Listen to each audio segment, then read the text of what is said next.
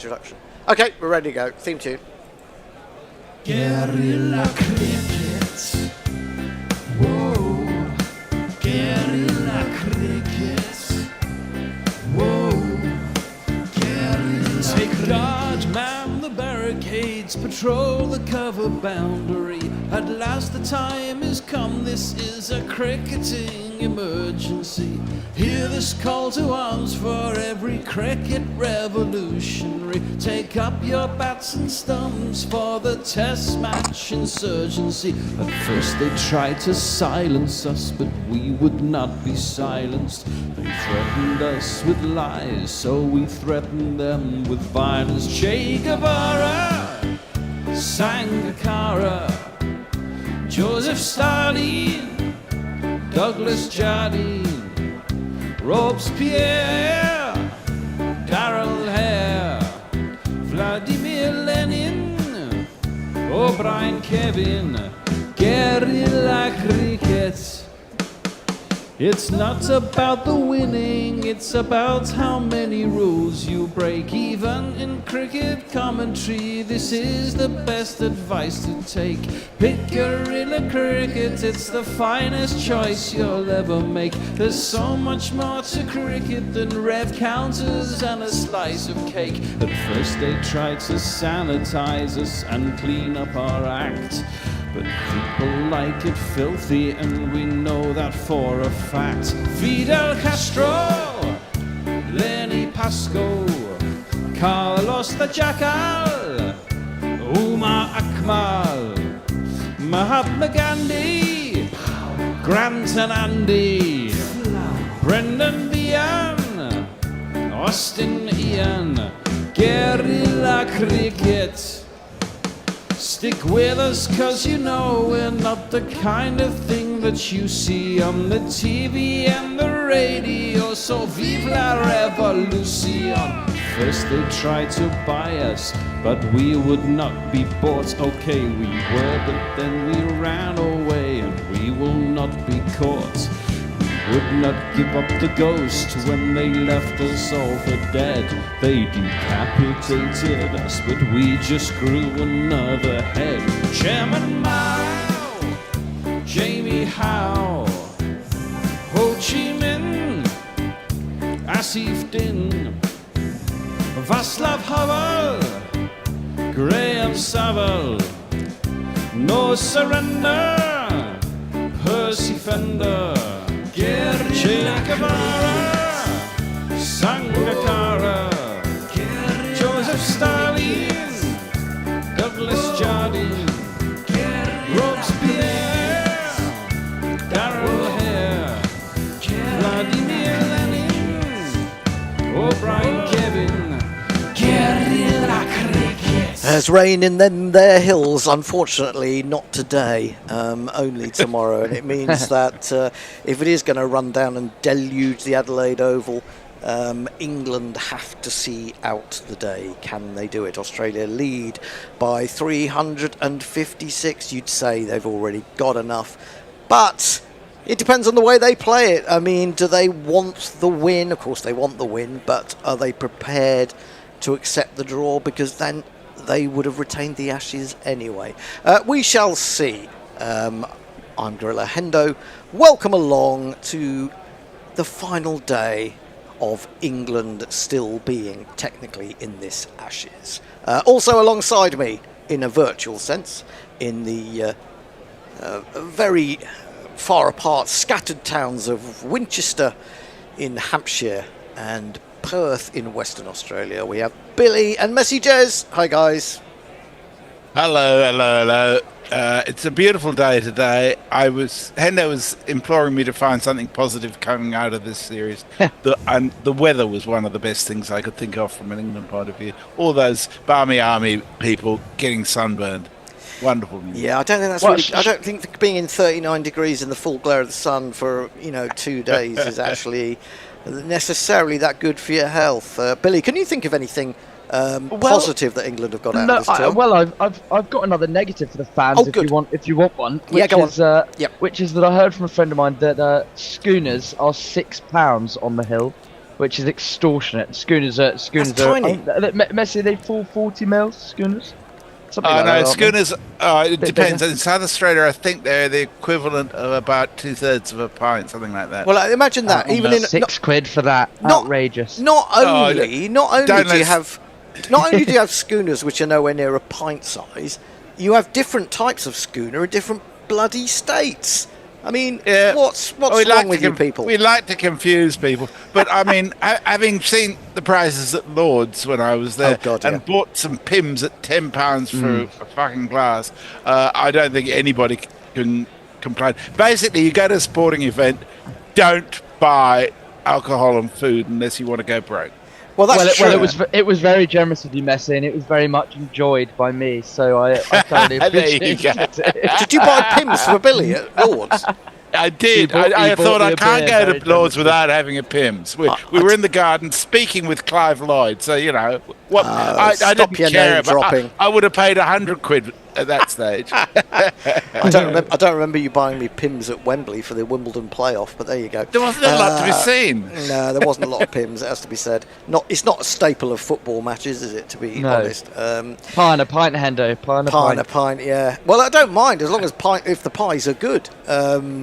Actually, I did rather overindulge on the pies in Australia. I love the way that the little pie. You get the little pie and you put a dollop of ketchup on the top. And, They're quite nice, aren't and they? before you know it, you've gained 4 stone in 3 But you months. see, here's another thing. In South Australia, they're called floaters. Oh, I don't really Right. want to think about that. No, I don't want to think about that either. Just quickly, guys. I've just suddenly thought of something. We're just seeing shots of now of the Aussie batsmen coming out, but we've just seen Joe Root signing autographs on the boundary. I just wondered, Messi. I would have thought, to my mind's eye, Root and Stokes, even though the Aussies are ardently Pom bashing and hating, and surely they admire those two English cricketers. Oh, absolutely, no doubt. I mean, I think one thing about Australian crowds is that they actually, you get your yahoos, but most of them actually really love their cricket. And if someone does what they've done, they'll get the credit. I mean, when Root got a century in Brisbane, the whole crowd was on its feet. And I think there was a collective sigh of relief around Australia, partly because we wouldn't have to see Hayden in the nude. But, it's... there is a real love for people who stand up and do their bit. Broadie very well liked in Australia now too. This is the thing. Once you get off a field and then people realise that the personality of guys, it's different, isn't it? I mean, I always find that when I sit down and listen to a lot of Australian cricketers talk, and most of them are really eloquent. Most of them are really, not that I'm saying they shouldn't be, but they're really eloquent and, bright cricketing. In a cricketing sense, they're bright, really, and in a way that I sometimes think England aren't. Anyway, we are going to get underway. Australia leads, as they say in Australia, making Australia a singular, by 356 runs. Not only do they have the score the wrong way round, I mean, that's what really gets me. And then when Australia win, I get even more angry about that. It makes you inherently hate them before they've even started speaking. Exactly. Anyway, I shall jingle up those that are taking part this morning, and of course, this is a surprise. it is. It's going to be the. Look, he's looking very sprightly. It's going to be Ben Stokes, who yesterday we were sort of talking is on the verge of utter explosion. I'll jingle him up. Ben?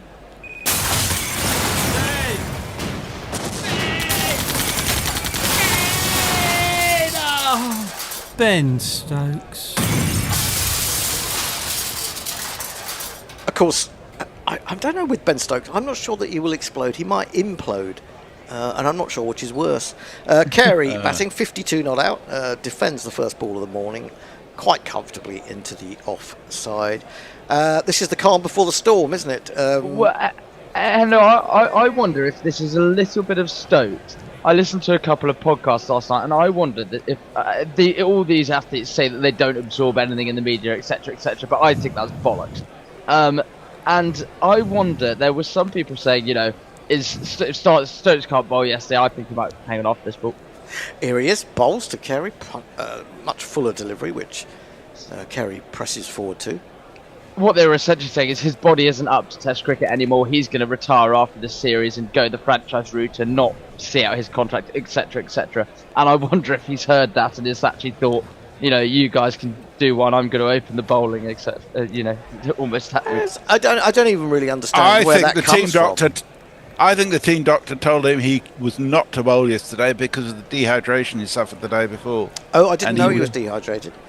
Oh, yeah, he had get cramp liquids and into everything. him. He could barely, yeah. Okay. Well, here he is, coming in, perhaps not with all the usual spring in his step, bowls, and it's met nicely, played off the front foot, up to Archer at mid-off.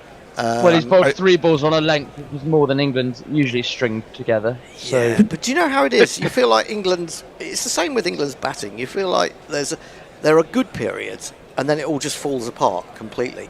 Once it starts to fall apart, it goes very quickly indeed.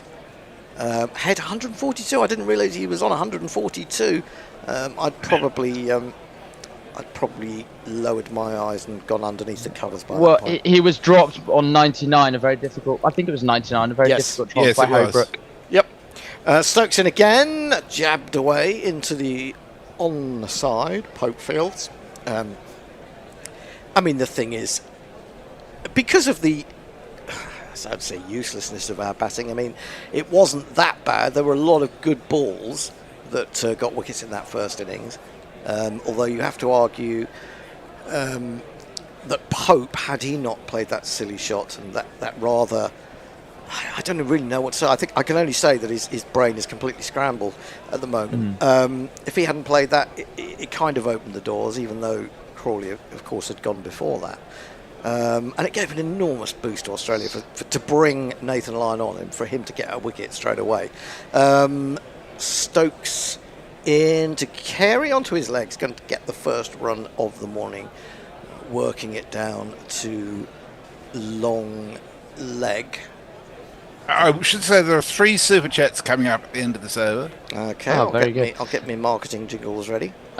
Interestingly, when I was on commentary with Gary, when Josh Tongue had just got Cam Green and Alex Carey had wandered to the crease, Gary and I had a little disagreement. I'd say I'd almost call it a dust-up. Really? But I think, Yes. and it's unlike me to stand by my point. You did well, Billy. I think my point's been validated. We bowled very. I agree. Well, I'll get it. Was that I heard something? I mean, maybe it had been brewing. Stokes is in, bowls, and Head plays his first ball of the morning comfortably out into the offside. It's the end of the over. 272 for 4. I thought I heard something just after tea when Jax came on. I think was that the beginning? Was that beginning? Exactly that. We bowled Jax to Carey and people and let him get to 12 without even doing anything and went to the short ball plan, and I just felt it let off all the pressure, and Gary basically said that that's ridiculous, you can't let all the pressure off and over, and I absolutely think you can, and I think that's exactly what happened yesterday. Well, it's all about. But anyway, onto the super chats, onto something. Yes, let me do the jingle. Come on, hang on.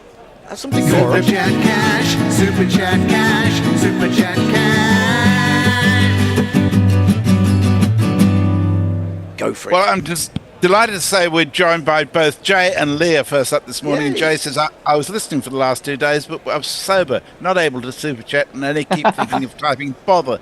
So I put up super chat us, and Jay paid £2 to say no, and then he sent another £2 to say Barmy Army dying, net positive, and then another £2 to say Hendo has just described all my relationships. What was that? Thank you, Jay. First ball by Bryden Cost. And what do you think happens? I think that we're letting Australia get away here.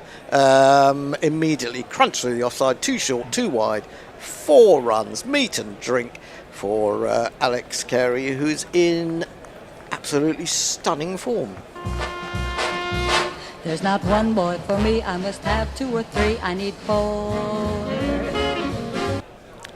I mean, I was talking to Messi before you came along, Billy. Come back to that cast round. The wicket defended on the back foot this time. Just the one slip. I mean, Jax is another guy who's been thrown under the bus by this regime. Absolutely. Shoaib Bashir, okay, we do have doubts about his consistency, I think. He can bowl wicket-taking balls and has done, and he's taken quite a few wickets. And his average is not that much worse than someone like Moeen Ali, I don't think. Casts in again, bowls, forcing Carey back, defends to the bowler. But, to have built him up and, spent so long saying that he's, this is the plan, we'll get him in for Australia, and that extra bounce that he gets, which is a bit like Nathan Lyon. Nathan Lyon gets the extra bounce because of his overspin, whereas he's just tall, isn't he, Shoaib? And he's had a poor showing in the sort of warm-up intra-squad match, and then with the Lions, cast in, bowls wide, crunched again, straight to cover this time though, so saved the boundary. But I looked at Jackson in the first innings, and he's for a lot of the time he was going at 6 and over. Are we really saying that the Bashir might have gone for more than that? I think he might have gone for a few, but he might have picked up a few as well. I'd absolutely agree with that. All I would say, Hendo, is if only England had a bowler called Liam Dawson who could do a very similar role to Will Jackson. Oh, there's nobody of that name. In the county game for years and years. Full swinging down the leg side. Good take by Jamie Smith, one-handed, diving away to his right. But just quickly, those first 7 deliveries, Pass has now bowled 4 dots. But those first 7 deliveries of this morning perfectly encapsulated the whole series, I think. Stokes bowls 6 balls, all pretty much on a similar length. Builds a little bit of pressure. Bryden Class comes on, short, wide, Filth gets cut for 4. And I think that sums the whole thing up, really, for me. No one's been able to back Stokes up, back Root up. I mean, Archer is got the second highest batting average in the side. I know. In the squad. Cast in, bowls punched. Checking the shot, doesn't really need to go through with it, but nicely timed nonetheless. Into the covers, no run. 276 for 4. Right, we'll come back to this discussion about spinners after a few messages from Messi. There is a message, but it's actually from Barney Rona. I just wanted to read it because this is what led to Billy's outrage. He says, opening up after tea, Jack's bowled an over so offensive it should probably have been pixelated for the TV audience. The debauchery of long hops, longer hops, and leg side half volleys. There you go. Yeah, that was exactly it. Actually, coming back to that, the thing about Jack's, okay, he got those 6 wickets, didn't he, in Pakistan? Yeah. But we were playing on absolute raging turners there, weren't we? Yes. Stokes in bowls, awful. Though he's caught the cast disease down the leg side, but head can't reach it just as well. Taken by Smith. Philip Shaw has a good idea. He says, just a thought, but Archer is meant to bowl good leg spin, I heard. Well, no, apparently he can bowl left arm spin. There you go. Ollie Robinson can bowl offies. Get him in. I don't know about Ollie Robinson. I don't know. I mean, he's a difficult temperament, isn't he? I said it in jest, Hendo. I don't think he's not. I think that argument of him not being fit enough is absolutely true. Into the pads, just drops down in the crease, and head reaches down, picks it up for Stokes, Stephen bending, and throws it back to him. Yeah, that was an awful over, that one after tea. It really was just when you needed. I do agree. I agree. That was exactly my point. I don't like to disagree with Gary, as you know, but I do agree. It's not total, but it makes a difference, and it makes a difference when it's England against Australia. It sets the tone. It sets the tone for the whole session. Well, and my point was, all of the words in the dressing room would have been to not give them any freebies, and you just did exactly that. Stokes bowls, finds a thick inside edge from Head, who looks around a little bit alarmed for a moment. I'm not sure you should be that alarmed when you're on 142. Nonetheless, it misses the stumps, goes down to long leg, and he moves on to 143. I just shout out some names rather than read out some messages. Just any names or people who've been in contact with us? Philip Shaw, Pirate Badshaw, Kiriak Oz, Nicky Vickers, Extra Fluffo, Mike Black, Steve Bruce, who just says Steve hello. Bruce. Steve Bruce, we haven't heard from you Yes, for a while. Steve Bruce. Jay, obviously, Leah, and Diana. Sorry, this is Dempandi. We've got another super chat coming up too. Okay, this is run down to deep backward point for a single. Kerry moves to 58. And when did their fourth wicket go down? What was the score when the fourth wicket went down? It was. It was 100 and. I want to say it was like 160 for 4-ish. Isn't that about right, Messi? I think it's something like that. 145, I think. Was it? Yeah, around that mark. Hang on. Yeah. So that was my other point. Hanging off this ball, Hendo. Stokes again around the wicket. 149. Ahead to drives. Ball rises a little bit more than he expected, but he still controls it down to deep backward point for another single. My other point was that Josh Tongue had bowled a really nice setup actually to Cam Green, who's having a pretty torrid tour himself. Yeah. And he put, Josh Tongue gets that wonderful action, very Stokes-like, where he angles it in, and it's just from wider on the crease, so it slightly makes batters feel like they need to play at balls they don't. Anyway, he nicks one to Harry Brook. Really nice few deliveries. Green looked all over the place, in a lot of trouble. Alex Carey gets to the crease. What do England do? Spread the field and bowl short for his very first delivery. It's bizarre. It is bizarre. This is pushed back to Stokes. It's the end of his second over this morning. None for 4. Australia 279 for 4. Messi. I see Billy as your apprentice ranter, to be honest. So Mike Black, this deserves reading out. He's sent us some poetry. He says, our test 11 dashes towards where all the cash is. Under the weight of bashes, we feel 100 lashes. All that remains are gashes where once there were proud ashes. Very nicely done, Nice. Mike. Very good. And acknowledged by Diana Patterson.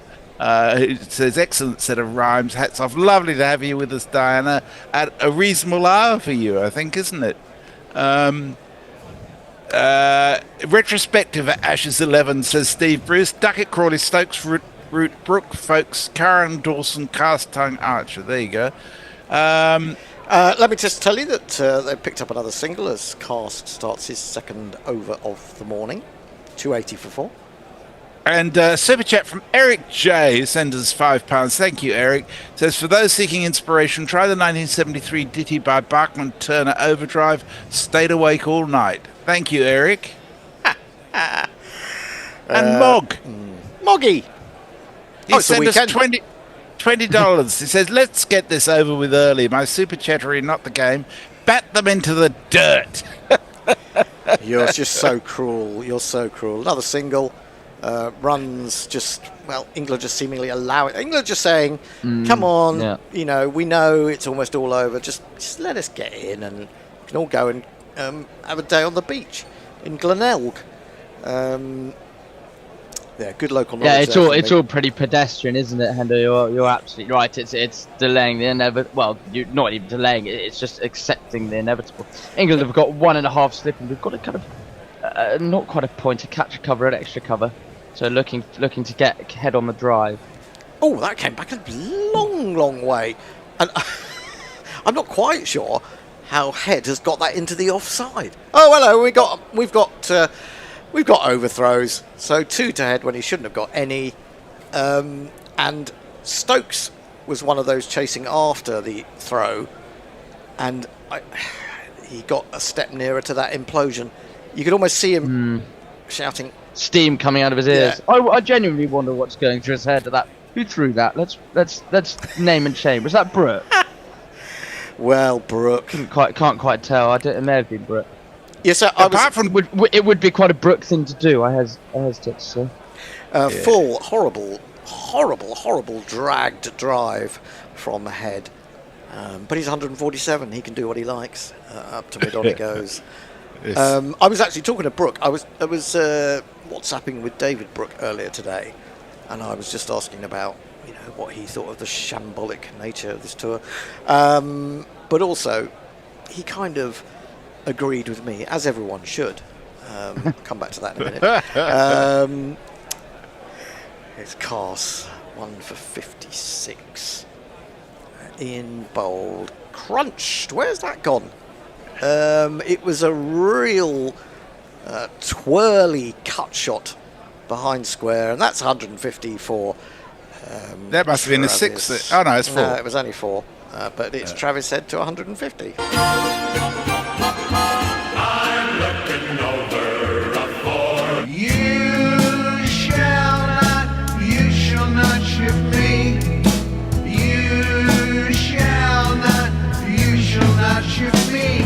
I have made it to 150, and you shall not shift me. I think that's probably true. Cars bowls, and they pick up another single down to deep backward point.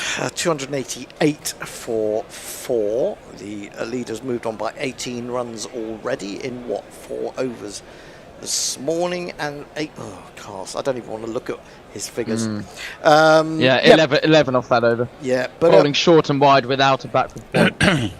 Extraordinary. I really think that McCullum has to go, without a doubt, which is going to cost the ECB a fair bit of dosh. But they were taken in by the myth of Brendan McCullum. And I think it's time to get in a real hard bastard. That's what I said to David Brooke. Getting a real hard bastard to sort these lackadaisical, guys. And coaches who actually will talk to people about technique. Yes, Well, I know. I'm actually potentially in slight disagreement with you, Hendo. However, one thing I really am, it absolutely baffles me is the fact that England have got rid of all of their specialist coaches, like Paul, no more fielding coach, etc., etc. That I find absolutely baffling. Oh, well, yeah, because, there's no money in the ECB, is there, for people like that? Goodness me, no. Unbelievable. We've got a leg slip, but no slip. No proper slip. Defended by Kerry Stokes, starting his 3rd over of the morning. Listen, I'm being a little bit sort of reactive. But I do think they need someone who's a hard bastard who's well respected. I guess that's not easy to find. Some people have said to me, Justin Langer, I don't know. He might be quite divisive. He's a bit scratchy, isn't he, Messi? I'm not sure he'd want to do it. I don't think he would. I heard someone talking about him at Somerset. He wasn't hugely liked, but it was massively respected. Stokes in. Well, that's what you want, isn't it? Bouncer left alone by Kerry. You don't have to like someone. Maybe it's too comfortable if you like each other. I wonder what someone get the best out of you.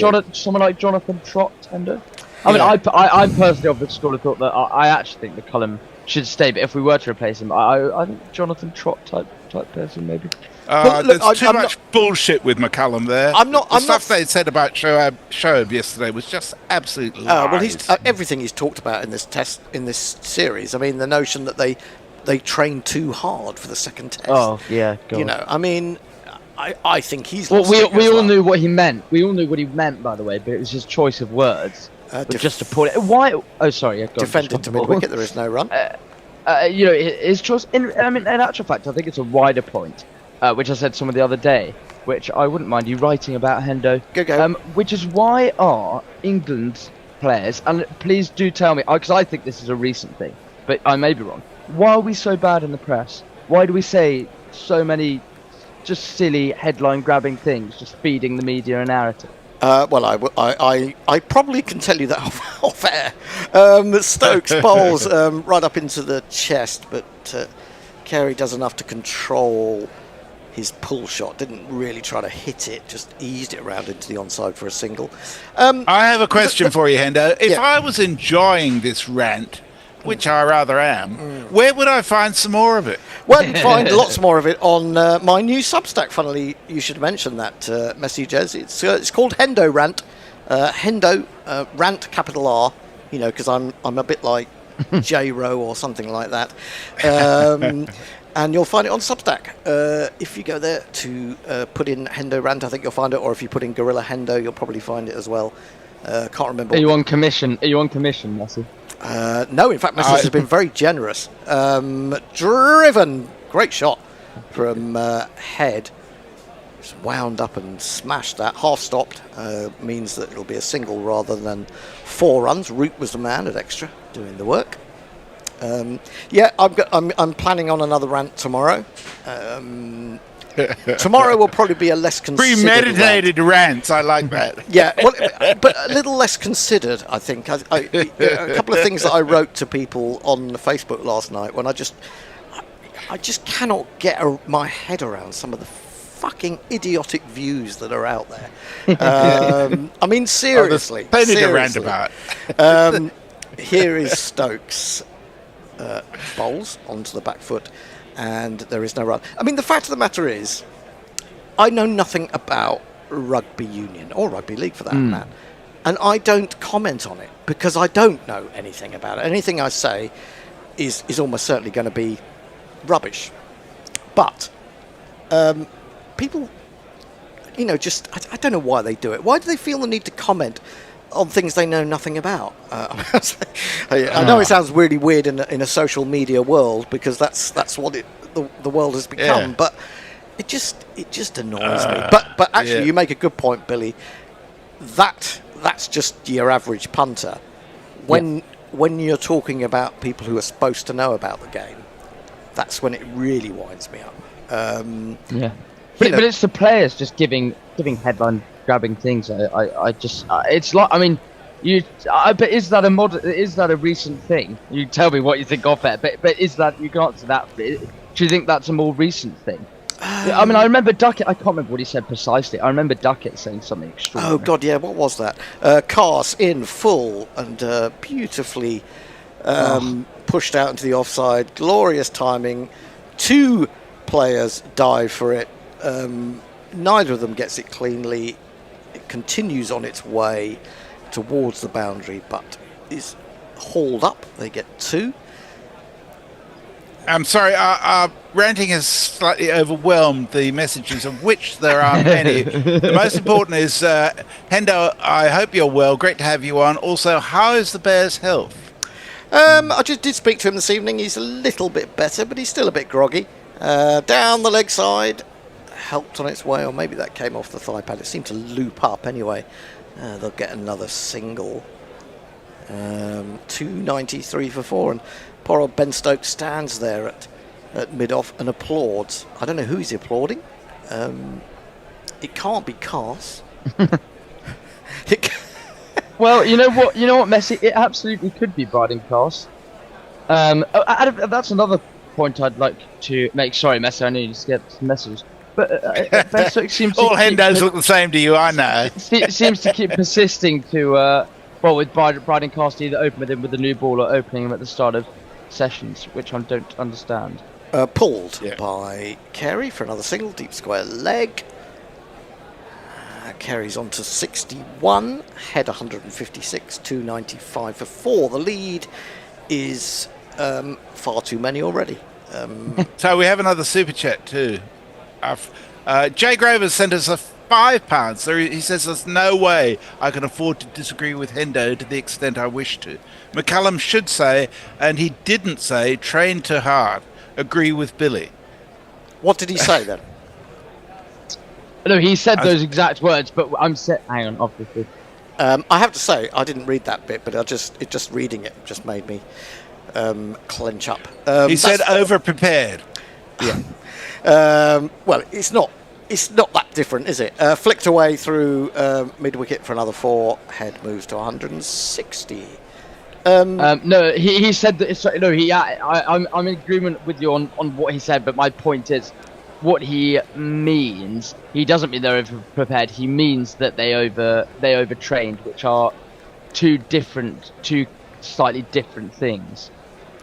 Because everyone knows that overtraining can mean tiredness, etc., etc. Yeah. Oh, good shot.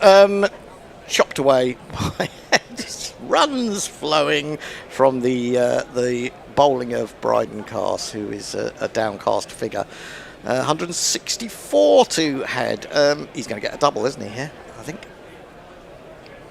2 lovely shots in this over. Yeah.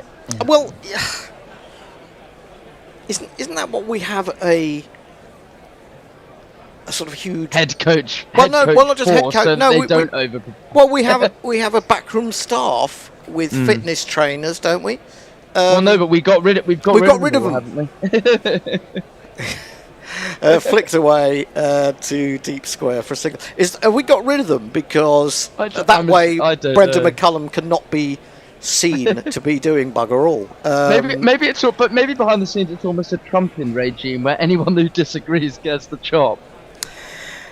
Well, I don't know. I mean, part of the point I made in the most recent rant about Brendan McCullum, and there may be more to come about Brendan McCullum, is that if you buy in too much to the Brendan McCullum get after every ball, put pressure on the bowler, which are not bad things in themselves.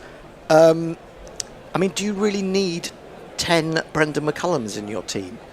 I mean, if you look at Brendan McCullum, he had some brilliant innings, but first 30 or so tests of his career, he never batted above 7, really.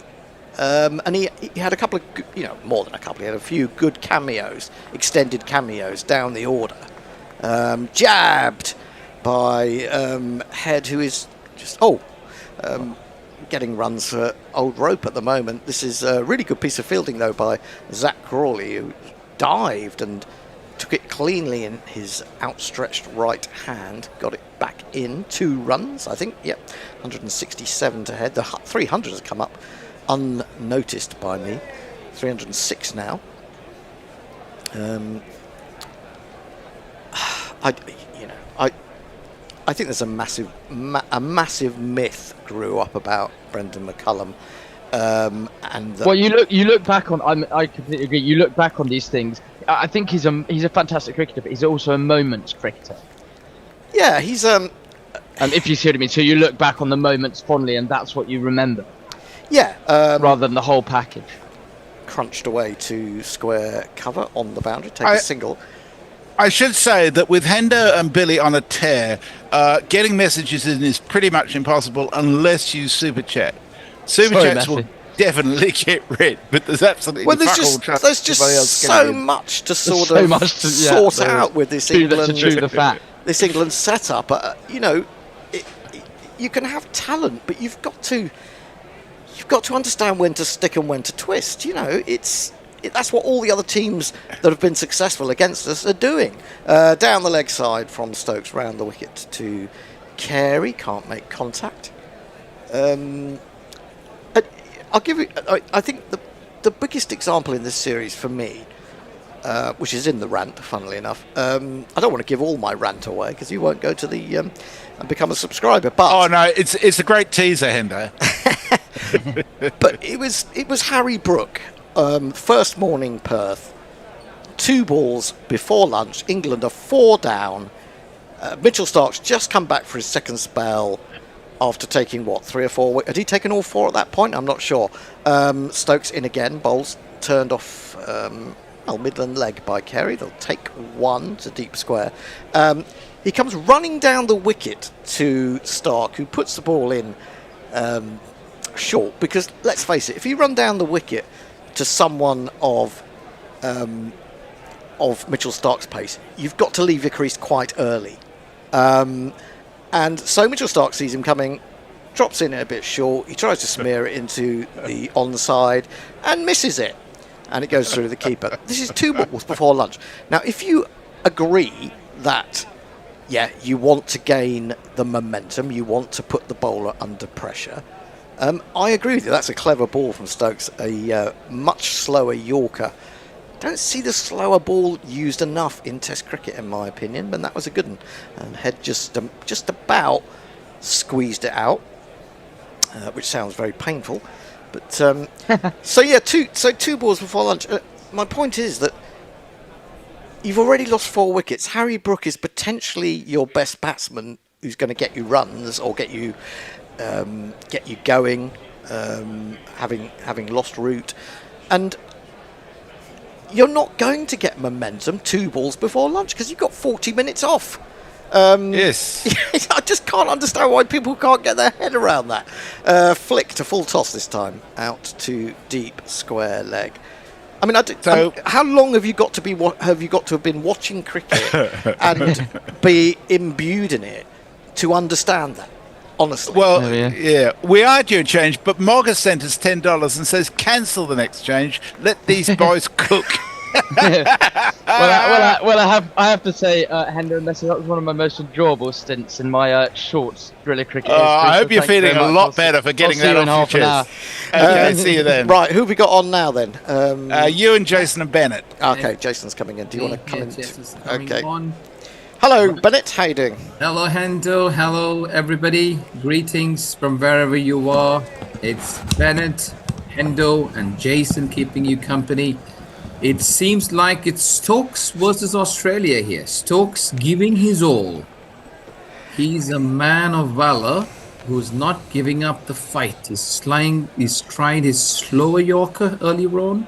Yeah, that was good. That was a good ball. Almost tried to beat the bat of Travis Head, and it seems like Head's having bulk of the strike here. And we have a change in the bowling. It's Josh Tongue is coming in right arm round the wicket. Two left-handers at the wicket.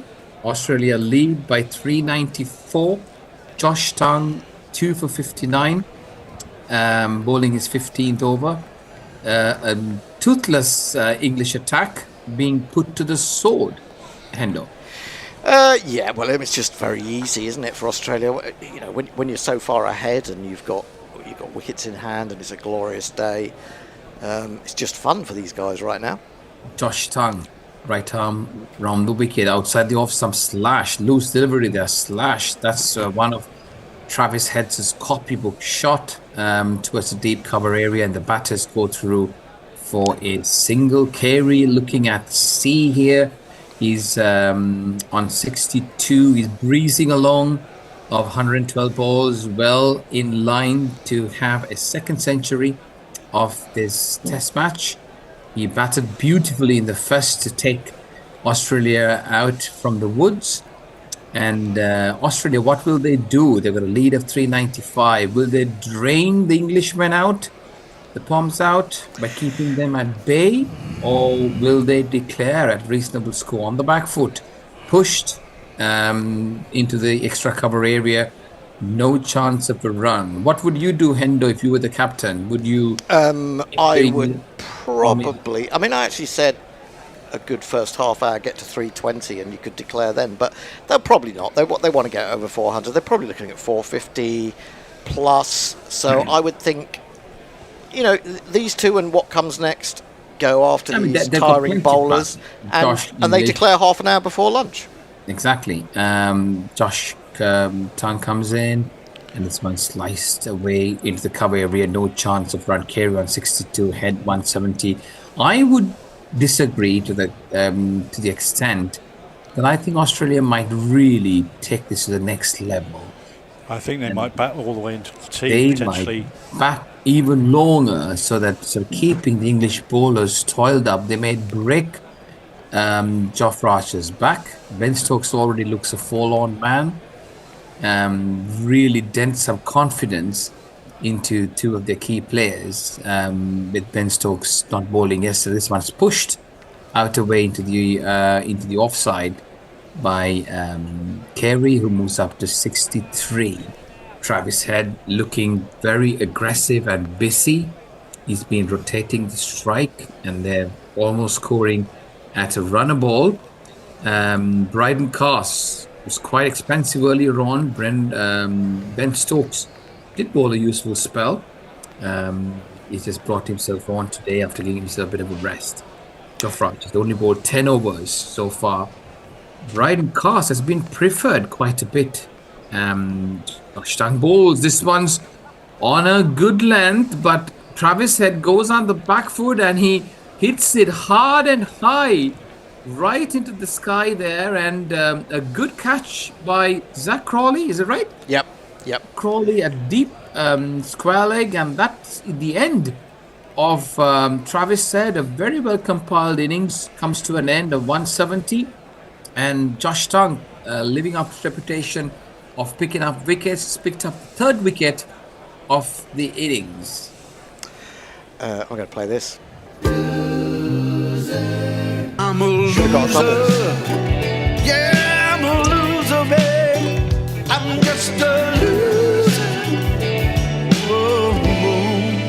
He's become an extraordinary batsman, hasn't he, Travis Head? I mean, you sometimes you can pick up on weaknesses, especially to the short ball jabbed into his armpit. But England don't consistently test him around there, do they? There was that plan when he was in his first half of his career where they bowled shorter than his armpit.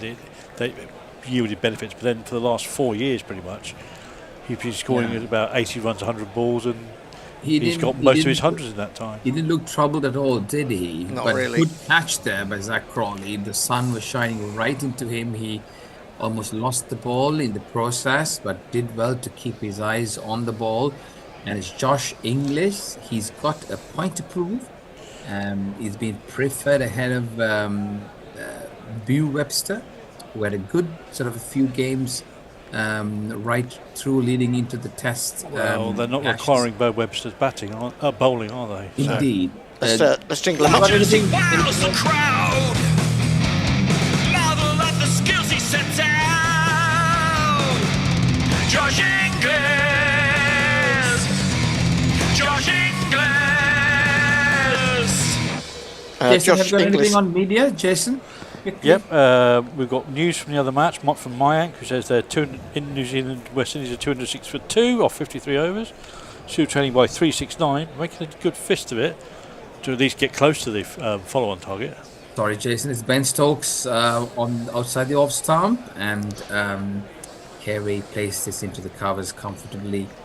No chance of run. Inglis, he certainly has a point to prove. Again, the toss-up between Webster and Cameron Green. Australian selectors certainly preferring Cameron Green, who was batting at number 3 in the previous series, but went on to bat at number 5. In this, Webster finds himself out of reckoning, although he had a few games for Australia. Josh Inglis has been preferred. He's not had a great run, although he had a great hand in dismissing Ben Stokes in the earlier test. This was short on the back foot, pushed into the covers, no chance of a run. Hendo, Josh English, does he deserve his place in the batting order here in Australian's team? Oh, he's one of the Englishmen who's got into the Aussie team, hasn't he? He's Yorkshireman, isn't he, originally, by birth? Yes, From Leeds, I believe. But I think he's a good player. Ideally, 7 seems a little bit low, but this is a good lineup, so it's not easy to get into that top order. And his first discipline is being a wicket keeper. It's just short outside the off stump. On the back foot goes Carey, punches this one past the cow point area. That's a lovely looking shot. Brings a boundary to his name. He's on 67. I think what you admire about Alex Carey is just his control. I mean, he was leaping off the ground to get on top of that. I mean, he didn't get completely on top of that, but he didn't try to overhit it, did he? He didn't try to really smash just it. glided it away. Yeah. Very clever sort of I think technically he's actually one of the best Australian batsmen. Which is why he's batting, I think, ahead of English, because as a specialist batsman, English should be batting at 6.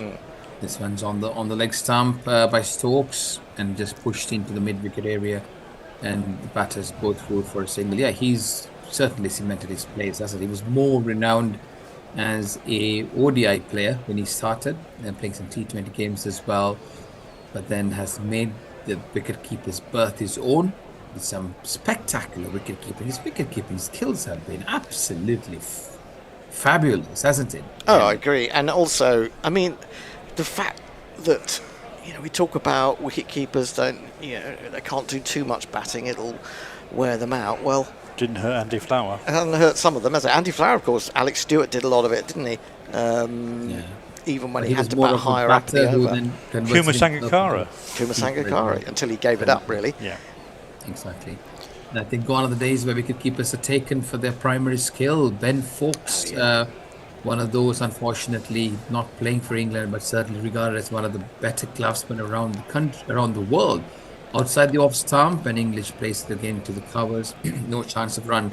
Skipper Marvel, Ben Stokes, certainly giving his all. He's giving his 200%. You can see the anguish in his face, his body in tatters. But Skipper Ben is not giving up. He's giving his all. Here he is fighting a lone battle for England. Can he get a breakthrough? 5 for 3, 1-6. Australia lost the first wicket of the day. Over pitched and played across the line.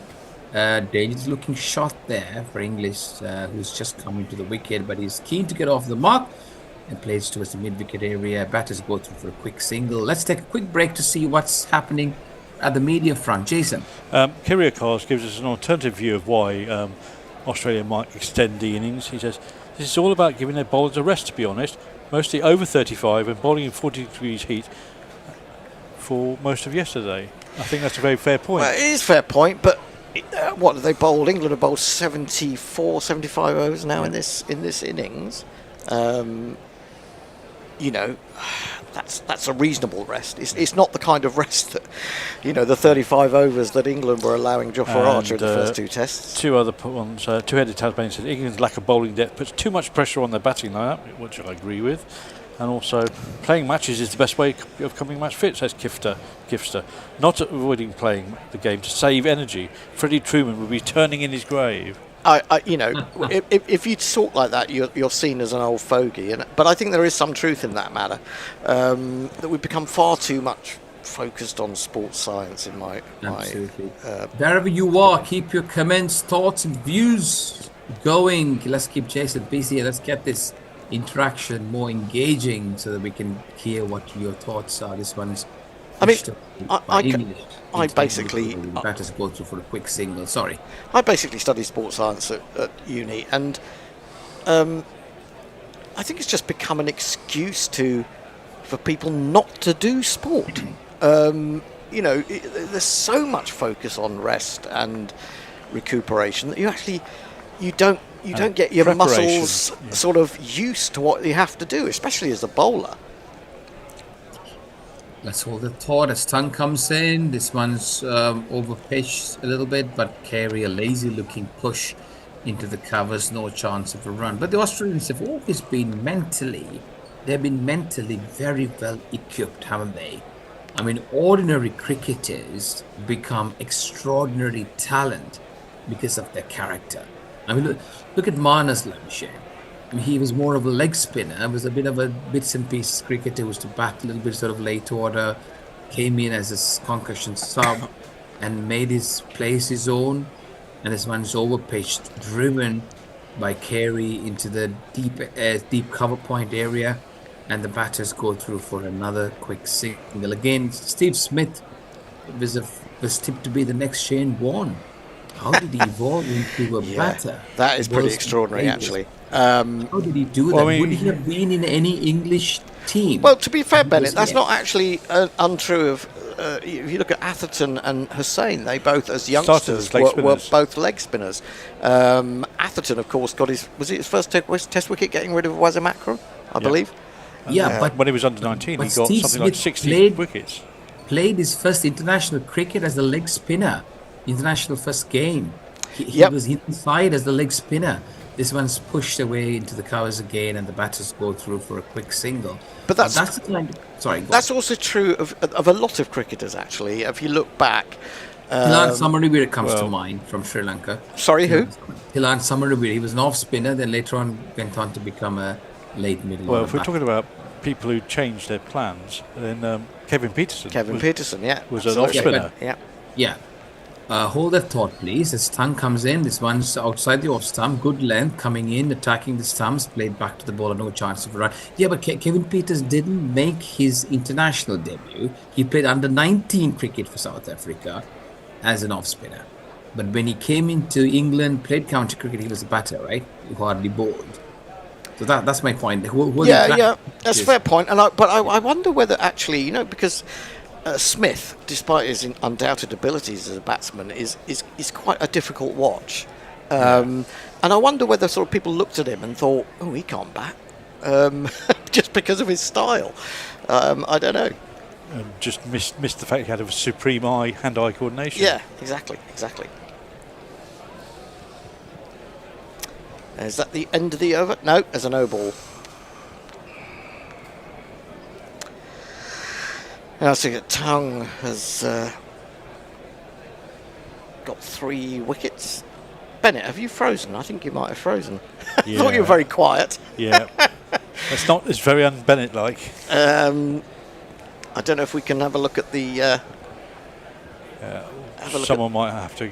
Yeah, let him back in again. I'll take over for the time being. Tongue, 3 for 64 in to complete that over, and he wraps Inglis on the bottom hand as he tries to fend this one off in front of his breastbone. A little bit of discomfort there for the new batsman. I think you have to say Tongue's been pretty decent, hasn't he, in this game? Extra fluff asked an interesting question. Yep. Who says, is Jofra even on the field? Because I don't believe we've seen him, and he's not bowled in best part of an hour. Well, he was, although Jacob Bethel is now on, so he could be the man who's gone off. And Jay Grover says, I'd imagine he's on a drip. I'm not sure he needs rum that badly. Well, yeah. Any more? Yep. Who was he? Philip Shaw said Ian Botham was a footballer, talking about people who had different skills. Yeah, he's a footballer in sort of the clogging sense.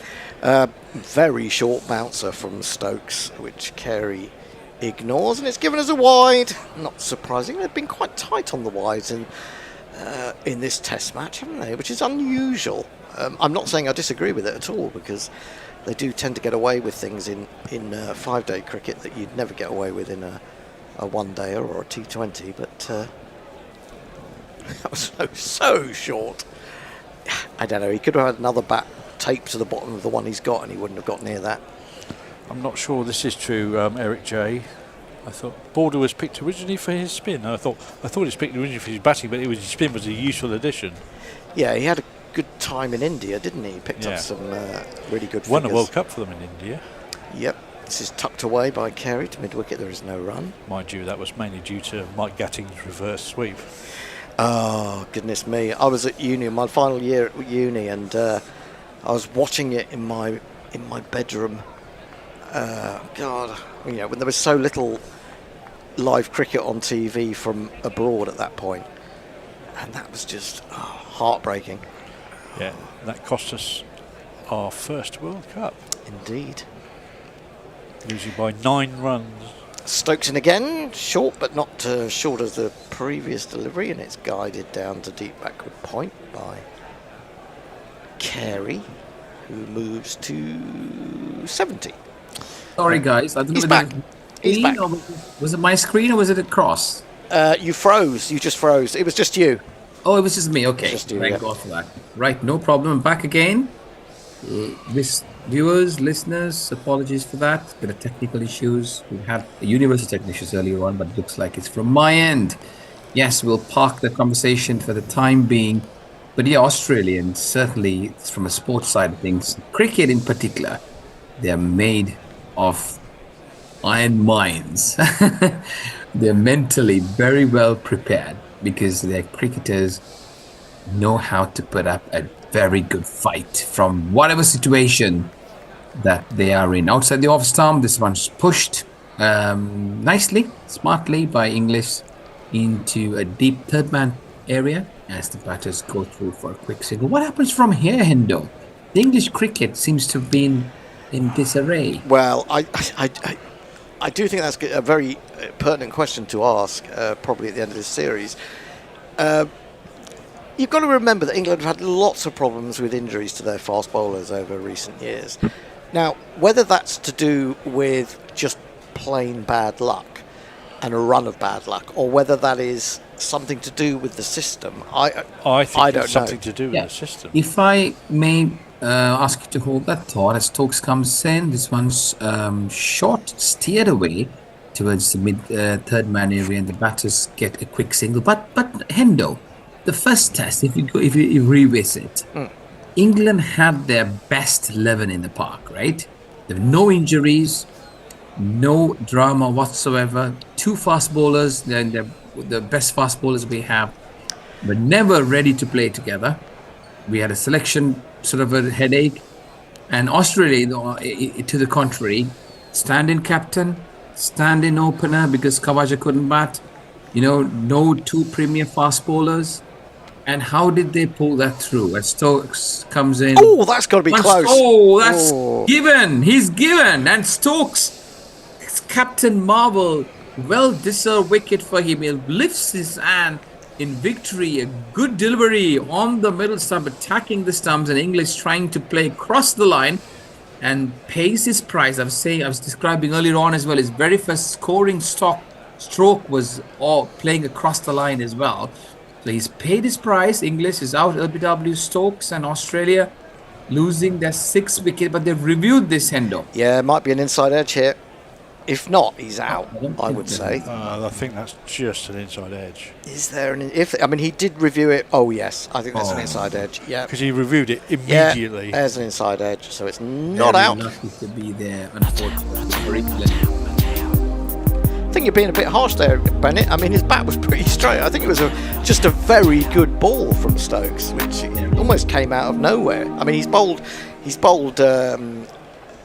well in terms of containing Australia, but there's been no sign of that the ball's going to do anything to take a wicket, and that was a really good ball. He's just a little bit unfortunate. We've got a super chat to bring in at the end of this over. He's unfortunate, but he's been trying, hasn't he, Hendo? He's trying. Of course he's trying, but there just wasn't very much with this really old ball now, nearly 77 overs. That's all you can do, isn't it, in this context? We don't have a decent spinner to come in. Joe Root hasn't bowled much. This one's pushed into the mid-wicket square leg area, and the batters go through for a quick single. So just coming back to what I was saying. Oh, that's the end of the over, so we'll let Jason have a crack at what we've got from the listeners. We've got a super chat from Messages. Hey!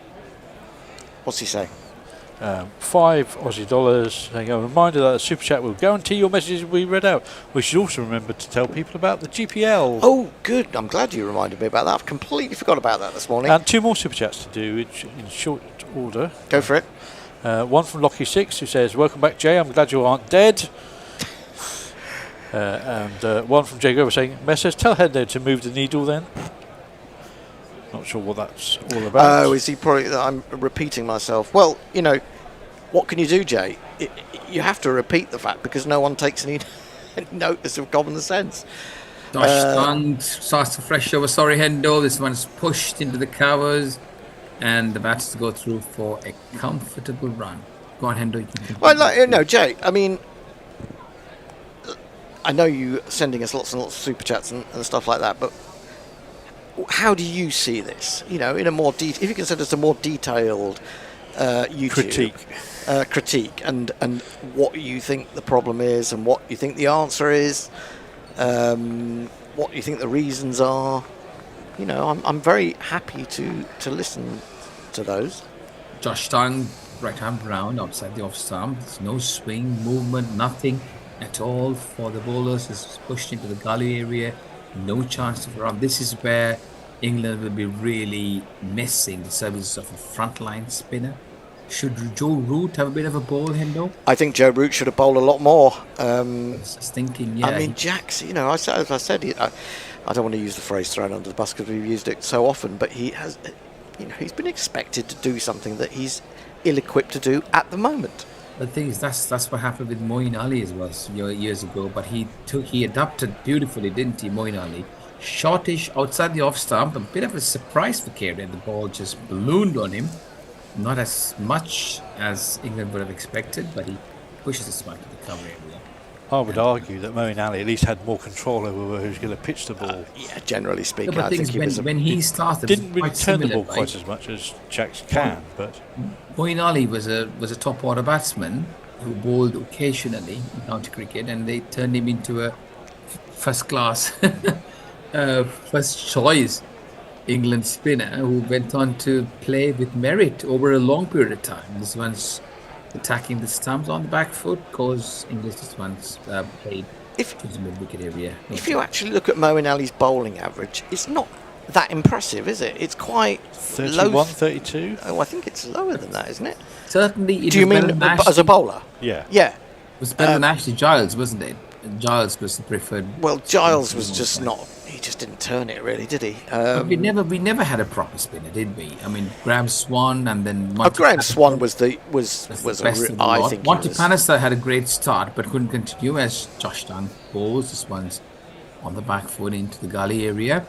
No chance of a run. I was going to ask Hendo. I've got a slight problem with my second stint of summary. Yep. What time's that? Can you sort that out? Not the next session after. It's the last session of the morning. Oh yeah, we'll find a way of getting around it. Yeah. Sorry. Okay. Yeah, Moeen Ali. But I think the thing about Moeen Ali was that he would quite often get really crucial wickets at crucial times. So his overall impact seemed more than just an average, really. Comes and this one's over pitch driven rather unconvincingly by English, but it's lucky there's no fielder in the short cover area. Batters go through for a single as he goes through to the deep cover point. What have we got, Jason? Jago, another super chat from him. Says, Lockie 6 says, been there, done that. I think he was talking about expounding his theories. Has he? And Jehara Yatnam sends us $5 saying, Stokes said in an interview that they can chase any total, but 440 overs is where it would start getting tough. Did he really no say time that? like the present. Has he said what? You mean he said that in the last week or in the last day? Surely not. Oh, please. Yeah. Right, it's a new over, and it's going to be Skipper Ben Stokes. Is battling along here. This one comes into us, his thumbs on the back foot, pushed away towards Swalagiri, and the batters go through for a quick signal. In case you joined in this morning here, this being the day 4, Australia leading by 414 runs. This morning they've lost Travis Head for 170, caught Crawley of the bowling of Josh Tongue, and we got English and Alex Carey nearing his centuries on 72 of 127 balls. Australia lead by 414 runs with a day and a half or more left. England toiling hard. Stokes and Josh Tongue responsible for the attack at the moment. We haven't seen Will Jacks this morning. Joe Root hasn't bowled as much as we were commenting before. Well, I don't doubt we'll see Will Jacks again in this innings. He's been Given that the second new ball is available fairly shortly. He's been very expensive, and I think, this one's gone. He's got him. Ben Stokes deserves that. Shortish delivery, climbed up on him. Very beautifully placed there, the short leg gully.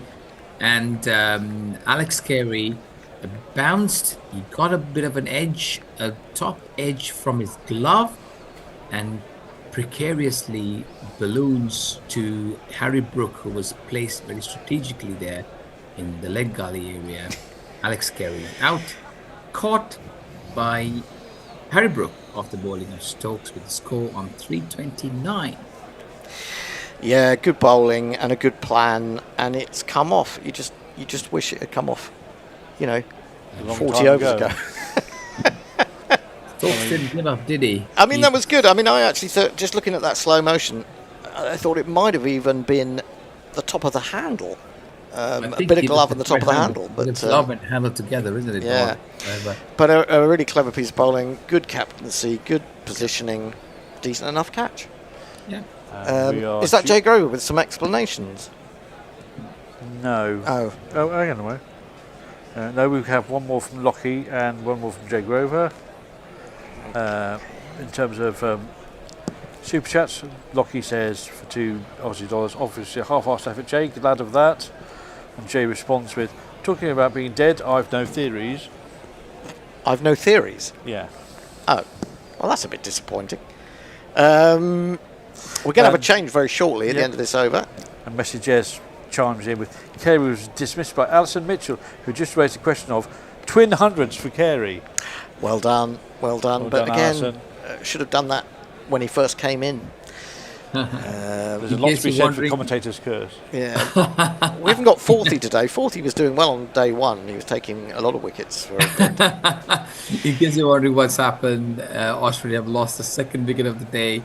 Alex Carey caught brilliantly by Harry Brook of the bowling of Stokes. It was a well-deserved victory, well thought out plan that's worked out for England.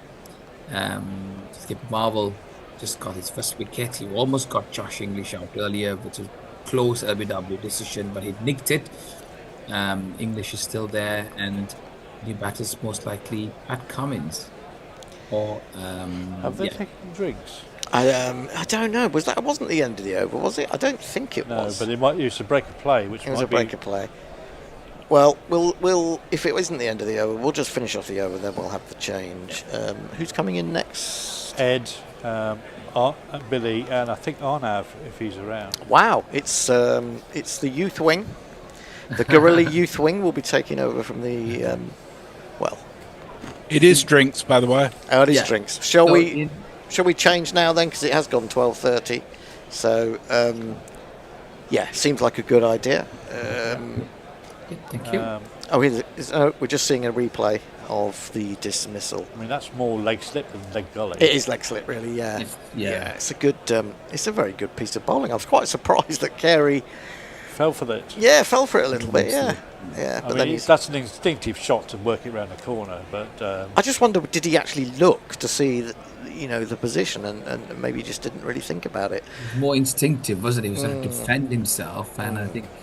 Well, there's a bit of an opening here for England, isn't there? It is indeed. One completely new batsman and one very pretty new batsman. Let's finish off the over against Stokes. Has still got a ball or two. In case you're wondering, so that's the second wicket down for Australia this morning. Pat Cummins is still batting ahead of Mitchell Starc. I thought with Stark's heroics that he might have perhaps got a promotion, but skipper Cummins keeps his place. This one's on the leg stump, nicely tucked away towards the deep square leg area, and they don't take a single. They took a single. Yes, they take a single. There was a potential argument for bringing Stark in because he's keep the left and right combination going. Yep. Oh, maybe that's the reason why. But anyway, I mean, I've seen in the past where Starks comes slightly ahead of Cummins for a few games before, but Cummins keeping his place here as a skipper. Yeah, just in case you're wondering, sort of session one still going on. Australia in this test winning. The toss scored 371 in their first innings, and this one's outside the off stump, and we've got another wicket here. Looks like we haven't. It was a crowd catch. It was not a catch. My apologies. The ball had bounced before it goes through. A bit of excitement there. I think it was just Jamie Smith having a little bit of fun throwing the ball it's up. bat on ground more than anything else. Yeah, bat on ground. It swung away at the last minute, ground, didn't it? Yes, indeed. So Australia scored 371 in their first innings with Alex Carey 106 and Mitchell Starc 54, Usman Khawaja 82, and Jofra Archer got the 5 for 53. And Stokes comes in, 2 more balls to go before we have a change. This one's pushed into the covers, and the batters go through for a quick single. English surviving dangerously there. A couple of close calls for him. He's on 8. And England in their turn scored 286 all out. Top scorer being Ben Stokes, 83.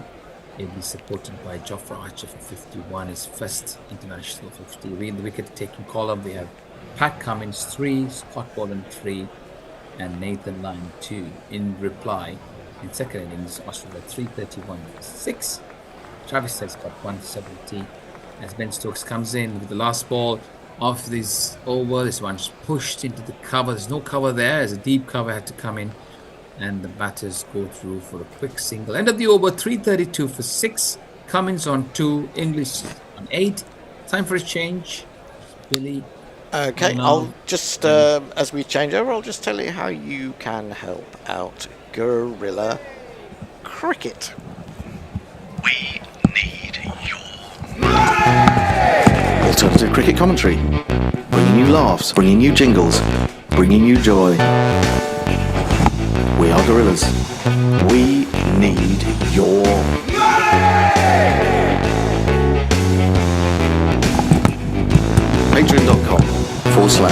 guerrilla cricket.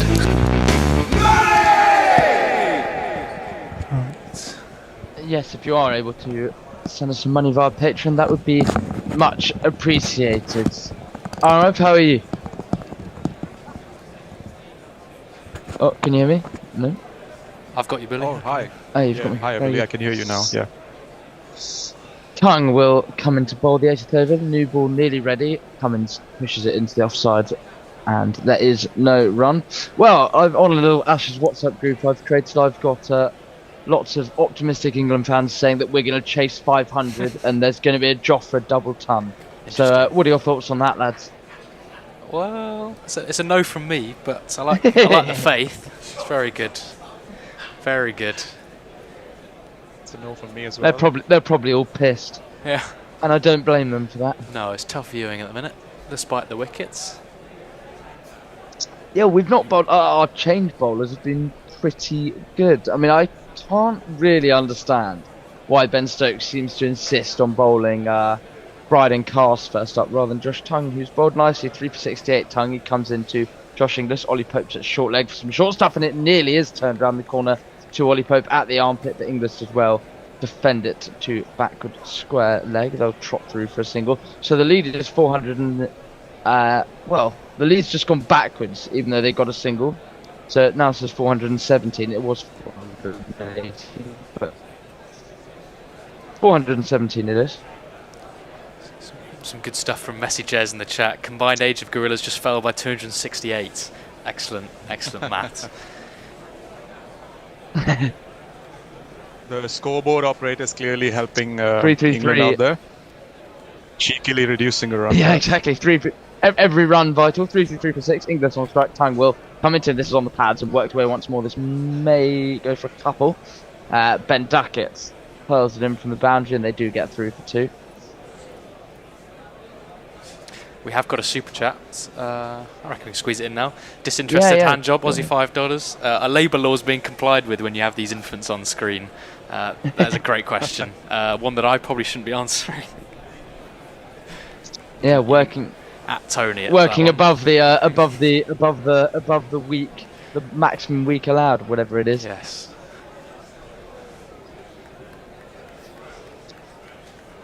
Tongue will come in once more. Inglis has made his way to double figures. He's on 10 and defends resolutely down the grounds for no run. What do you make of Tongue's bowling, Arnav? What do you make of his action? Good so far. It's been good so far in terms of wickets, but well, I'd read a tweet before this test match that we need to bring Josh Tongue. England needs to bring Josh Tongue in because he can't bowl 2 balls on the same length, and that's what gets him wickets. Yeah.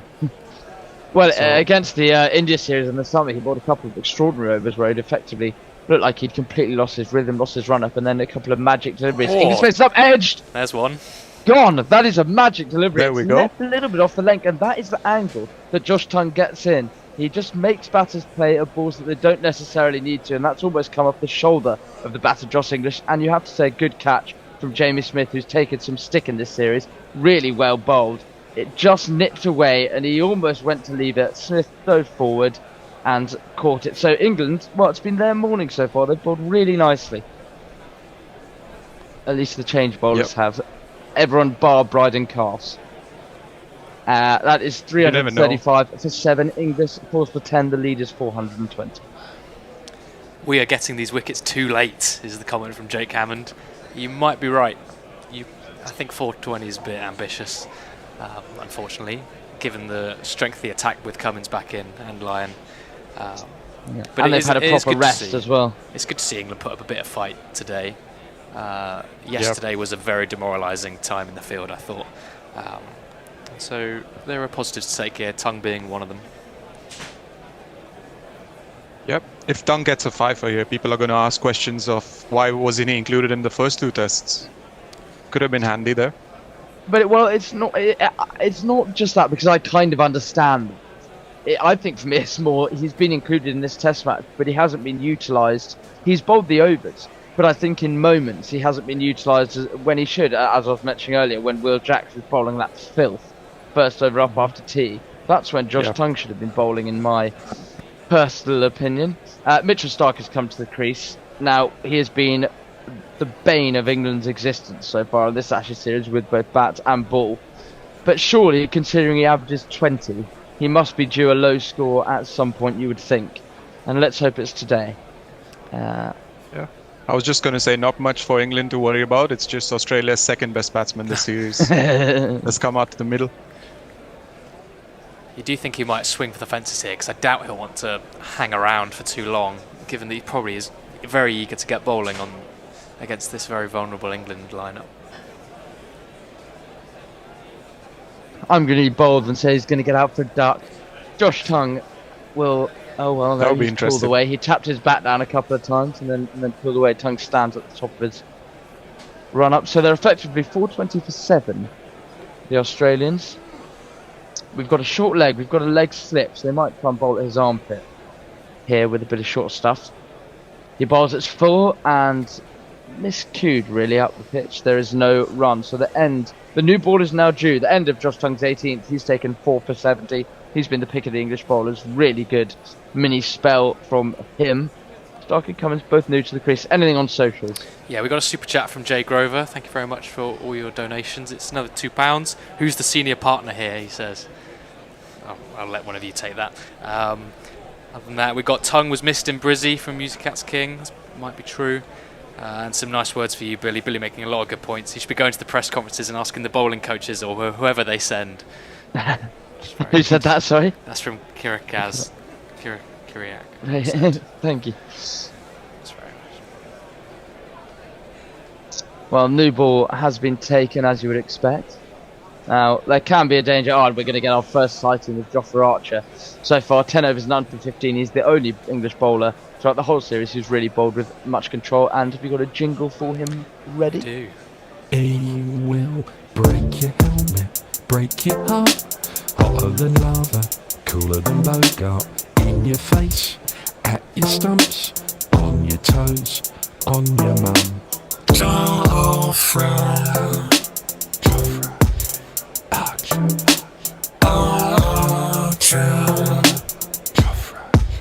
Well, it'll be Archer to bowl to Pat Cummins. This is on his hip and nearly turned. Well, if they'd had that leg slip in, it might have been out Cummins, but he'll get a single down to fine leg. And That was a really Stark slow ball. will take the strike. Yeah, he usually takes a little bit of time to warm up. Just Jofra, and I was hearing some interesting points again on some podcasts saying that when Stark goes out in between innings, he goes through an absolutely full-blooded 6 overs at full 6 balls at full tilt out on one of the practice strips, and the England bowlers don't seem to do that, meaning that they're almost not quite up to speed when they first go out there. And Archer in particular could be someone who I reckon could really do with that. How nice is it, guys, to have that old scoreboard? A couple of mates of mine are there, say it's truly majestic to look at. Stark faces up to Archer. This is on his hip. Did he get some cover there? Oh! Well, Ollie Pope is absolutely desperate for review. His bat looked to be away from his body for me. Jamie Smith threw it up, thinking he'd caught it. I wonder if England might take the review here. Are they deciding against it? Stokes is going to review. I can't remember how many reviews we've got left. Pope seemed rather confident. As I say, to my eye, it looked like his bat was away from his body. We've seen some very interesting things from Snicko here, and this could be another one. Stark is smiling. You can never... I think this is... Do you think it caught the side of his shirt? Yeah, I think Stark's indicating that it's caught his shirt. But as you know with Snicko, chance your arm, lads. Chance your arm. What are we seeing? Well, that's... Yes, it does. So well, far away. The replay it does appear to show it's definitely come off his shirt. From that angle, we can't tell whether it's come off his bat as well. I'm going to think not. But let's see. No, he's missed it by an absolute country mile. Yeah. Even Snicko can't get confused about that one, as you were. I think the moment I like the poi, though. I think the moment Ollie Pope went up for that, you would think that maybe he shouldn't take it because he's been like Manus. He's been like Manus at that. Yes. And then the opposite end of it, you got Jamie Smith, who might be the least confident reviewer I've ever seen behind the stumps. He just doesn't. He seems always a bit unbothered by whatever's come his way. Yeah. Well, Ollie Pope's, you're absolutely right, Arnav. Ollie Pope's review record as stand-in captain when he was vice captain is absolutely shocking. So maybe not the person to listen to, you'd think. But he was certainly very confident about that, and you could see why, to be fair. Yeah. So actually, it's not necessarily the worst review in the world, and umpires get a lot of stick. But that was actually a very good decision. Archer will come in over the wicket rather to Stark, who is going to get off the mark. So sadly, my bold prediction is not going to come off. I thought I might have been in the money there, but sadly, not. The score moves on to 3-3-7 for 7. The lead is 4-2-2. It was a leg by. Your prediction still might be on. Oh, it was a leg by. It's still on. Very good. Well spotted. Huge. Some of the on-field decisions from Nitin Menon in this test have been really good, and on the contrary, some decisions from the other umpire, Ehsan Raza, they haven't been so accurate, because I read somewhere that he has an overturn rate of around 80% in the last few months.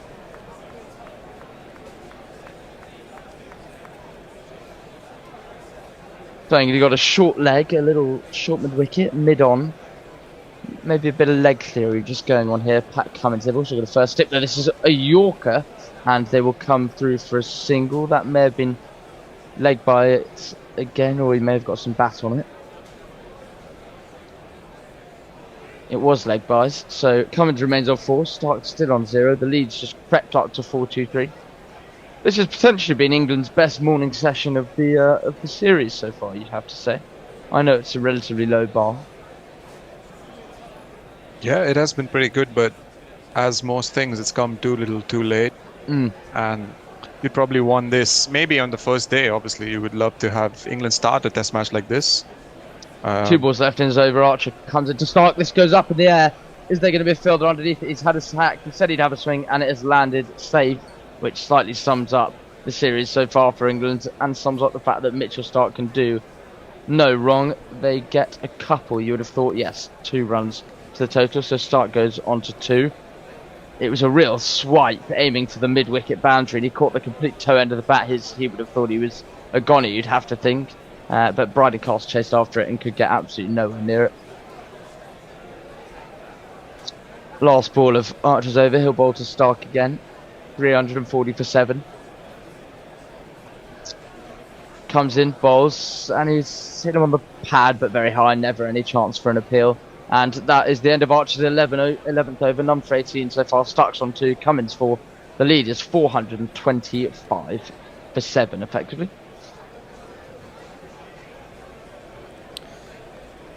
Keep getting those super chats in. There's one comment about how we have contempt for super chats, which I'm sure is not true. With lots of chatting about what the realistic targets would have been if we'd bowled a bit better. The general consensus is we're nowhere near equipped to deal with this. Records are made to be broken, though. Frank Rockefeller, great point. Yeah, we'll see about that. In terms of totals, like, you could see England had to do something extraordinary, and you thought they would probably touch 300, but they got all out for 286 in the first innings. So I think 350 itself was something out of reach for them. 425 is asking a lot, but as I've said before, they're all due runs, that England top order, so maybe they're all going to get them at once. Cummins on strike, Bryden Castle is back. Or has he edged that? No, it's a play and miss. He backed away, Pat Cummins, no real foot movement. He's then practicing a leave, which is what he should have done. It was a good 4th, 5th stump channel line from Bryden Castle. He just needs to pitch it up here in England. Let's not go and bowl loads of short filth. Go full on the stumps and keep all the dismissals in play would be my advice.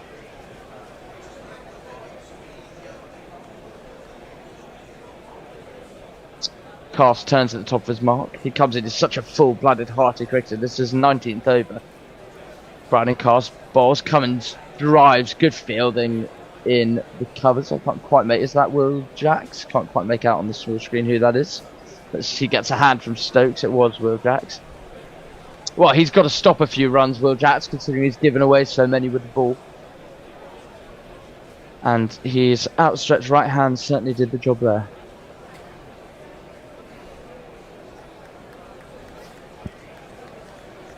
What do you make of Stokes' approach with his own bowling, when he kind of has long phases where he doesn't and then goes unchanged for a little while? Pass comes into Cummins, we'll get to that. Ballsy flirts at one. Pat Cummins again. It bounced a little bit more than he potentially outside the expected. off-stump. No conviction in that shot whatsoever, but it passes harmlessly through to Pat Cummins. Through to Jamie Smith. Ben Stokes, I don't know. It's not. I feel like he's the kind of bowler who, as soon as he gets the ball in his hand, he's like a dog with a bone. You can't get it off him. But I think at times, he's realising more that he can't just bowl the whole time. And I think an example of that was yesterday, where he didn't bowl at all. When, make no doubt about it, he would have been desperate to bowl. Cummins leaves this one alone, and it goes through on the bounce to Jamie Smith. But Arnav, what do you think of that?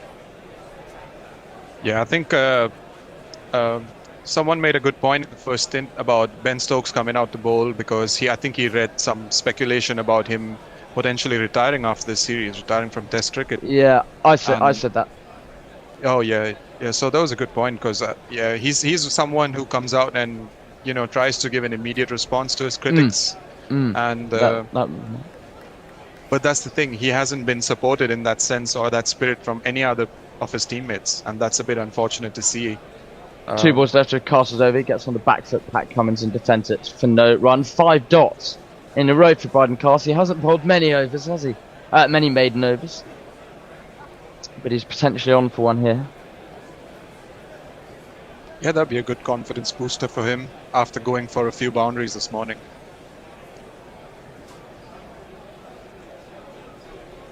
Taking 12 wickets, an average of 33, but the economy is really the big issue there. He's gone at 5 and over. Just that lack of control. England have got a point, they've got a cover, they've got a slightly wide made off, they've got a short leg and a second slip in. Cummins drives as he found the gap. No, good fielding from Ben Stokes, so we've sharp the stumps. And Pope catches it. And it was a single, so no maiden. The score is 341 for 7. Stark on 2, Cummins on 5. We've got another super chat from Jay Grover, £2. Says, I think Stokes is a different species than me. He does seem a strange beast, doesn't he, at times? Well, he's from the north as north as well, Jay. You've got something in common, surely. Yeah, Lockie says Neanderthal ? Maybe something like that. Yeah, his fitness levels are extraordinary for any cricketer, to be fair. I think he arguably probably the fittest cricketer in world cricket right now.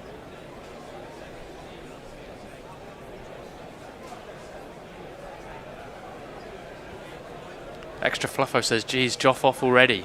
No, he is carrying on by the looks of things here. Yeah, he is. He's going to bowl to... Pat Cummins deserves a wicket, does Joffrey, you have to think. Let's see if he can crank that speed up. The bowls and it squats out. They're going to get a run here. It was misguided, really. He went to play it back to Jofra Archer, really. Came off a thick edge down to kind of a wide backward point area. They could trot through for a single. Oh, it's a leg by. What leg bys? It can be quite difficult to tell on Zoom. It's obviously ran off the thigh pad, almost making it look like an edge. Yeah, it was given as a leg by.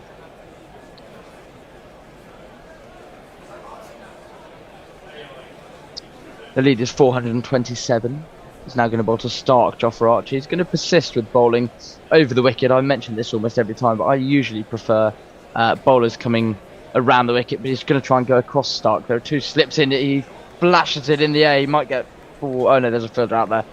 Ben Duckett is on the boundary. It goes out to him at deep square leg, and they will get a single. 138 kilometres per hour, that last delivery, so he's not quite cranked it up into the 140s. It's slightly cooler today, I think I'm right in saying. Where's Messi Jez when you need him from the weather cave to give us the weather report? If you are listening, Messi, do you mind sticking in the YouTube comments a bit about the weather? I think it was a little bit cooler, but I might be wrong. Threat of rain tomorrow, but from what I've read, it's only going to be in the morning, so nothing for England to hold their hopes onto, really. It's 24.3 degrees, 51% humidity. Thank you, Messi. Oh, has he good take by Damien Smith down the leg side? He actually slightly fumbled it in the end, but Cummins didn't get anything on it. Slightly wild from Archer. Oh, they do have clear plans, really. This England side, you have to say, Arnav, to each batter, as they should. But it's the lack of execution, really, that's been the issue. Yeah, even if they get a batter cornered up like Cummins probably right now. Even if Archer's over right now, he's on point, he puts him under pressure. The person who comes from the other end usually just lets that pressure loose, and Australia have a breather again. And that's been the theme of the series so far in terms of England's bowling. That's a very good point. Archer comes into bowl, and that's a bit more of a vicious bouncer that Cummins rather unorthodoxly gets out of the way. He went to duck it and also went to drop his hands at the same time, and very nearly just gloved it straight through to Jamie Smith. Well bowled from Jofra.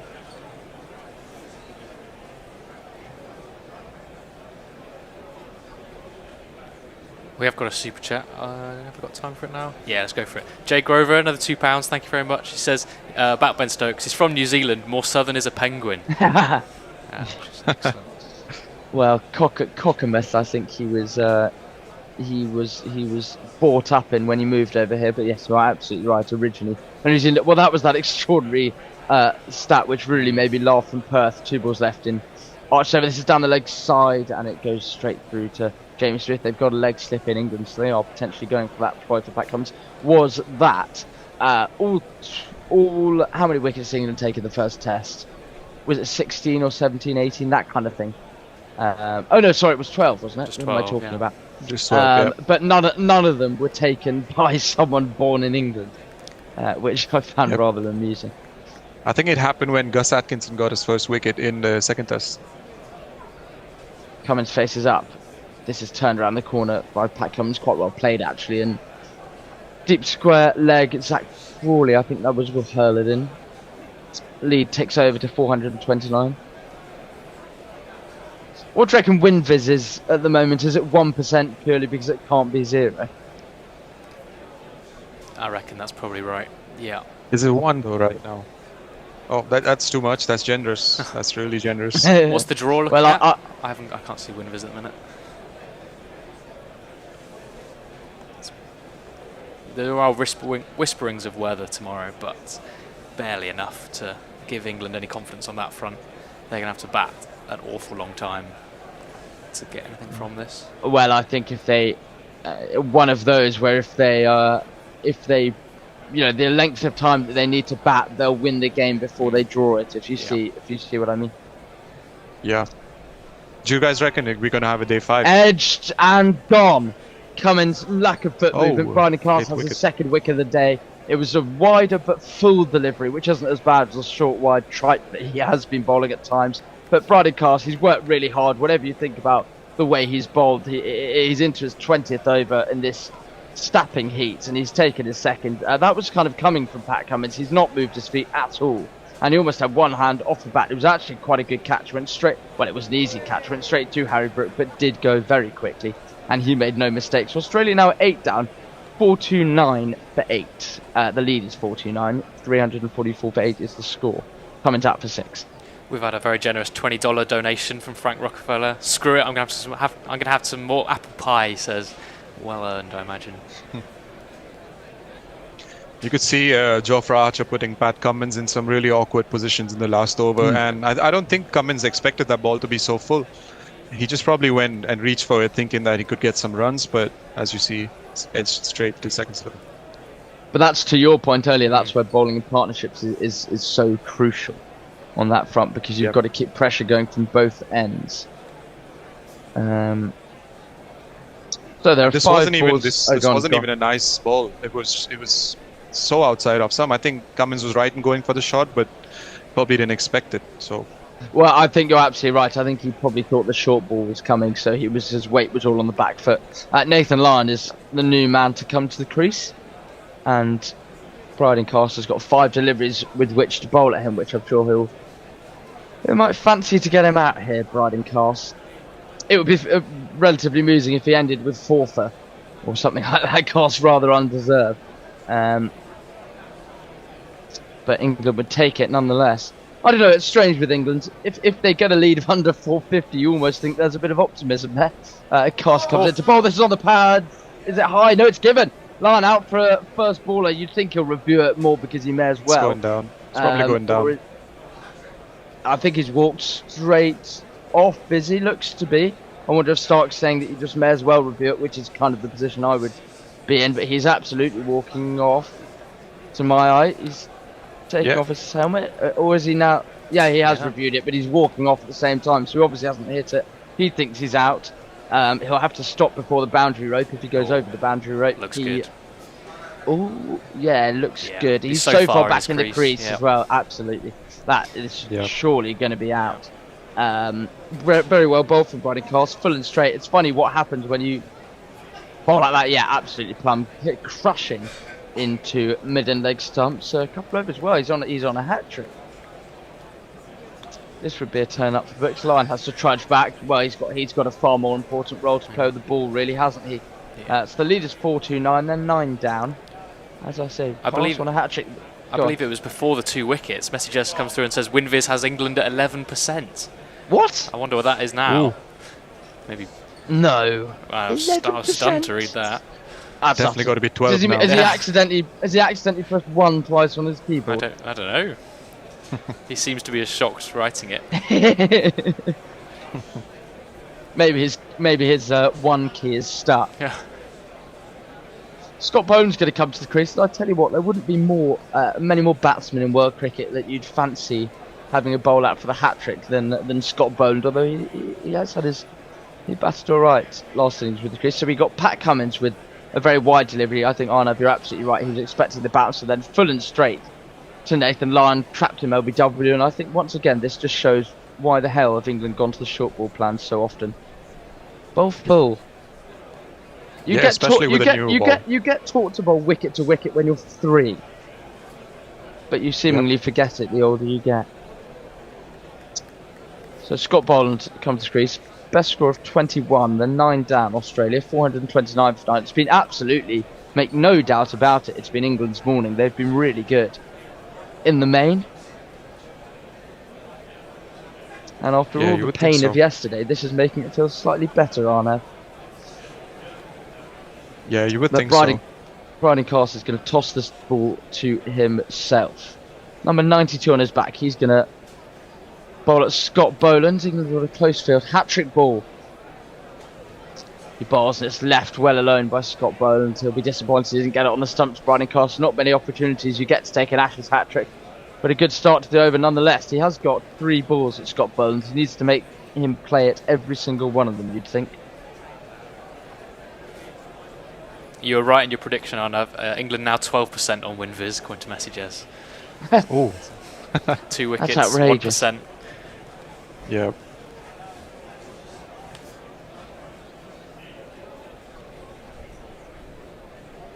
I think Cars, instead of bowling outside the off stump, he should have just kept it on the stumps.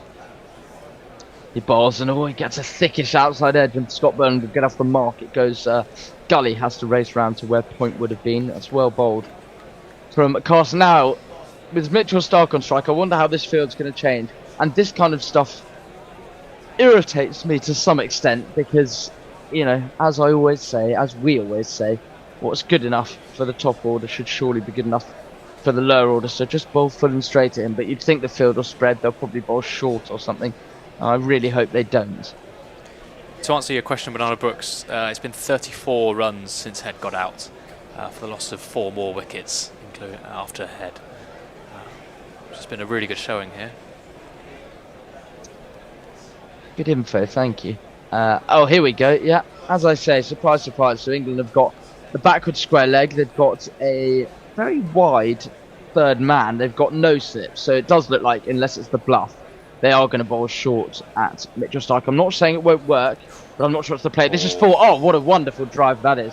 That's magnificent for Mitchell Stark. Stand and deliver. He's crashed it through mid, off, past Ben Stokes. I think that was really wonderful shot. Driving on the up, which is something England have been warned against the whole of the series, but Mitchell Stark seems to be able to pull it off.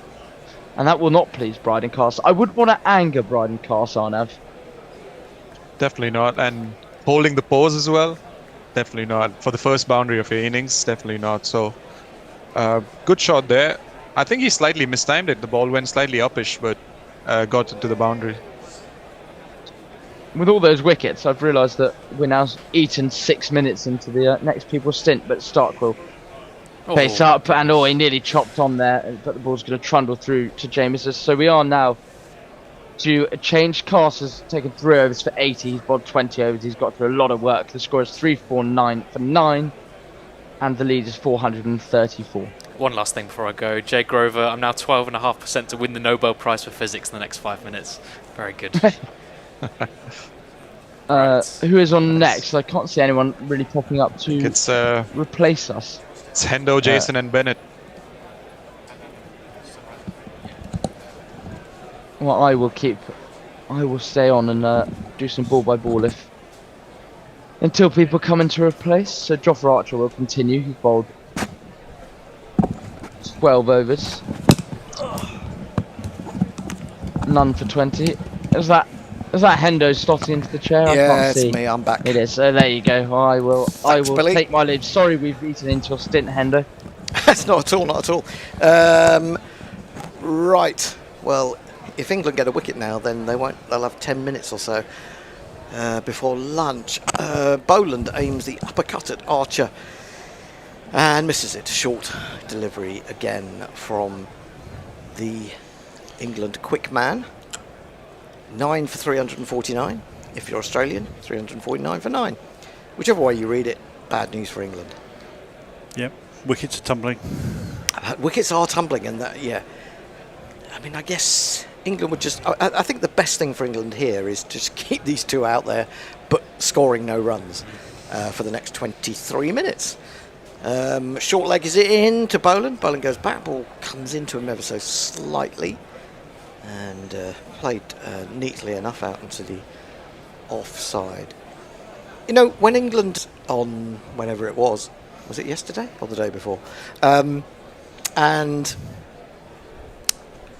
the ball seemed to. It looked to me as if the pace of the pitch had quickened up a little bit from the first day, and Scott Boland played this glorious drive. I can't remember off who it was, but it was still beautiful. Archer in wide, has a cut at that without any real foot movement. It misses it, swing and a miss, if you like. And then later, who was it talking? I think it might have been Jason Gillespie on the TV commentary, about the fact that he was on commentary on another channel with Darren Lehman at the time. Yeah, and when he saw that shot from Scott Boland, he thought, "Oh, we're in trouble here." And you would have thought it from the first 37 runs of the England innings. Oh, now that's popped up, and Jofra Archer has dived forward to take the catch. You silly man! Not only have you injured yourself, but you have exposed Crawley to the first Crawley ball. and Duckett to an awful. What is it going to be? 10. It's going to be 11 minutes before lunch. Really, that's the last thing England would have wanted. But I suppose you've got to get out there and you've got to do it. You don't really want to be starting twice, do you? I didn't expect to see 7 wickets or so in the... Some collapse, 6 isn't it? It was 4 down, wasn't it? They were 4 down. 4 down. And since head, they only added 38 runs. Yeah, and England have actually bowled quite well. It's a brilliant return catch, by the way. It really is. It's done very well to cover that much ground. It looks so hard, though, Adelaide, doesn't it? You know, the ground. You don't want to really be going down from a big height and onto your elbows to take something like that. But well done, Archer. He's got a wicket. Deserved it, really. He was too knackered, wasn't he, from the first innings and from the batting effort yesterday to actually bowl, you know, with the kind of venom that we're used to. And I think even, or despite that, he's ended up with very economical figures, hasn't he? And he's picked up that wicket. Well, it's interesting because he fired quite a few balls down the leg side, but the way he bowls it is still very tight down the leg side. Yeah, so the ball goes straight to fine leg. Therefore, it's just a single if you've got your fine leg well placed. They struggle to punish those deliveries for 4, is what I seem to notice with him. Well, look at that. 170 to Travis Head, 72 Alex Carey, Khawaja made 40, but not much else. Weatherald 1, Labuschagne 13, Green 7, Inglis 10, Cummins 6, Lyon a first ball duck, and Boland 1. Stark not out 7, keeping up his average of next 50. highest scorer, extras, 22. Is that right? There you go. Let's have a look at the bowling figures. 1 for 20, Archer from 12.4. Cast 3 for 80 off 20. Tongue, probably the pick. 4 for 70 off 18. Will Jacks difficult for him. 19 overs, no maidens, 1 for 107. He's gone for 100 in both these innings, hasn't he? Picked up 3 wickets, including Khawaja twice. Root, 8 overs, no maidens, none for 32. Ben Stokes bowled very tidily this morning, 7 overs, 1 for 28. Well deserved, almost had Inglis, but eventually got Carey with a clever bit of bowling and a clever bit of field placement, leg slip. Harry Brook, who took, 3 catches? 4 catches, I thought. Yep, you could well be right. But he didn't take that one in the first innings off Usman Khawaja when he was on 5. It only cost us 70 odd runs. So he's minus 30 so far in the match. He owes us a great deal. We're just seeing that dismissal of Carey, and I feel a little bit sorry for his tongue because he bowled really well this morning, and then the new ball comes along, and he gets taken out, and Carson nearly gets a hat-trick. It's a cruel game. Shall I go through some socials? Oh, yes. Whilst we have a bit of dead time before the next innings. Message says, I do like the fact that Australia have lost wickets in time to increase the chances of a finish today. Well, that's some silver lining for the Australians. And great stint from the youth wing, says Nick Vickers. Yes, thank you. That's very kind. Excellent stuff. 5 wickets in your 30-minute spell. Did you really take 5 wickets? Not far. I think 4 in the end. Yeah. We should have got you on earlier, shouldn't we? The Frank Rockefeller says the psychological impact mystery of cricket facing 1 over before lunch. What's the big deal? Well, the big deal is that so far England's opening partnerships tend to last less than an over. Well, one of the big deals is that, traditionally the bowlers can go out there and give it real welly. And then have a second bite at the cherry. And then they have a second bite of the cherry without having got tired. Whereas as a batsman, you're thinking, just don't get out, really. So we need 4-3-5 to win in 5 sessions, effectively, says Music Cat's King. That's, 85 in session. I don't think time will be the issue. No, it'd be whether or not they can keep 10 wickets intact. Yes, I think we can all be agreed on that. It's very England, isn't it, to think about the run rate at this stage rather than the more obvious issue. Did I hear you talking about when you first went on that people were talking about England can chase down 500? Yes. Were you talking that, or was that some crazy? I'm sure that was in the chat. We had a chat where somebody said no. England will believe they can get 440 overs. When there was Stokes saying he can chase down anything. Yeah. Well, now they can get 4-3-4 in whatever it is, 5 sessions, 160 overs. No, 140 overs. People always forget that. Even in the Bazball era and the era of more attacking cricket in general, that one of the sort of problems with trying to chase down a total so quickly is that you're not restricted as a fielding side by the circle, are you? You can just, as Pat Cummins did at Lords that time when Stokes was going really well, he just plonked threw everyone out on the boundary, Made them run every run. Yeah, so it's not. It really isn't one-day cricket in that respect. More? Yep. Well, that's optimistic. Thinlay Boutier says England will track this down with 3 wickets in hand. So for 7 down, I presume that means. Well, I tell you what, if England Amit M thinks Australia are about 40 to 50 runs short here. Well, 435 is 40 to 50 runs short. I tell you what, if England, you really are a conservative. If England chase this down, I'm going to have to stop my Substack because I'm going to look like a complete idiot. More rants. Yeah. The rants will be cut off. That's the light roller, isn't it? That has been opted for. Yeah. The light roller? I presume that's not to allow any more breaking up of the pitch for Lyon. Right. Yeah. Do you think he's the key in the second innings? I think he's going to come into the game more. I'm still looking at Cummins. I think it's just he just bowls a brilliant ball every so often, which is what's going to be England's undoing here. Yeah, I think. Well, what's the one that got Crawley in the first innings? You just thought, where did that come from? And it's like, I don't know. He's just a brilliant bowler, and he always has been. He averages 22. There's a reason for that. There's a different plan for every bowler, pretty much, because they all offer something different. I mean, Stark is just a wizard with the full ball and the new ball, and can get wickets out of nowhere, and he's in the form of his life.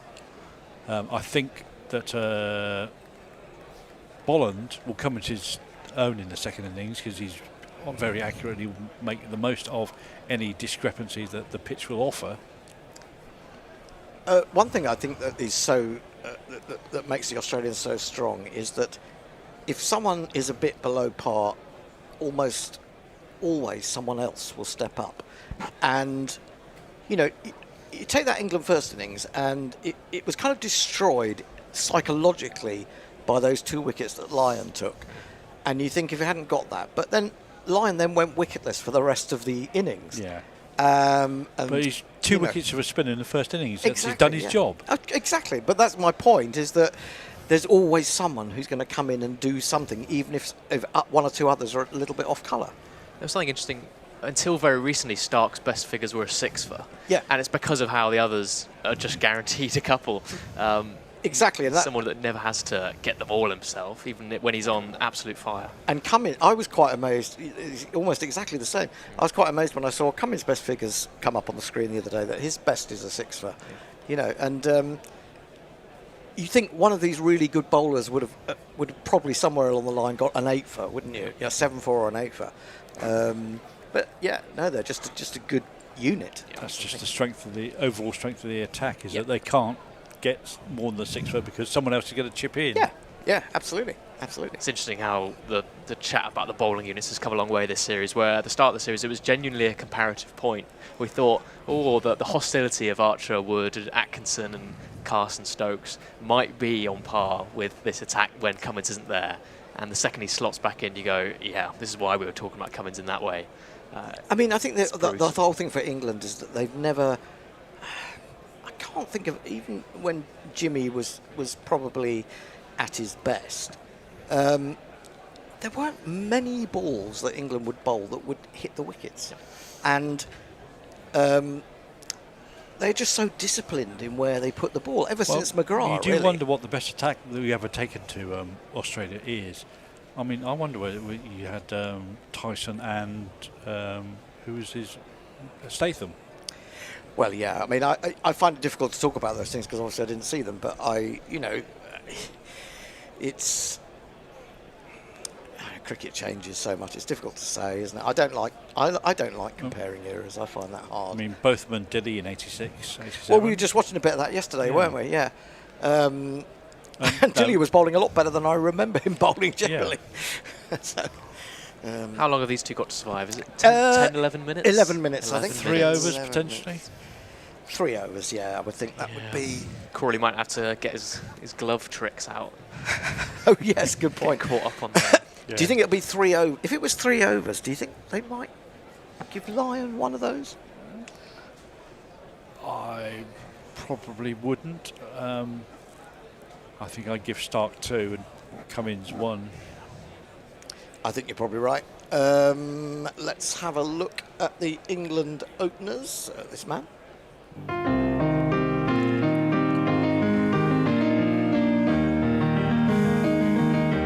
He arrived with a smile and he's going places. He's looking good now, he's in with the aces. He was up at Stoke School playing T20. He might play for England, but he'll still be Ben Duckett to me.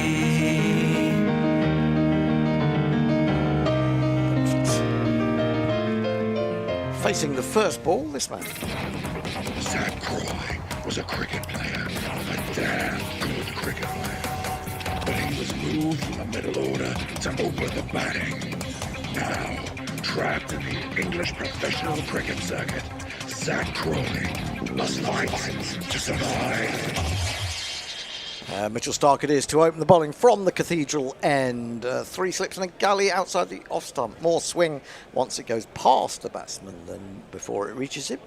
And that will tell you that he left it alone outside the off stump. Stark to Crawley. Oh, he's got a good record, really, hasn't he? Averaging 51 against Stark. He has a similar. He has a very good average against Cummins as well. I think it's a lot of Old Trafford. Oh, we had a lot of fun 189 doesn't hurt. No. But I also think that no, Stark is the one that bowls the fullest length, and therefore it's very much more susceptible to the big booming drive. If it's not swinging, going off the bat to the boundary. It does make you wonder what Hazelwood's average against Crawley must be.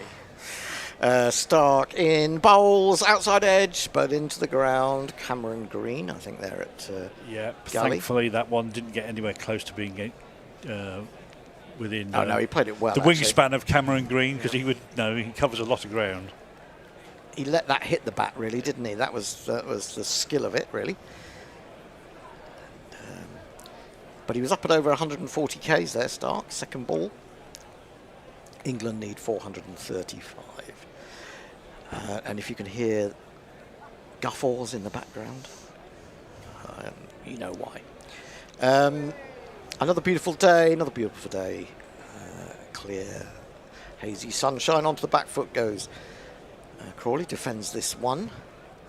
Back to Stark. And there is no run. Well, Duckett needs runs, doesn't he? Yeah, he's got stars. I'll tell you what he does need, according to Amit M. Yeah. He needs to have a beard, a moustache-like head. That could be it. Do you know? I'm not 100% surprised with regards to Duckett, because he's had such a good run. He has to come off recently. the hard plateau. And unfortunately, this series has come at a wrong time for him. Stark in again. Oh, now that just beat the outside edge, I think. It seemed to rather die on its way through. Yeah, I wonder if he scrambled the seam a little bit, because it just didn't swing in at all. Let's have a little look. A little bit, yeah. I thought maybe, had he got a bit of an edge to that? No, nothing to worry us in that respect. It's the wobble seam. Just done a little bit, I think, maybe. He's bowling very quickly and at a good length, and it's still not carrying, which is quite telling. Yeah, but you can't ever really rely on anything. If England get off to a good start here, we kind of know what happened in the first inning. Yeah. We know that they've been really susceptible to sort of little middle order collapses in this series already. Stark in, good ball, equally well play. That was probing on middle and off. It was a good length delivery, bordering on the full, and Crawley had to have bat and pad very close together there, and he did, to give him credit. Be a better rubbish opposite. That's the difference. Belly plus Tash equals runs. Well, there's been a lot of pot-bellied Australian batsmen. David Boone. Oh, Booney, yeah. Booney. Alan Border was somewhat rotund. Yeah, not so much a belly, I wouldn't say. Stocky. Backward of square, this is just pushed by Crawley. Lyon comes round the field, though, but might have thought about a single. They opt against it. A maiden to start with for Stark. England have not reduced the deficit. Jason. Stark didn't bring a pillow, says Lockie 6, therefore he's obviously going to be underpowered in this innings. Duckett needs some luck, says Wino 5086. He has been dismissed by a few Jaffa deliveries. Yeah, he got a couple. Actually, I think that first over that Stark bowled, was it Crawley got a run off the first ball, and then Duckett faced the next 5 balls in that over, and he bowled him one that jumped and whipped past the outside edge, and then he bowled him with that beautiful in-swinger that he starts just around about leg stump, but then comes back towards the wicket, which is, I think, the way he got him in Perth, wasn't it? It's a very dangerous ball to Duckett, because he's looking so often to play things into the leg side, and then when it just nips away like that, he's in all sorts of trouble. There's the kind of leading edge for a start possibility, and then there's just edging it behind, isn't there? And the fact he doesn't like to leave very much. Yes. It's going to be Cummins to approach, and it's flicked away through mid-wicket as England flatter to deceive once again. Beautiful shot by Duckett. Picked it away through mid-wicket for one of these. Now my innings going, great guns, I hit the ball, 4 hit the ball and it went for 4 runs. Cummins coming round. The wicket's got a short leg in, but there was no danger of that going anywhere near. That's a tremendous shot. Cummins again to Duckett. Oh, he's actually it, and he's gone. Lord almighty. God's sake. Well, that wasn't a Jaffa. No. That It was just wasn't. a good ball Not by in the any right means. place. What a very strange, sort of crabby little shot, wasn't it? I don't know. I mean, well, I'm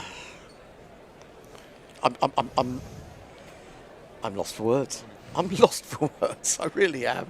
Well, Oh, it's, I mean, it's dead straight, isn't it? doesn't need to be. I don't even think he needs to be playing at that. I No, think it's Not at all. that was my point about him. He likes to play shots. He likes to feel bat on ball. Yeah, but that's true. That's not the right time to do it just before lunch. You've got to think to yourself, unless I'm going to get runs with this shot, you know, if it's out there like that, what are you doing playing at it? It's Labuschagne who's taken the catch.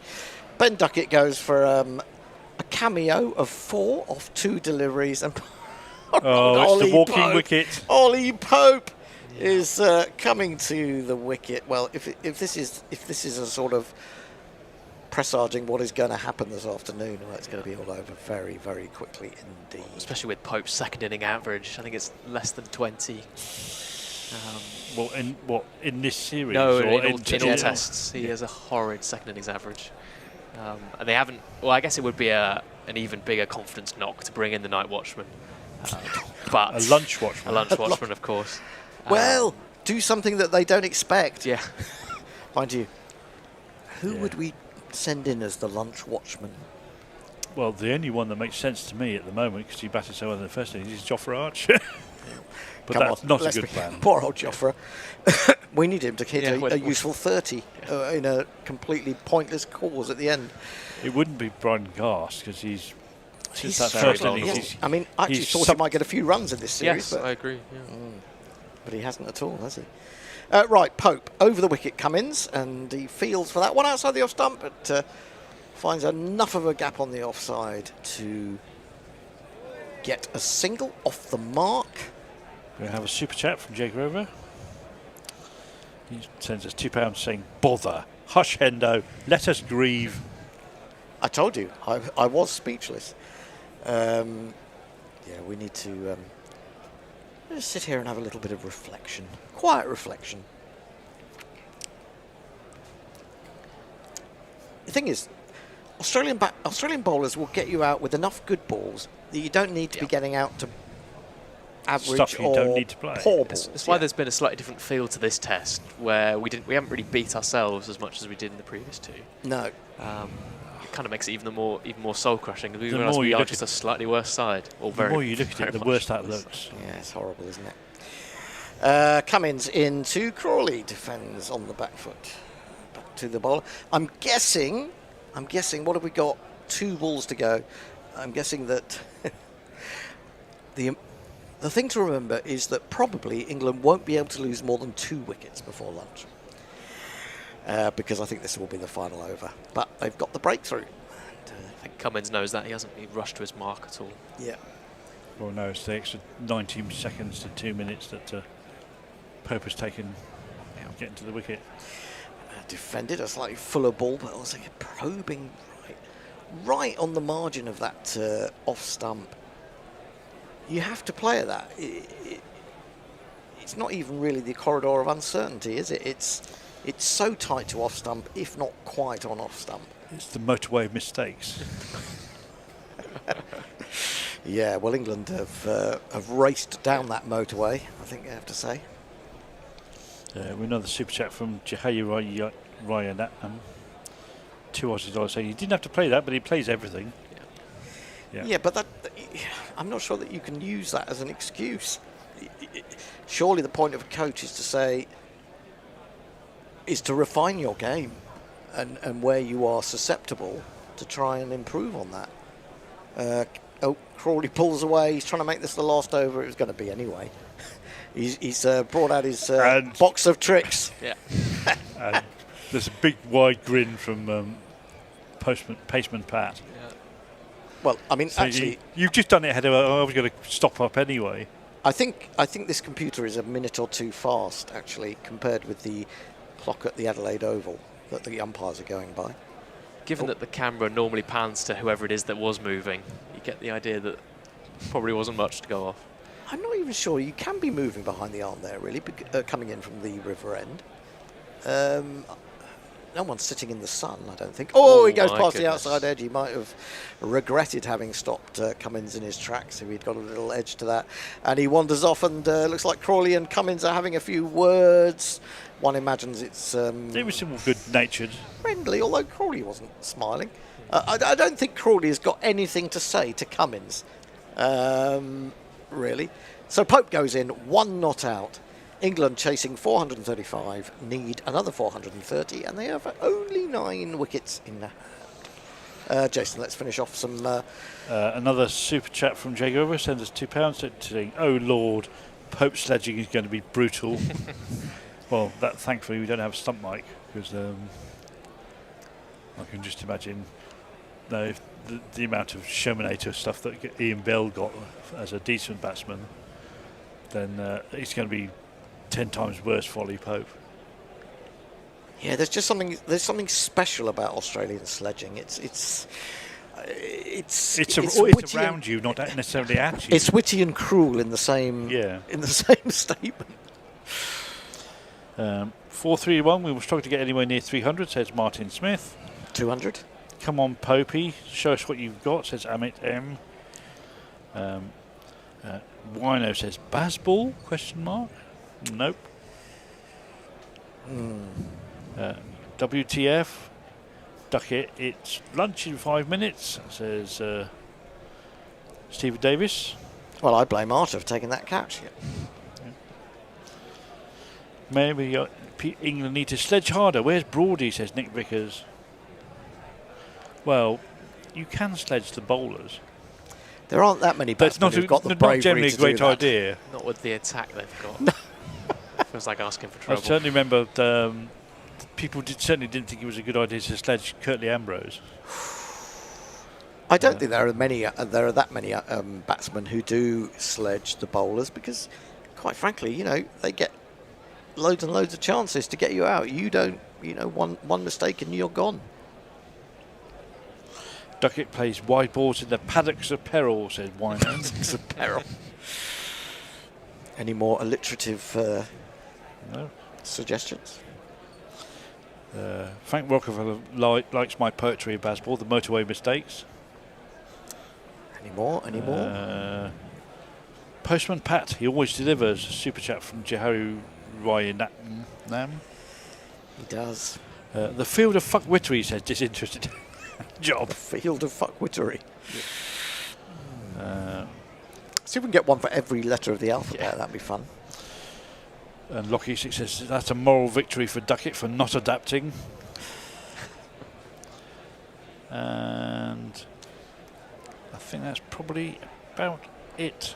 Okay, well, I think it's time that we let you all be alone with your thoughts, and we'll be back in about 35 minutes to see the final knockings of this England innings, probably. Well, yes, into the tail. But we'll also find something for you to listen to, should you not wish to meditate on England's failures. Something to make you stay awake for the 40 minutes before we're back on air. Yeah, that will probably need to be the bear shouting, won't it? I'll see what I can do. Right, we'll be back in about 35 minutes. Please join us then.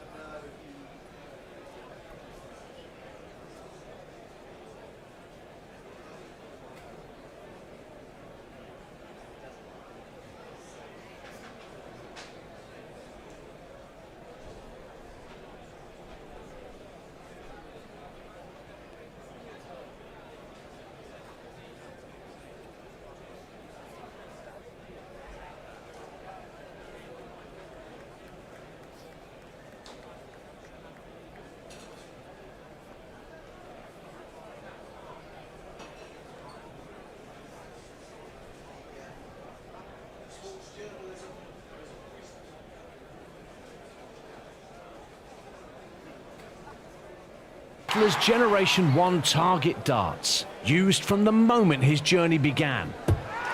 And for the home throwers, the brand new Omni auto scoring system. Taking care of the maths so you can focus on the magic. Wherever you are in your darts journey, the local, the league or the living room, Target Darts has the gear trusted by the world's #1. Find your setup today at targetdarts.com. Get on target. I'll now hand you over to my best man, Eddie. Wow, wow, wow. Second time's a charm, eh, Billy boy?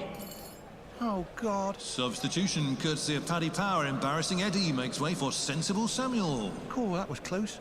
Allegedly caused by too much golf. But it happens to rear its ugly head, or its ugly back, just at the point at which it gave them the opportunity to do that, to make to be forced into a decision. And as it was, that decision was a brilliant one. But would they have made it were it not for Usman's back? And I've also got to slightly wonder how genuine was Usman's back. Oh, I think that was genuine. I don't think there was anything Machiavellian about that. I think he'd been injured. I mean, if you watched the end of the first day, when Smith realised that England were going to fucking fold, you could see there was a picture of him actually somewhere where he was basically looking at the dressing room going, where the fuck is Usman? Because he's got to open. And he wasn't on the pitch. And he was agitating for Usman to get out because he knew he wouldn't be able to open. So I don't have any doubts about that was genuine. But what I would say to the question is, who did England lose it or Head won it? I think you can't say anything other than Head won it, right? I mean, you only had a 50 in the game apart from Labuschagne's, which was at the end of it when everything was always tits up, was Hammy Brook getting 52 in the first innings. I don't think there's any doubt, Tone. Hardly anyone scored any runs. Right. And Head came out and blasted 100 off 69 balls. I mean, he took it as an ODI innings. He played it that way. And he got away with it. Now, the interesting thing, I think, is if they think he can get away with it for the entire Test series and they put him at the top, I don't think he will. Well, hold that thought, because I'm not disagreeing with you for a moment, but a question for Arnav then is, at one point in England's second innings, they were 65 for 1. They had a lead of 100. Yep. And yet, they ended up setting the most paltry of totals by a complete collapse. Boland again, who'd been rubbish in the first innings. Shot selection was poor on a bouncing wicket. Let's not forget the ICC, called to do its usual retrospective on the pitch, rated the pitch as very good. It was, and to be honest, it wasn't seeming square. It wasn't massively inconsistent bounce. So England, much like they did against India, Arno, England had got themselves into a position where that game was, if not winnable, it was like being 4-0 up with 10 minutes to play, and yet they blew it, and they gave Head the chance. He won it. Of course he did, but he was given the chance to win it. Why do you think that was? It's a bit of a cliche in sport that, greats just need a sniff and then they just take over. So I think, as you said, losing the wickets the way they did, it just made Australia kind of sense that they have a chance at victory, because when you see a team in front of you just throwing the wickets away, going for shots outside the off stump, 5th or 6th stump shots, I said to William that day when they, I think, lost their 4th or 5th wicket, that it feels like watching Virat Kohli bat in towards the end of his career for the shots they were chasing outside off stump. And just seeing that, a champion cricketer like Head, you just need to see a moment of weakness in your opponent and then you just attack. I think England giving their wickets away, I think it was 20 wickets in 66 overs. I think them doing that set the mentality up for Head to do what he did in his 4th innings. Yeah, I think it goes down to the question, does it not, guys, maybe the question is, would some additional prep on Australian wickets, at least even just one more game on a bouncy wicket, have given England a bit better state of readiness? Because remember, Australia, let's not forget, they fell over in the first innings. 2 things happened. One, having to go back in and bowl again, England's bowlers just weren't not fit enough, but they were so noticeably down on pace the second innings. And two, I don't think Australia's ever going to fall over twice in the same way. So you combine those two factors. So I think you had that. But isn't there a question around, the one President's game, which is a game against each other, on what appeared to be a very different kind of track? Surely going into a match like Perth, a new stadium, only 5 tests played there, surely more prep would have helped. What do you think? Yeah, I'll come in on that one. I think that's definitely an argument. I think I was kind of thinking at the time, like, the fact they only really played one warm-up game, for me, it wasn't the biggest issue. I think, obviously, it used to be done differently, but times have changed quite a bit. So I didn't think that was an issue. But I think, when you and you heard all the journalists talking about Lilac Hill where they played, and about how it's a lot lower, and it's just not anything like the surface they were going to be playing on. And that kind of, for me, is where I'd question it. I think, like, more English in a way. Exactly, yeah. Fine if you want to kind of play a warm-up game, and even if you want to play the Lions, but I think you just need to kind of try and replicate the conditions as much as possible, which is kind of almost the point of a warm-up, to kind of replicate the conditions, which they didn't do. And then another thing I also think is that kind of how they approached it. So I think the players who kind of went in with the mindset of kind of wanting to get better and wanting to improve, like Ollie Pope, he kind of took something out of it. And also, his returns weren't that bad in the test. I mean, there's a poor shot in the second innings, but he did get 70 runs across 2 innings. Whereas if you looked at how Harry Brook kind of approached that warm-up game, and I know obviously he did get runs in the first innings, but he just kind of went even more attacking, and he didn't kind of consider about like using it correctly anyway. So I do think the fact that they didn't kind of use the right conditions, or kind of try and find some way to kind of replicate it more kind of as they could have done, I do think that is a mistake in itself, yeah. But the question is, could they find anywhere to replicate? Yes, yeah. I mean, it's like I've been reading about, everyone saying they should go and play this fucking day-night thing in Canberra, but then you've got 2 Australians coming out and going, Stuart Law, who's I respect as a good batsman, and some other bowler going, no, they shouldn't. And the reason being that Canberra is knee-high bounce, and the Gabba will be, shoulder high. And it's going to do them no favours going to play at Canberra when they're going to go and play at the Gabba. So, I mean, I've got really fucking frustrated with it. I mean, the state of the press at the end of that first game is like, we've already lost the Ashes. That's it. It's done. One game done. We're done. That's it. I just get fucking annoyed with it. And they're having to defend themselves all the time against this because of the way they play. And yet, we're all very happy when they go out and they do it and they win. And if it comes off. But there's no good saying that, Tony. You get pissed off when they lose. If it comes off. Yeah, I know, but a lot of people give so much shit when they lose one test. And then they go and win. Look, I get it. Against India in the summer, we threw it away in the last innings. And again, I'll go back to this. It's a real fucking bugbear of mine, is that Harry Brook did throw that away on that last day. You needed 70 runs to win with bloody 7 wickets in hand. And he thought he'd done the job and spewed it up to someone at cover when he was on about 130, which is pointless. Just should have seen the game through. That's the way England play. And you've got to take the rough with the smooth when they play like that. I do think they can come back. I'm not sure they will do it at the Gabba. I think it's going to be a tough ask at the Gabba, actually, just because it's a day-night test. And that's the problem, isn't it? I mean, if you bat at the right time, you probably make runs. You bat at the wrong time, you could get rolled. And it's going to be a tricky one, because presumably they start at, 2 in the afternoon. Dusk comes pretty much after the first break. Do you want to bat first and risk getting rolled pretty quick? Or do you want to stick the oppo in? Let them get some runs in the this is it. If they open with Khawaja, maybe they won't get that many runs in the first session, and suddenly you'll be in a twilight, and maybe you can roll them over in twilight. It's a call. If I tell you what, at the Gabba, I would rather lose the toss than let Australia make the decision. That would be my call. Well, that would be interesting. You've segued brilliantly there, like a pro. Of course I have. I'm like a pro. That was the next question.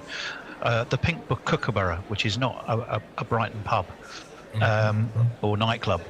I was going to ask the lads about the Canberra option, and I know there's 2 schools of thought. The Bears quite, I'm kind of with the Bear. Michael Atherton was really clear for those very reasons. He said, no, stick to their guns. Of course, by the end of the Ashes, the proof will be in the results. We've had 5-0, 4-0, 4-0 in the last ones. But, exactly. But the difference of conditions, weather-wise, bounce-wise, wouldn't have helped prep for Brisbane, even under lights. Do you go along with that, or do you think they are missing a bit of a trick? Ed, the BBC just published a thing a couple of hours ago saying how they're doing an extra day of training, which is very interesting to me because it's like, well, yeah, okay, but apparently 2 of those training days are going to be under floodlights, so that's something, I guess. Training nights. Yes, true. Boogie nights, training nights. Yeah, but I don't quite know the hours on that, but yeah. Yeah, well, exactly. I don't think you need it actually fully under lights, do you? You actually need to do it at the time of day when the light goes, because that seems to be the time when the ball swings the most. It's like an hour and a half where the ball goes that sweet fucking spot, mental. isn't it? Yeah. So you need to be training at that point. So they all need to be meeting up at 4:30 in the afternoon and going, right, we're going to bat for 2 hours now. And that's about it. Yeah. Yeah, it'd be interesting to see how much they try and control, the timings of things. I think Stokes is normally quite good at that, where he'll make an aggressive declaration or something to try and give him a tough half hour or something. I'll be curious to see if that kind of gets played around with, whether he even has the luxury of messing around with an option like declaring. But it should be, I can't expect us to win it. I think that would be crazy, given our record in day nights and Stark's record in day nights. Well, we'll come on to let's look for some reasons to be cheerful, but before we do, let's refresh our memories perhaps on some reasons to be less cheerful. If you're English, to be very cheerful if you're not. Australia played 14 day nights. They've won 13. They've lost 1. But here's a reason to be cheerful. The only one they lost was at Brisbane. So that was when the West Shamar Indies chose it. Yeah. 7 for 68, and it was only. But they've won 13 out of 14 of their day-night tests.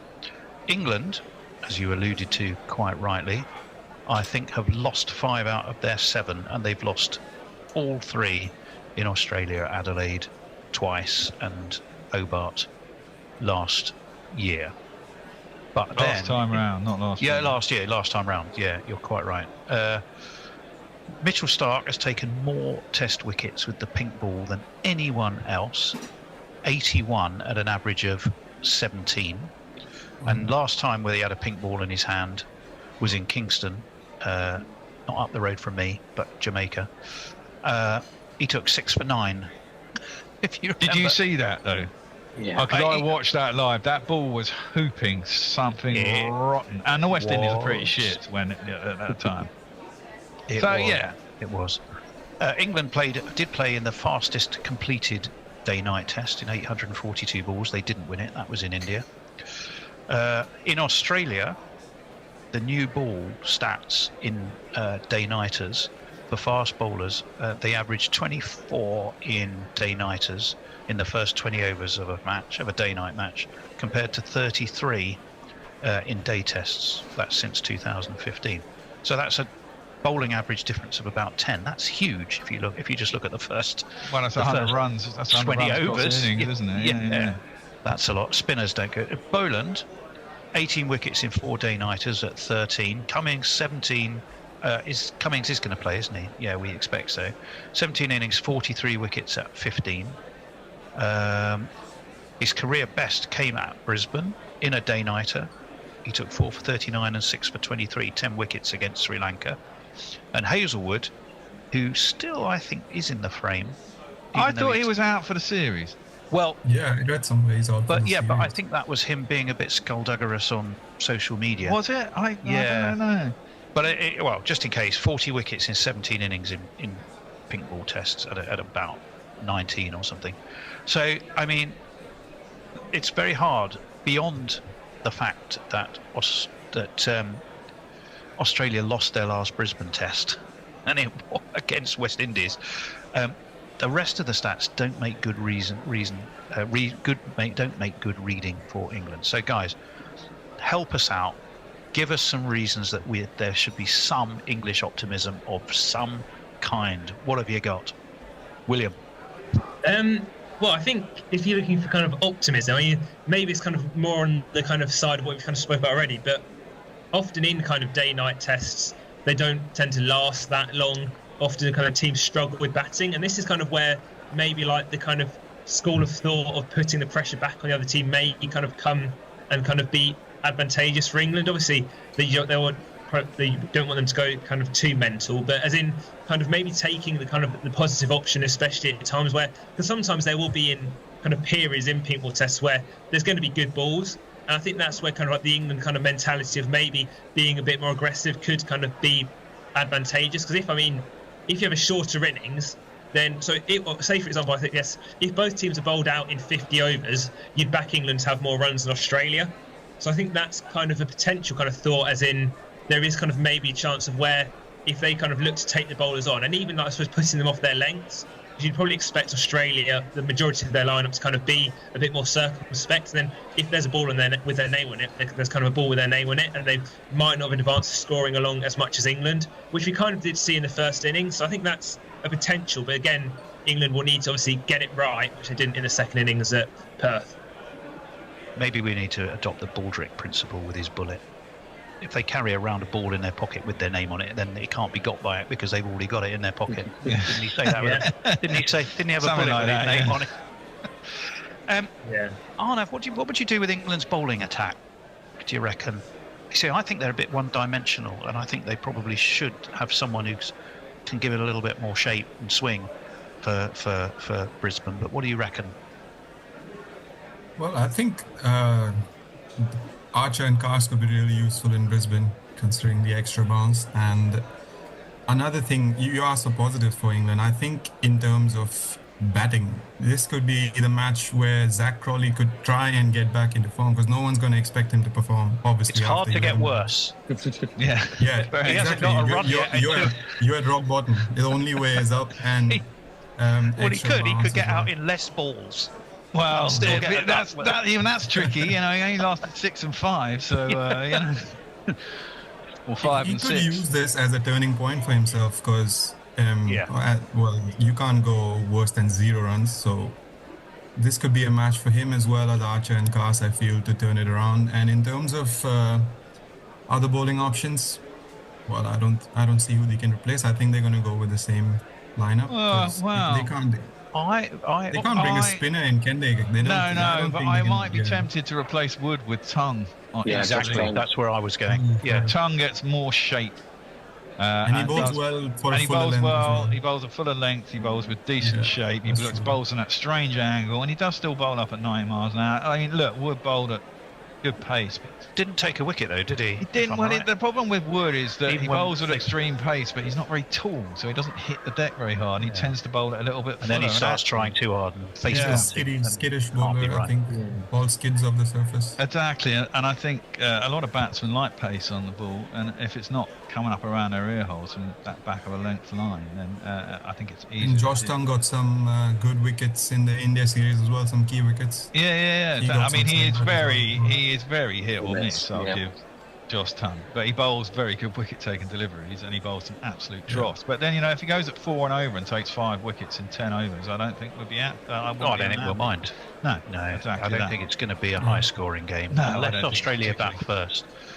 Well, you know, as I said, I kind of think, I'm hoping that we do lose a toss, and actually, I think that would free England up, funnily enough, if they lost the toss. They batted first against the West Indies in that game that they lost when they got shamarred.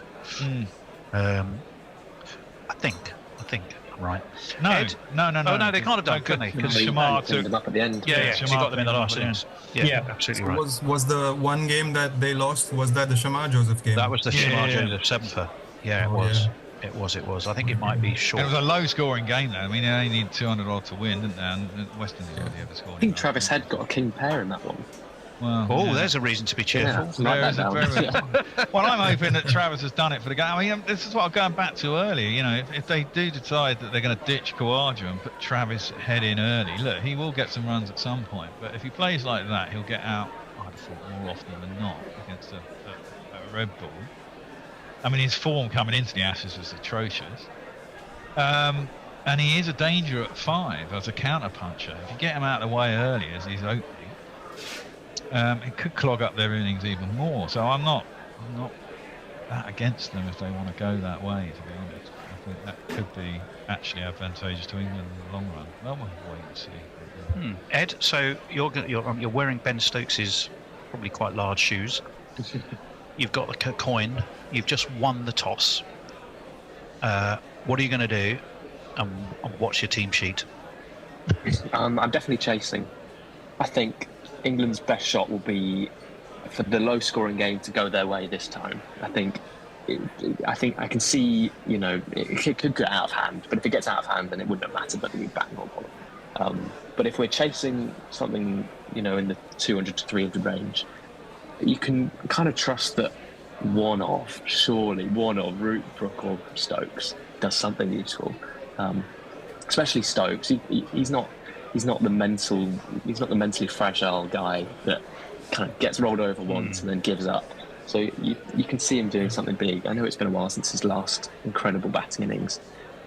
He got a ton in the summer. Old Trafford, wasn't it? Old Trafford. But he got a ton in summer. It was the first ton he'd scored in 2 or 3 years. It was in a long time.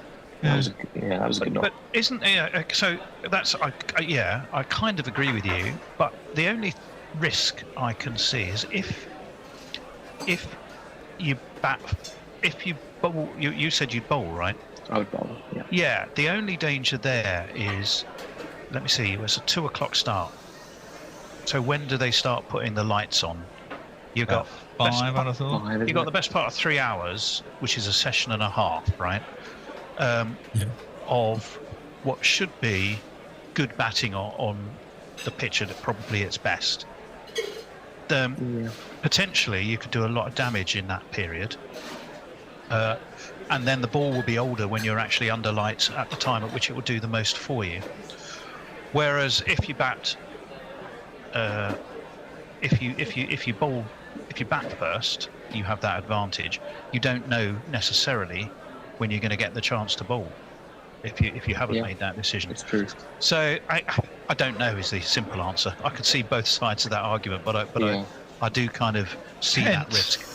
I believe we should lose the toss and get whatever happens. And you make it someone else, Bear? Well, yeah, because I kind of feel in the long run. Lack of leadership there, Bear. Well, no, but I feel in the long run. You've got to stand up and make the big decisions. Well, no, but A, it's a toss of a coin. You don't fucking know, right? But I mean, secondly, if you get told to do something, you don't have to make that decision, right? And then you work out what you're going to do from the decision that you're given. And actually, it might work out better for England that way. Because I'm pretty sure, actually, if Australia win, they'll probably bat anyway. So it may well be that if England want to bowl and Australia win the toss and stick us out to bowl and it's not actually our decision, we might well do better. And we're a better chasing team anyway, I think. I think we are a better chasing team. And also, let's face it, I mean, Root scored 8 runs. Root scored 8 runs in 2 innings in that first test, and he's got a little bit of a thing on his monkey on his back in Australia, but he scored runs in Australia, he just hasn't got a ton, No. And you can't mentally. Root's the best batsman in the world at the moment. Harry Brooks supposedly second, or one or the other. I mean, they can't. I'd hope they can't go through the whole series being absolutely as hopeless as they were in Perth. That would be very bad news for England. But I think Root's personal, reasons for doing what he does. He's very strong-minded and he knows his game and all that shit. And he'll know he did really bad in the first test, and I'm pretty certain that he'll want to put things right. And I can't, if he scores some runs, you'd imagine the England team will get something close to whatever they need to get. I'd have thought. If I heard that right, then Ed's going to bowl because that's England's best chance. Bear's going to abstain. Bear's going to give him a loaded coin. Someone else's decision.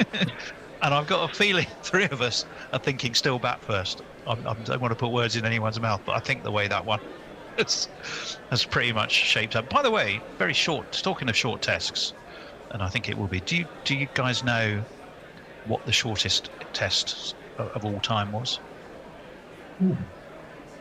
England versus West Indies in Durham? No, not Durham. Oh no. So it must have lasted. Not necessarily lasted a day. Oh, not completed or non-completed? Not completed. Any test anywhere. The shortest test that started. That started but didn't finish when it's not really a shortest test. Well, it went 5 days and didn't finish. I can give you 2. They were both in the West Indies.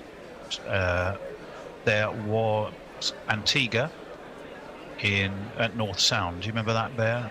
When was that? 2019. And the outfield was a mess, and the bowlers' run-ups were too dodgy, so they called it off after 10 balls. You had 10 balls of a test match. And then the other one was also the West Indies. That was the one with Alex Stewart Oh, that was at the Viv. Ducking. The Viv Richards new stadium. It was basically the new stadium was 2019, where they then had to move it back to the recreation ground. That was 2019, and then Sabina Park 98 was when Atherton, Butcher, and Hussein got skittled by balls that would suddenly leap up and hit their chin, and it was Walsh and Ambrose bowling, and I think that lasted 61 balls. Those are the two shortest. Both called off for slightly different reasons. Anyway, that was a diversion. Shall we move on? Yes. So we've kind of tried to find some optimistic things for England. I'm an optimist. I'm there. Yeah. Good. Let's move on to. Have we been following? I hope we have. I'm sure we have. Yeah, I know we have because we've been live blogging it. South Africa winning. Not just one test, but two, and the second one hugely convincingly in India. So, I mean, I probably should throw this one to Arnav, I guess. What's going on? What has happened? Why are South Africa so good? And what has happened to India, mate? Well, South Africa have been good for a year now. And with India, I said to you on WhatsApp the other day, there's one man who's throwing us to the wolves. It's the coach. Too many changes in all the formats, too many ins and outs, people not being sure, unsettling the seniors. The way Ashwin left the test team, I think the downfall started from then, because as someone who's followed his entire career, I think a player of his caliber and how much he meant to us in home tests, especially with obviously Jadeja, the pairing of them both, breaking that apart and just it happening in the middle of the Australia series, it just didn't sit right with me. And well, I don't think.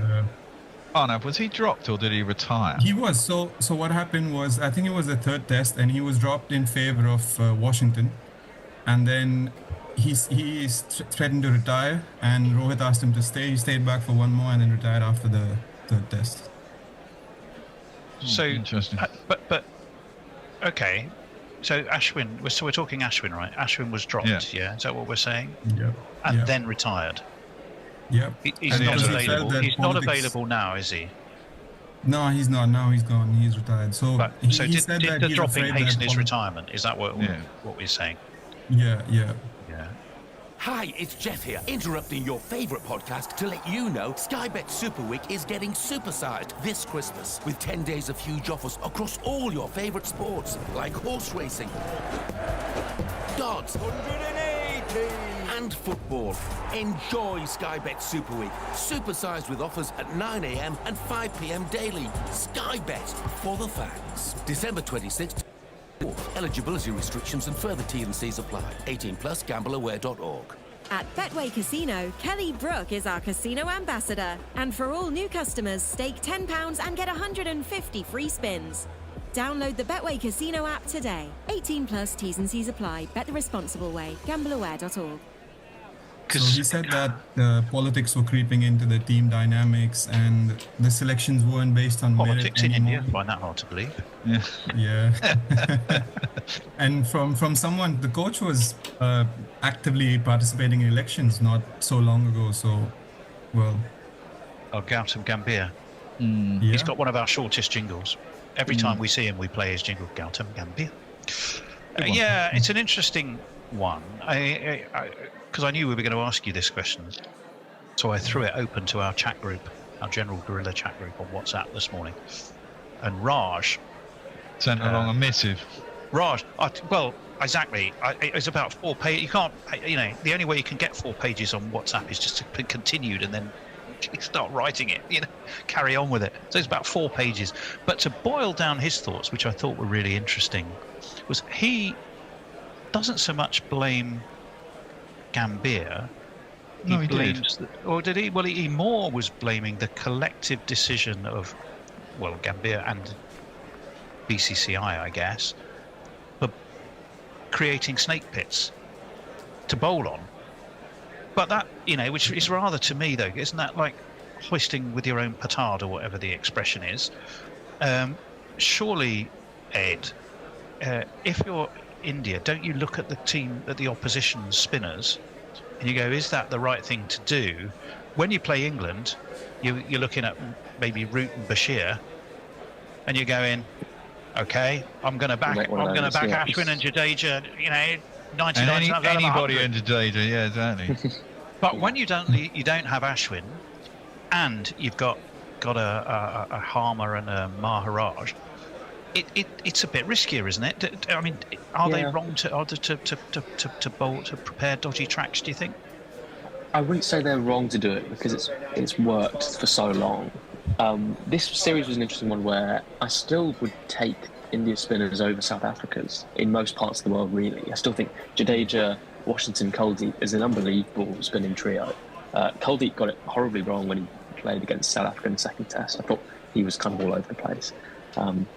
And then Harmer and Maharaj are very experienced and very competent. But at the same time, if you make a more flatter track, they bring in Rabada and say, well, he's our best player. See what you can do with this. I think it's fascinating that South Africa managed to win 2 and they won the second one without, well, I'd say. I think Jadeja, Washington, Kuldeep is an unbelievable spinning trio. Kuldeep got it horribly wrong when he played against South Africa in the second test. I thought he was kind of all over the place. And then Harmer and Maharaj are very experienced and very competent. But at the same time, if you make a more flatter track, they bring in Rabada and say, well, he's our best player. See what you can do with this. I think it's fascinating that South Africa managed to win 2 and they won the second one without who I'd say is their best player. I think with pitch preparation, I don't think they're going to change because it's done too well for them in the past. And I think there's a stubbornness within that, but there's a stubbornness all around the world with the kind of pitches people prepare. It's just people do what they think is going to work for their squad. I think you can't read too much into opposition because they're not going to have the prep time in the country, which is the main thing really. Because there's spinning wickets that play differently everywhere. There's spinning wickets in Pakistan that will play differently than spinning wickets in India. It's not. Well, look what happened when England were in Pakistan. Yes. Suddenly, exactly. then we're playing on the same track. Yeah. Exactly. Look what happened in the second. Look at the difference between the 2 tests. But they knew their opposition. They said, we are going to back our 2 spinners. Who was this? The sort of the Victorian melodrama villain. Siraj, I keep wanting to call him Sadiq Khan. It's not Sadiq Khan. Sajid Khan. Yes, Sajid Khan. Yeah. He was brilliant theatre. He was. And Noman Ali. I mean, Noman Ali. That's 40, and I mean. Noman Ali. I would say I don't really rate Washington, and I think they create those pitches partly because Washington is the kind of spinner who puts it on the spot, bowls it quite quick, quite flat with revs on, and you get action off a pitch that's doing stuff. But if you bowl him on a flat pitch, he's cannon fodder as far as I can see. Yeah. And so they create that for him precisely because they don't have Ashwin anymore. He's got guile and flight and years of experience, and I think Washington's more of a limited overs bowler if you need to be honest about that. I mean, obviously Jadeja's a class act. And Kuldeep can bow hot and cold. He can be slow and throw it up too much and get hit, and other days he's unplayable. Whereas you say, I mean, Harmer is a solid bowler. Is he well beating? No, but he knows how to put it on the spot and use what he's been given. And Maharaj is quite similar. They've got experience and they know how to bowl. It's just, and if you give them the conditions, they can be pretty bloody lethal. And I'd say in the second test as well, fact was you probably got the best batting conditions. I think India lost the toss, and South Africa can bat. They got the runs on the board, and from there you're always, you're kind of always on the back foot. If you're facing a team who get 480, 500 on the board, even if you're a very good team, things can go wrong. You can find yourself 200 or 300 behind on first innings, and then you're always up against it. The problem was the first test, where it went horribly wrong. Both teams scored fuck all, and India collapsed in spectacular fashion, chasing, what was it, about 120 or something, and they were all out for 80 or 90. They should have expected to win that, and they did the same against New Zealand last year, and that was the snake pits there. Calling Hendo.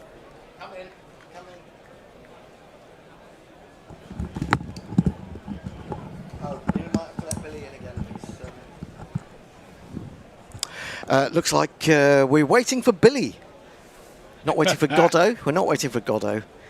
We're waiting for Billy. Billy. There he is. Yeah, there he is. I noticed that of all England's centrally contracted players, Hope put in the shortest appearance ever today. Who did? Hope. Oh, Hope. Hope is required to appear at every game, but very briefly in this case. I thought you meant Shy Hope. I thought unless he's suddenly become naturalised Englishman. Billy, I think you're in the ball-by-ball seat. And Stark comes into Pope. This is left out. A lot of bounce actually over 4 buys. Oh, we'll take that. Could do with a few more of those. Well, it was full. They won't like to see it though. It was full and just absolutely spat off a length. I noticed they only went for the light roller in between innings.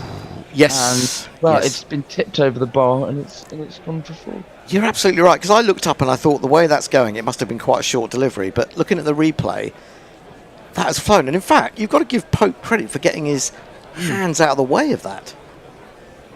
You do? For all the criticism that he gets.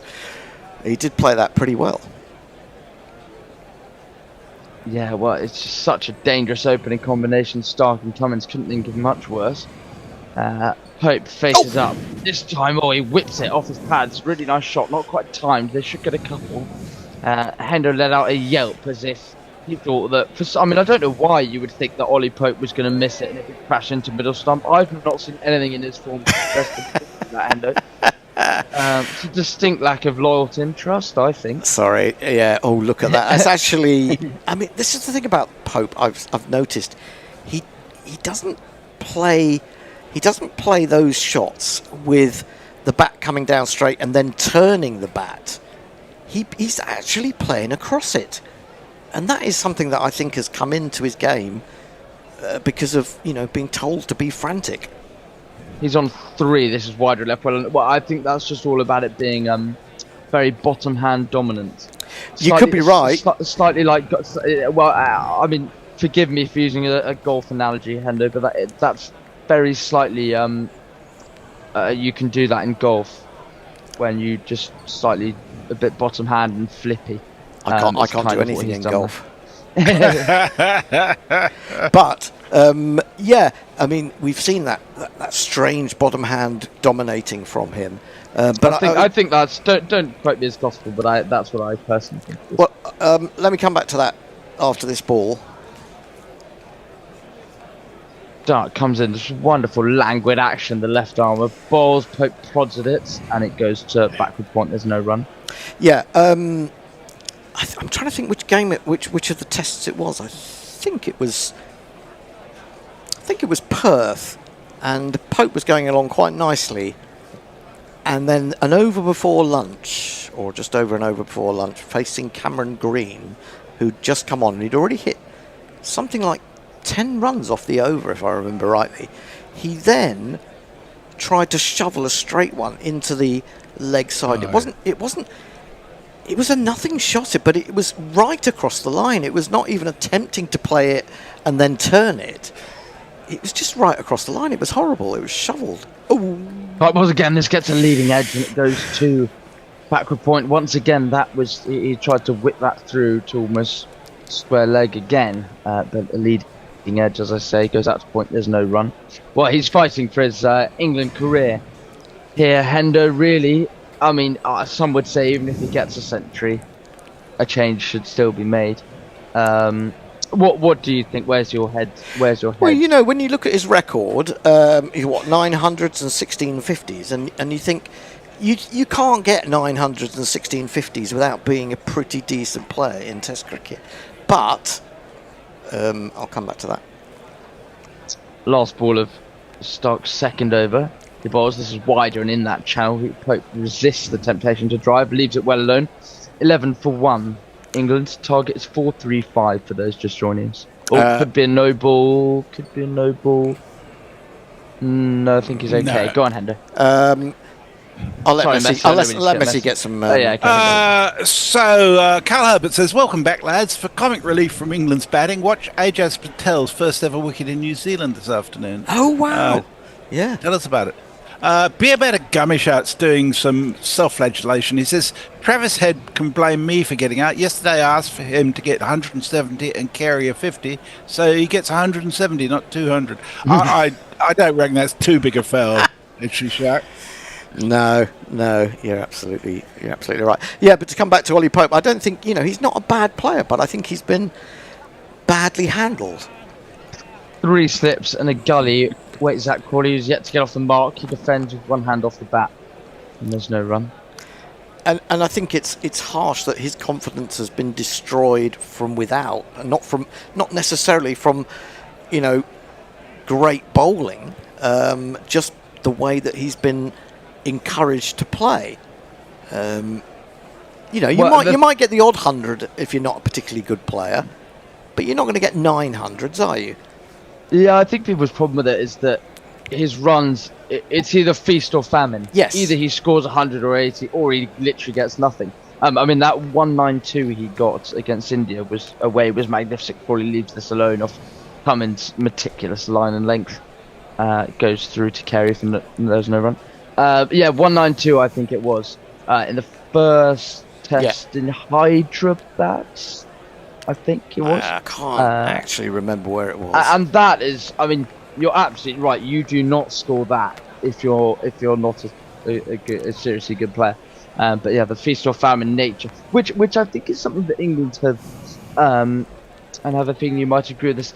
That is something where England's messaging has been: we want players to win us a test match, not just to score a 30 and get out. Crawley faces up again and looks it off the mark. They'll go for a quick single here, and they will make it good running from the England pair. Crawley on 1, England 12 for 1.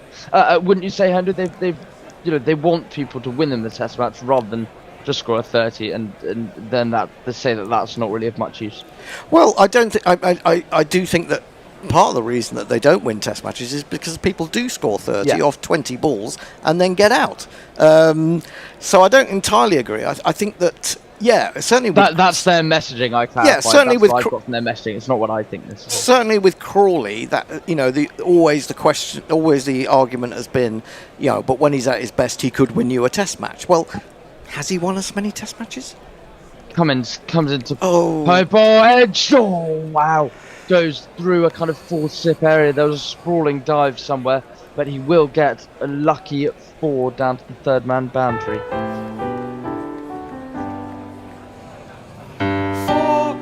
Pushing it with exceptionally hard hands and just got past the sprawling dive of 3rd slip and went to exactly where 4th slip would have been. I'll go on about this like a stuck record. I hate gaps in the slips. There shouldn't be any.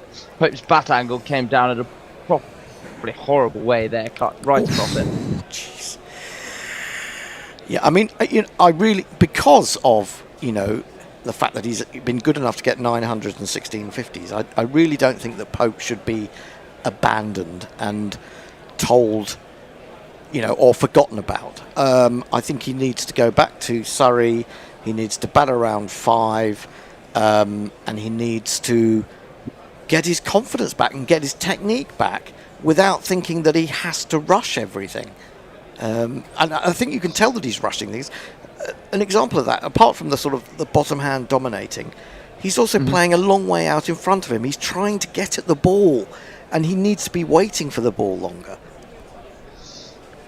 Cummins will come into this is left well alone. Well, if there are any 2 bowlers in the world who are going to expose any technical flaws, it is Cummins and Stark. It's not an easy task by any stretch of the imagination.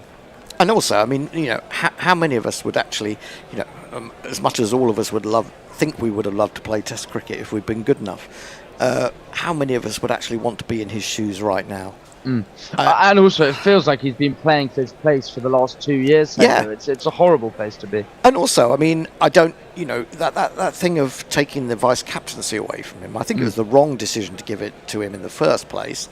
But taking it away from him, was that because they felt that would take a bit of pressure off him, or was it because they didn't think he was doing a very good job? And that can't have done his confidence much good if that's the reason. Last ball, he has a flirt with this one. Ollie Pope, last ball, Cummins is over. It goes through unharmed to Alex Carey. He remained on serve. I actually think it's because Hendo, before Messi gets into messages, I think it's because if he has the vice captain tag next to him, it slightly makes it seem like he can't be dropped. That was as soon as I saw that they'd taken it away from him. That was well, my reasoning. yeah, but I mean he must know that that's what they're kind of intimating, isn't it? So that's not really it's not really a vote of confidence, is it? No. Go on, Messi. So we have 2 super chats from Jay Grover. He sends us £2 to say, I must know what is on Billy's bookshelf. And he also sends another £2 to say, Pope has the fear. Happens to all of us. Music King declares that it's beer o'clock, to which Jay says, I'm way ahead of you. Agreed. That's very easy for you to say when you don't have to drive home, avoiding suicidal foxes as you go. Mitch Stark will come in over the wicket to Crawley. 3 slips away him. His high backlift Crawley. He turns this one down the leg side. He will get runs here. May well get 4 of them. He will. Backward point comes round, but he can't cut it off. Crawley moves to 5. England move to. Is that the scoreboard got ahead of me? 20. Now my innings going. Great guns. I hit the ball. 4 runs. I hit the ball and it went for 4 runs. I hesitate to play that jingle when England are batting. Yeah. Joe Grover says Billy is still wise, although you're very demanding on the slips. I mean, when you got 3 slips on the gully, to insist that you have no slips means you've got to have 4 slips and 2 gullies, which rather takes away from the rest of the field. Crawley faces up again instantly. Those are leg buys. That goes through with good carry. No, I just always think so I'd have, let's say, so I'd just stagger them so that there isn't a massive gap between them, because I always think inevitably the ball's going to end up between one of them. But you know, it's been done like that for as long as time, so I'm sure there's good. It's probably a reason. Yeah. I mean, there are bigger. Certainly from when I first started watching cricket, there are much bigger gaps between slips in general than there used to be. They used to be much closer together. It always used to be sort of you'd hold out your arm at arm's length, and that's where you would stand next to your fellow slips. Crawley defends back up the pitch. There's no run. The score remains on 20. England trail by 415. Once it comes down under that 400 mark, is that when you start to get excited? The whole of England will wake up and get in front of their TVs. Yeah.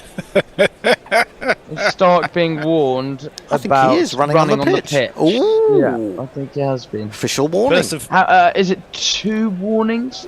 Yes. 2 warnings and then after that you're off? Yep. Yeah. I think that's right.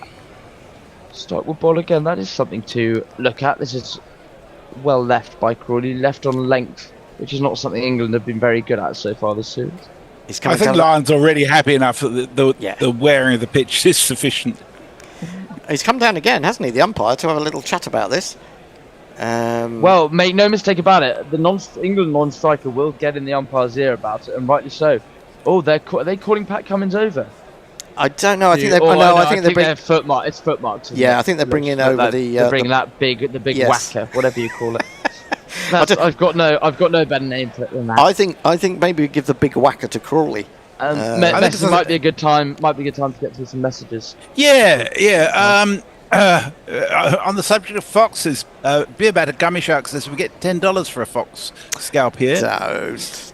Deal 1988 says I saw a fox yesterday morning walking casually on the footpath. I had one in the garden the other day, and the goose chased it off. It just went off its tree at it. Fortunately, because the ducks obviously feel a bit threatened by it. Oh yeah. Well, I saw it yesterday when I was it yesterday? No, it must have been. Did I come in yesterday? Yeah, of course I did. I lose all sense of time in these twilight hours. Driving home yesterday, and it'd been pissing down in London most of the day. There was a big puddle by the side of the road. I drove down, and there were 2 little fox cubs frolicking in the puddle. So I ran them over. Yeah, well, they are very cute, but very evil. They're not evil.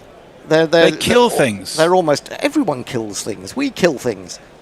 Stark comes into Crawley. This is turn off his legs, and there's no run. They kill my ducks.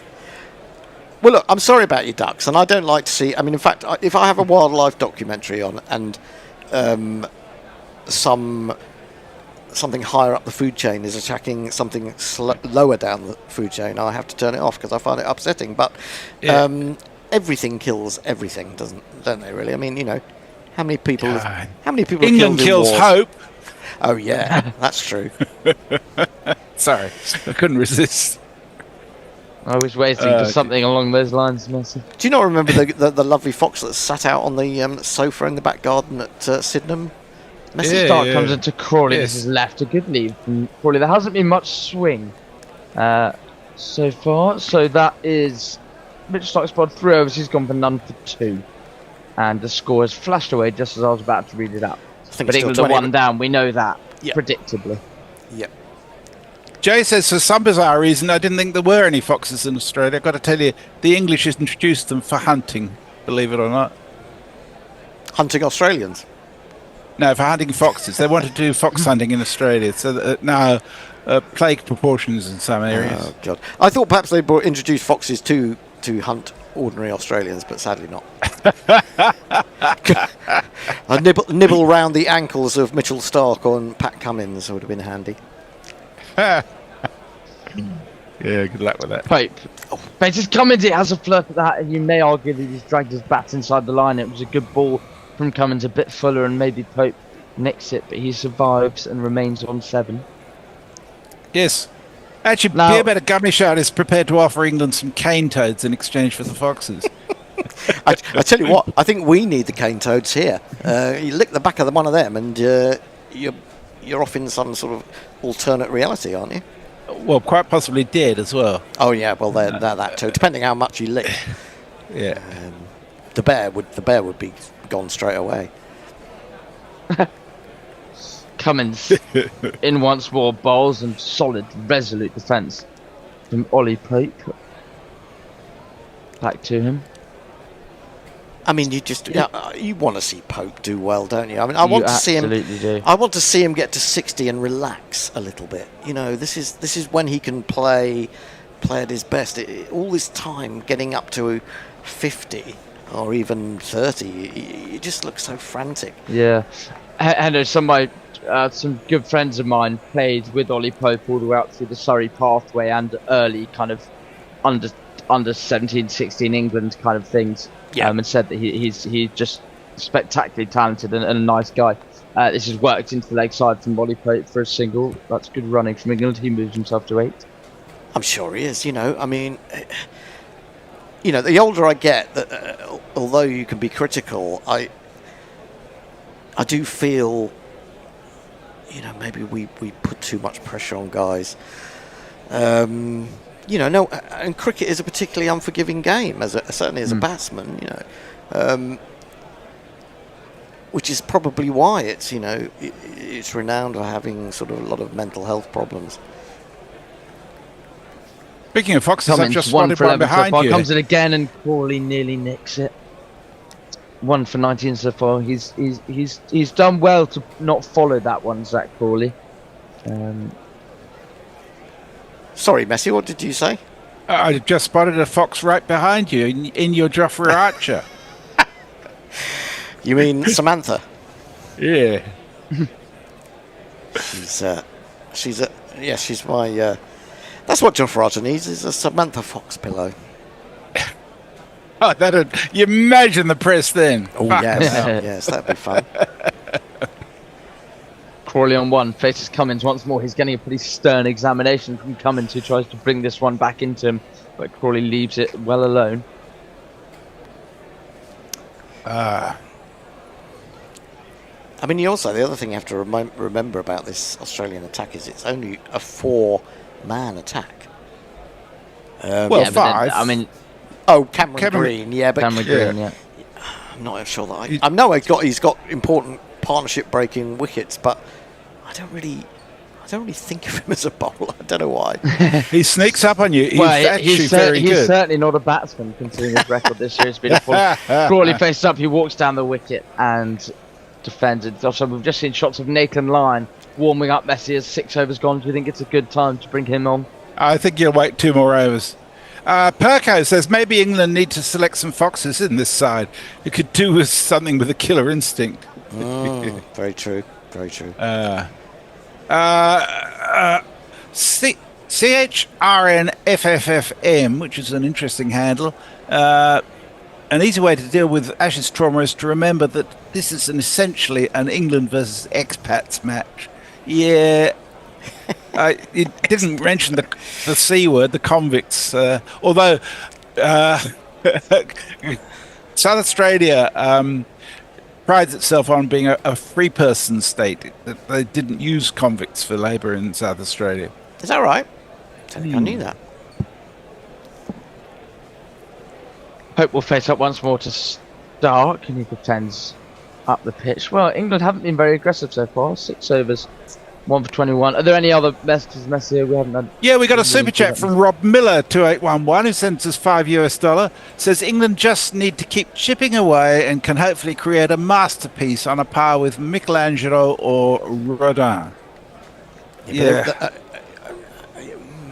We haven't got that many geniuses in our team. Not enough geniuses. That's what we're lacking.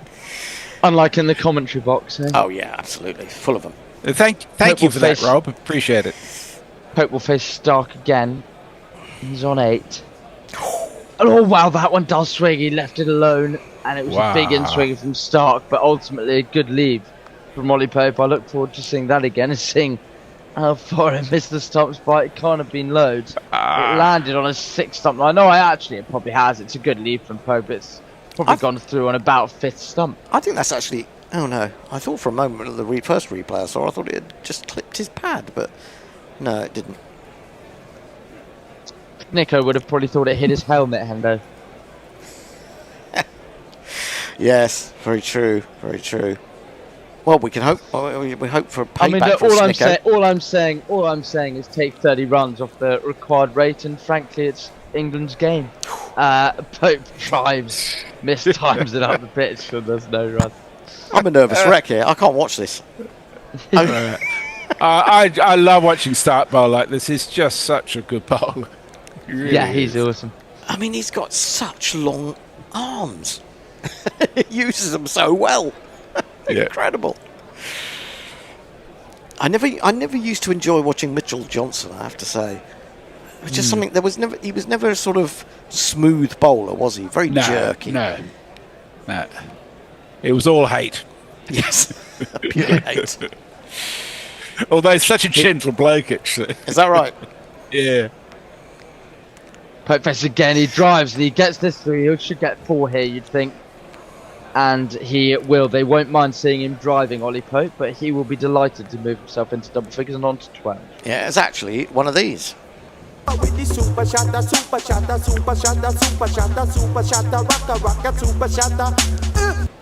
he's played that late, hasn't he? And he did move his feet. Yeah, and he's played it quite late. Yeah, very nice shot. You know, let's give him some credit, because we have been people have been so critical of him. But that was a really good shot.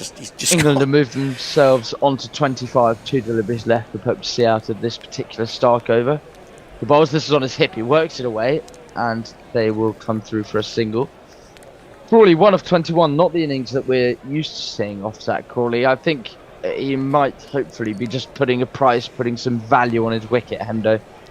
Well, I had higher hopes for Crawley after that first test against India in the summer, where I think what were England chasing, 370 or something, and he got 70 odd, I think, and batted really sensibly, but then seemed to lose it again after that. I really thought Crawley would have a properly good series. What here? Really? I lined him up to be almost man of the series. This is a filthy wide one from Mitchell Stark, almost. It should really be given a wide, to be honest, but it won't be. No, it's not. So end of the 7th over, 26 for 1. That's quite... Extra fluffer says South Australia was settled by the Cornish, which is worse than convicts. Oh, that's a bit mean. CHR and FFFM Says, my name is also Jez, but I'm not Messi. I'm an adult. Get a grip, Messi, Jez. Don't give us all a bad rep. Listen, Sorry about that. It's too late. Yeah, exactly. If Messi's Messi, he's Messi at the age he is now. He's not changing, is he? Yeah. Kiriak always points out that Mitchell Stark's brother is an Olympic high jumper, so they are genetic freaks, to be honest. Actually, he's got a lot of leg to get over. To get over as a high jumper, I would have thought. Yeah, but if you've got a lot of leg, you start with you start higher up, big advantage. Yeah, almost. Cummins comes into Pope, who leaves alone. Well, Hendo, it's ticking down to nearly below that 400 mark, 409. To win. And the contrast between Australia's field to England's, I must say, they've got a backward square leg. Most people in the slips, they've got a mid-on, mid-off, and a short leg. It's strange, though. And that is it. But at the same time... And a point. At the same time, England aren't finding it easy to score. And that's because the bowling is very tight. And they know they know the lines, they know the lengths to bowl in Australia. Yeah. And it's a new ball. It's, And 1 for 11 they've got to so see far. off the new ball first. Pope faces up and he pushes that into that gap. And he'll come through for a single. Crawley's faced a lot of balls from Pat Cummins, it feels. Pope's more taking the strike to Stark, and Crawley's had most of Cummins' bowling, I reckon. So just strike rotation is all important in situations like this. I mean, part of the bowling, apart from the problems England have had with injuries, I mean, we're talking really long-term injuries, aren't we, with a lot of the quick bowlers that they've had, or recurring ones, is that... I'll come back to that. Crawley faces again, he pushes this one to point, there's no run. And we were led to believe that the pitches in Australia were doing a little bit more for the bowlers than they have done in the past. I'm not sure necessarily from what I've seen. But I do think that as an Australian, bowling with the Kookaburra and bowling on sort of harder wickets, do they just learn to bowl a more regimented line? I think they possibly do, because it's harder to get wickets. Yeah, they bowl straighter, and they learn that scoring is done square to a large extent. Crawley faces to Cummins once more and defends back to him. 27 for 1 to score. We have another super chat from the wonderful Jehan Ariyaratnam, who sends us $5 Australian. He says, if Australia win today, Stokes will beat Nasser's record. If it drags into tomorrow, he'll only tie the record and Nass will be upset. It's the sort of record you're very happy to get rid of, isn't it? Was that the earliest loss of the Ashes in history? Yes. Is that right? Yeah. Yes. I have to say, I don't think anyone could have, even the most ardent Aussie fan, I don't think they could have predicted that if that does come to pass. Crawley faces again. It's just pushed up, but there is no run mid-on. Don't you think, Messi? I don't disagree. I think the thing about this series is that England isn't necessarily the worst team ever, but it's the most disappointed people have been ever. Absolutely. Because of all the hype that came with them. I don't know, Messi. I've been pretty disappointed 2 times I've been out to Australia. To be honest. But the way this team was talked up was just huge. Yeah, that was ridiculous, and that's not really their fault necessarily. Well, yes and no. Oh, hang on, I do have one point. I want to make this utterly ridiculous. Crawley defends this last ball. I'll get it in quickly. I know we've got messages to do. Who made it? Jeetan Patel said yesterday. There's a no ball. Jeetan Patel said yesterday that it's a media-spun narrative that this is the biggest series of this regime.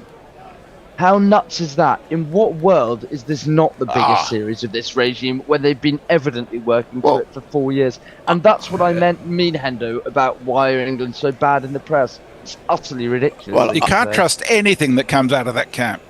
I'll tell you another thing in a minute. Crawley faces up to Cummins' extra ball and leaves alone on length. Well bowled from Cummins, but 28 for 1 at the end of the 8th. Just to say, I think that wasn't Brendan McCullum on record as saying this is the this is the biggest series of our lives. This is what we will be judged on. Yeah, I'm pretty sure I said that. Exactly. Probably. Exactly. I say I'm out of here, and Jason is taking my place. Okay. And you two are swapping. Oh yes. Okay. Thank you. Thank you for that, Messi. God, was that half an hour? That went by quickly. No, it does go. It does go quickly. I don't know. Actually, when England aren't losing a wicket, it seems to go quite slowly. I don't know. 28 for 1. 8 overs bowled. Target's 435. It's now 407.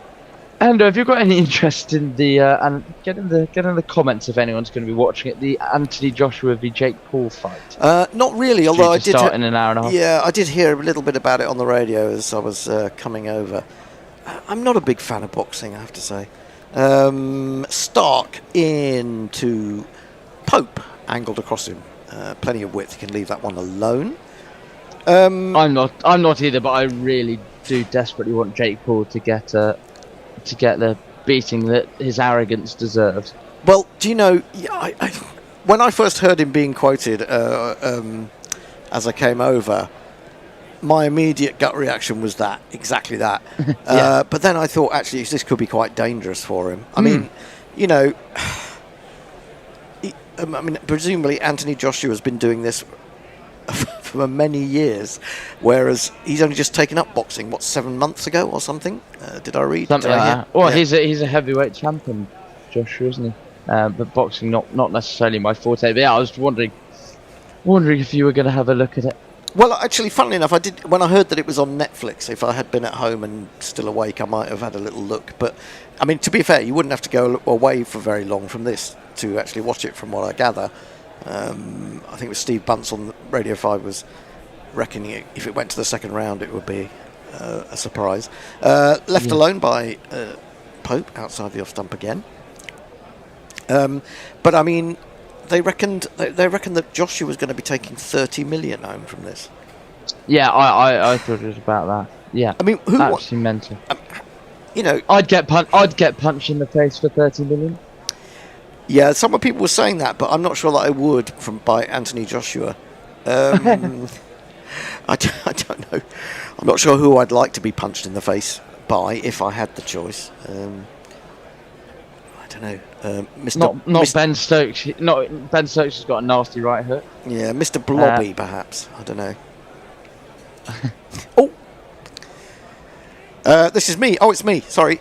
Jabbed by Pope through the gully region, chased by Nathan Lyon, I think, and they've got back for 2. Pope moves to 16. Crawley still just a single to his name from 27 deliveries. And belatedly, Jason is into the middle chair.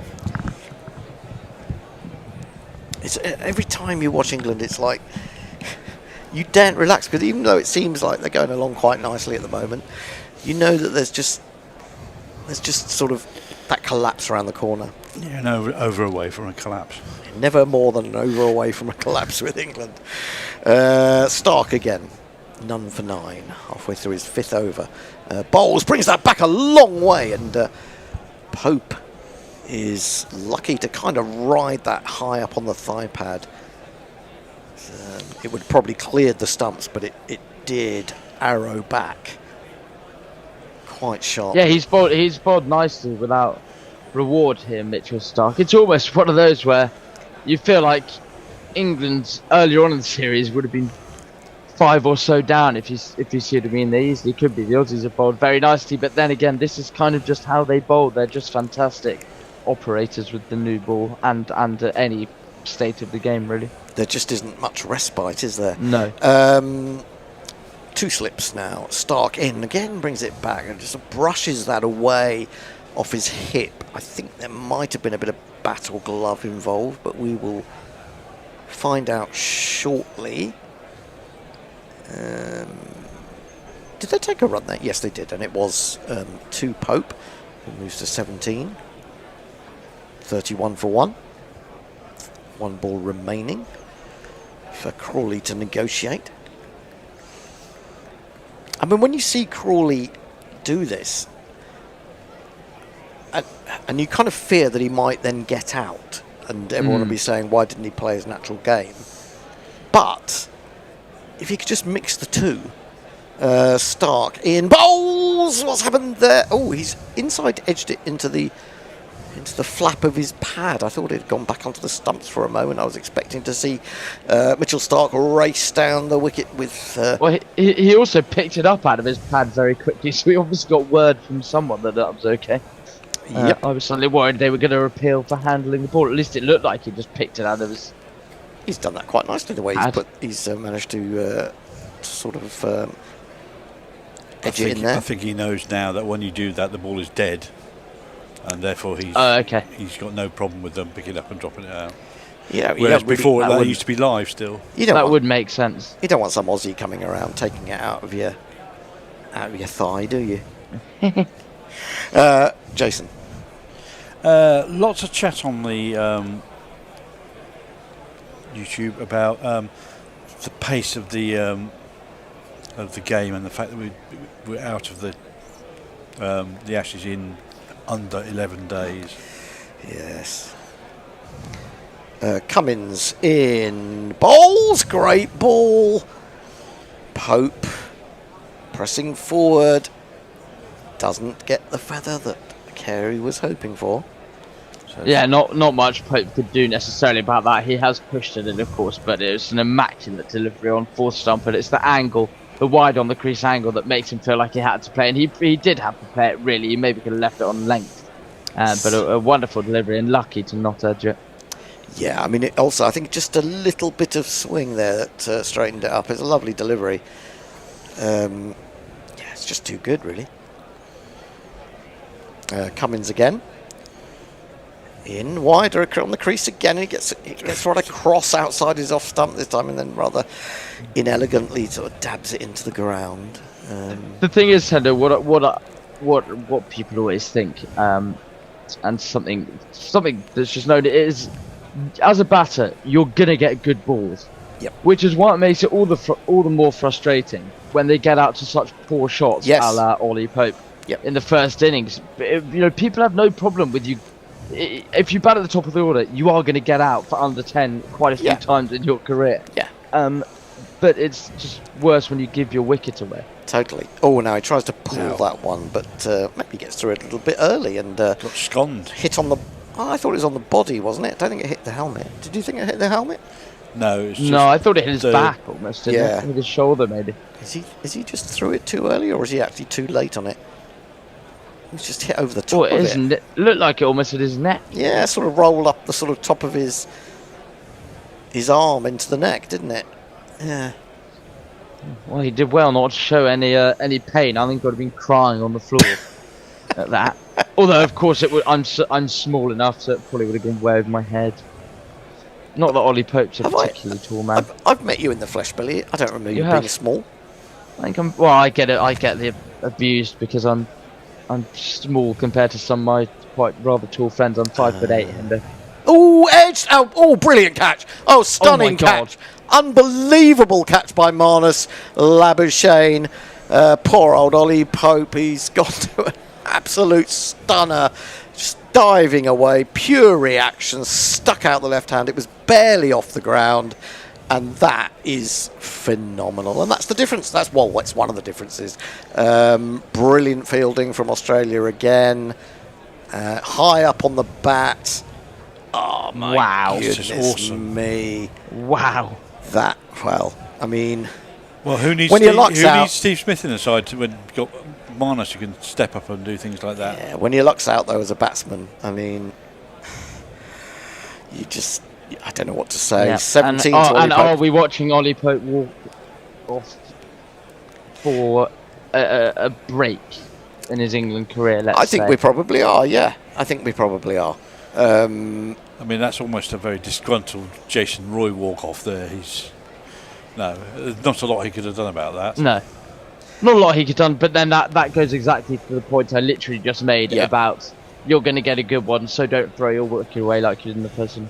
Yeah, and that's what I've been saying for sort of quite a while about Harry Brook. Is Harry Brook has the ability to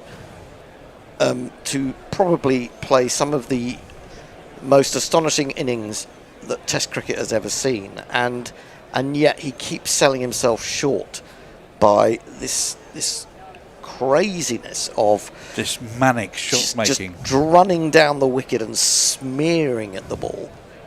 It's just, he could be a legend of the game, but he risks giving it away the way. I mean, maybe having got a 450 grand contract for the 100, he doesn't really care. I don't know.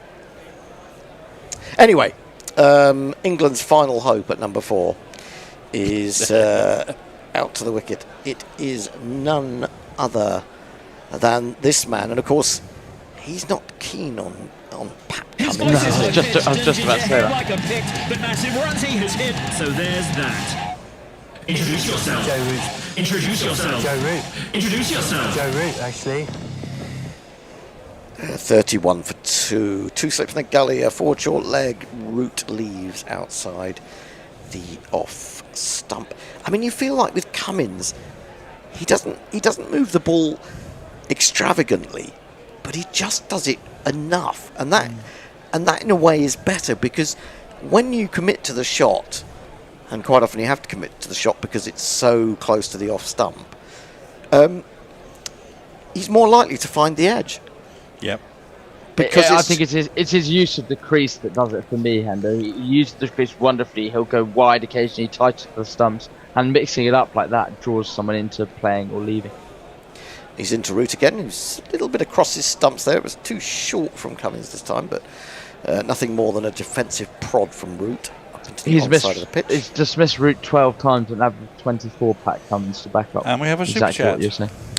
Excellent. End of the over. From Jay Grover, who sends us £5 saying, "This is just how I bowl. Why is this not an oft-used phrase?" This is just how I bowl, as opposed to this is just how I bat. Yeah. Yeah, fair point. Yep. We've also got various comments. Jay Grover also £2 saying 5.5'8" is a peak manly height for Billy. I'm only a little bit more than that.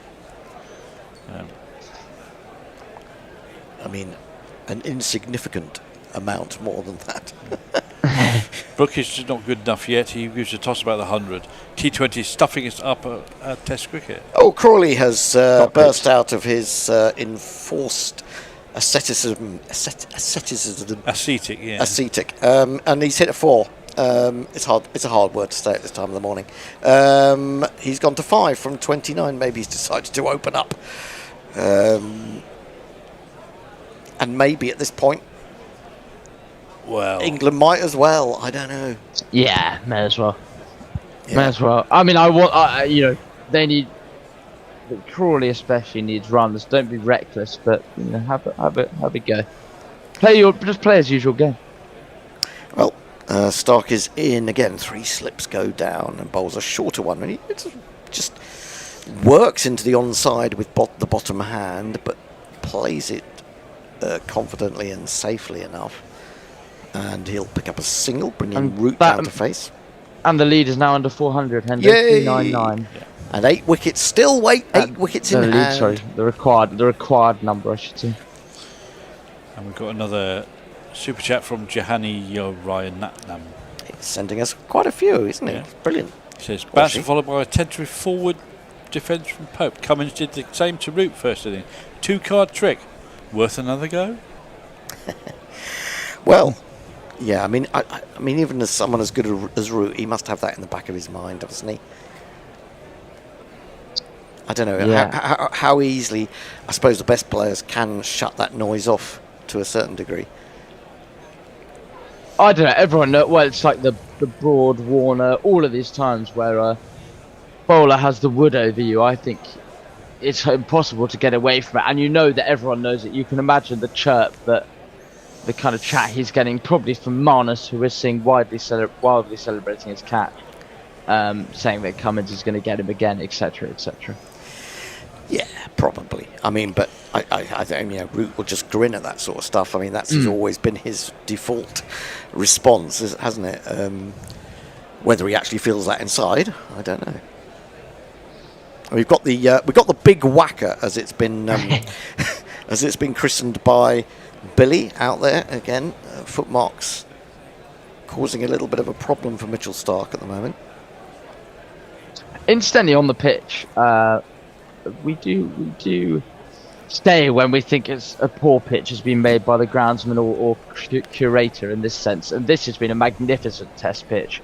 You'd have to say, wouldn't you, Hendo? It's offered a bit for everyone. Yes, and I think, I did think it was going to be easier paced than what we've seen before, and from historically, I think it's been a very, very good batting wicket, especially to bat first on. Stark in again, trying to tempt Root with that one quite wide outside the off stump before he's got his range, Joe Root, but wisely he leaves it alone. Famously, Ian Chappell said, "No, I wouldn't want to go to Adelaide and not have a spinner." No, well, he always had a spinner when he went there. Yeah, and I think because it's a good batting wicket, in a sense, if you've got a spinner that can exercise some control, then that in itself is worth its weight in gold. Yeah, absolutely. But if you can't, it's a different matter. Stark into Root, swinging into the leg side, and he plays that off his legs. I thought for a moment just a little bit airily, but he's timed it nicely. Chased to the boundary, won't be caught, and Root has 4 to his name. And if you kids can't listen, then you bound to see the way you get shot for crossing a boundary. Just wondering whether this might be, he doesn't get a wicket in this over, whether this might be Stark's last over for a little while. Yeah. Well, we've seen Lyon being kind of getting himself warmed up for some time. Yeah. He hasn't got a left-hander out to bowl at the moment, but not that really matters. Stark into Root, who leaves again outside the off stump. 40 for 2. England require 395.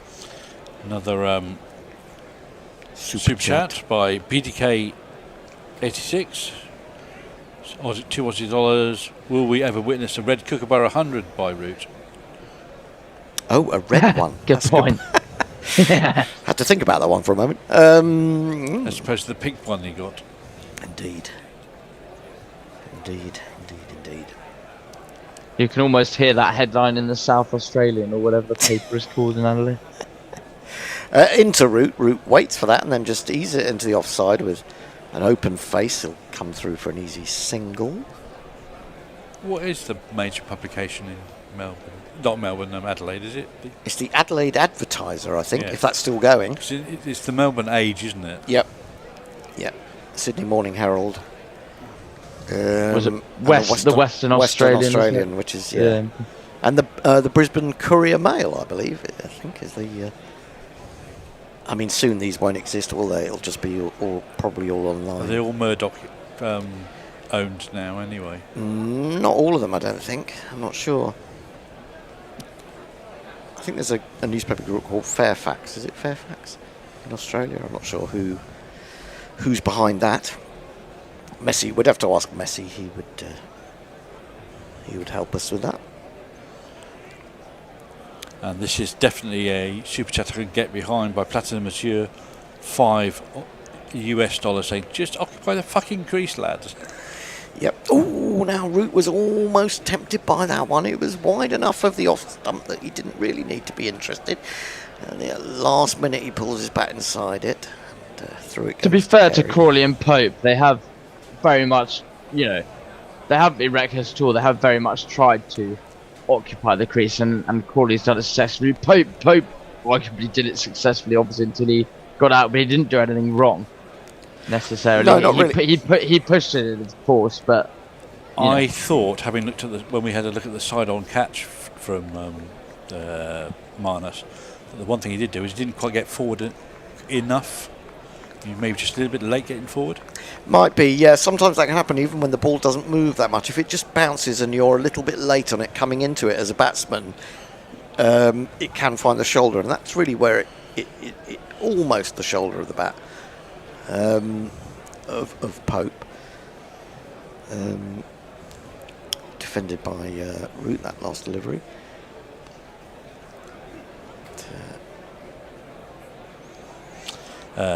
Wino says, Lyon will bowl from the other end into Stark's footprints, you would think. Root opening the face again. Is going to take himself a single. The backward point set well back. Trying to cut off the 4, but strangely not all the way down on the boundary. Certainly not saving the single there. Well, Mitchell Stark's been running on the pitch, so he will have been attempting to create some kind of craters. Yep. Crawley 6, Root 6, England 42 for 2. Kiriakos says Saturday Adelaide only has News Limited, which I think is Murdoch. Well, News UK. Oh, there was News UK. News Limited is Murdoch. The mid wicket has gone back quite deep. He's not well. I say deep. He's about 10 yards back from. And you were an right. orthodox one. He also says the agent Sydney Morn Herald R Fairfax 9 is down by 9. Oh really? This is worked from his off stump up to mid on by Crawley. There is no run. So yeah, there's a tie up there with the Channel 9 conglomerate. Oh, it's like Succession, isn't it?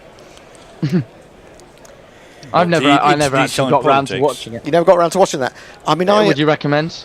Yeah, I would. I mean, I avoided it for a long time, and then I finally watched it. The very first episode of the first series, I found really hard to get on with. But if you persevere, it becomes really addictive.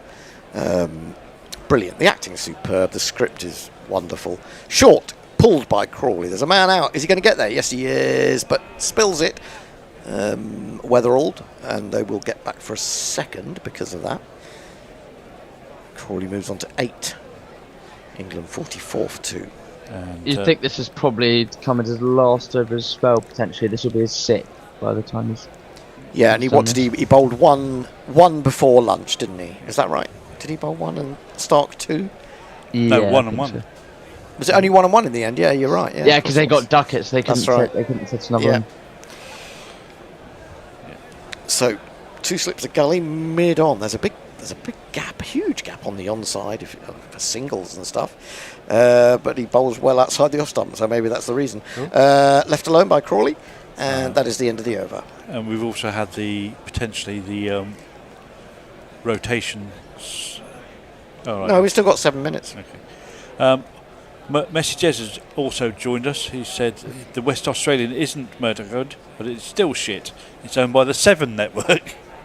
This is so basically all the TV stations are buying up the old newspapers. And who is it? It was Extra Fluffer says, who the F still reads newspapers? Well, probably asking a journalist that question is not the right person. Newspapers are a wonderful thing. I mean, do you want to sit on a website and every time you try to read or move it down, scroll it down? I mean, the pop-up ads just drive you utterly insane. The Daily Mail. Well, the Daily Mail's an awful organ anyway. The only one I think reading. is a good representation is probably The Guardian's probably quite a good website representation of its. Yeah, but nowadays you get that thing where they keep pleading for money, don't they? They do plead for money right up the front. Pleading for money. The Times seems to be quite good, although maybe that's the app. Well, it's behind a paywall, so yeah, I don't know much about it. Yeah, I mean, I can't. I mean, even when I was working there, I couldn't get a free. I couldn't get a free internet. Really? Pass. Yeah. Well, I mean, maybe if I'd asked.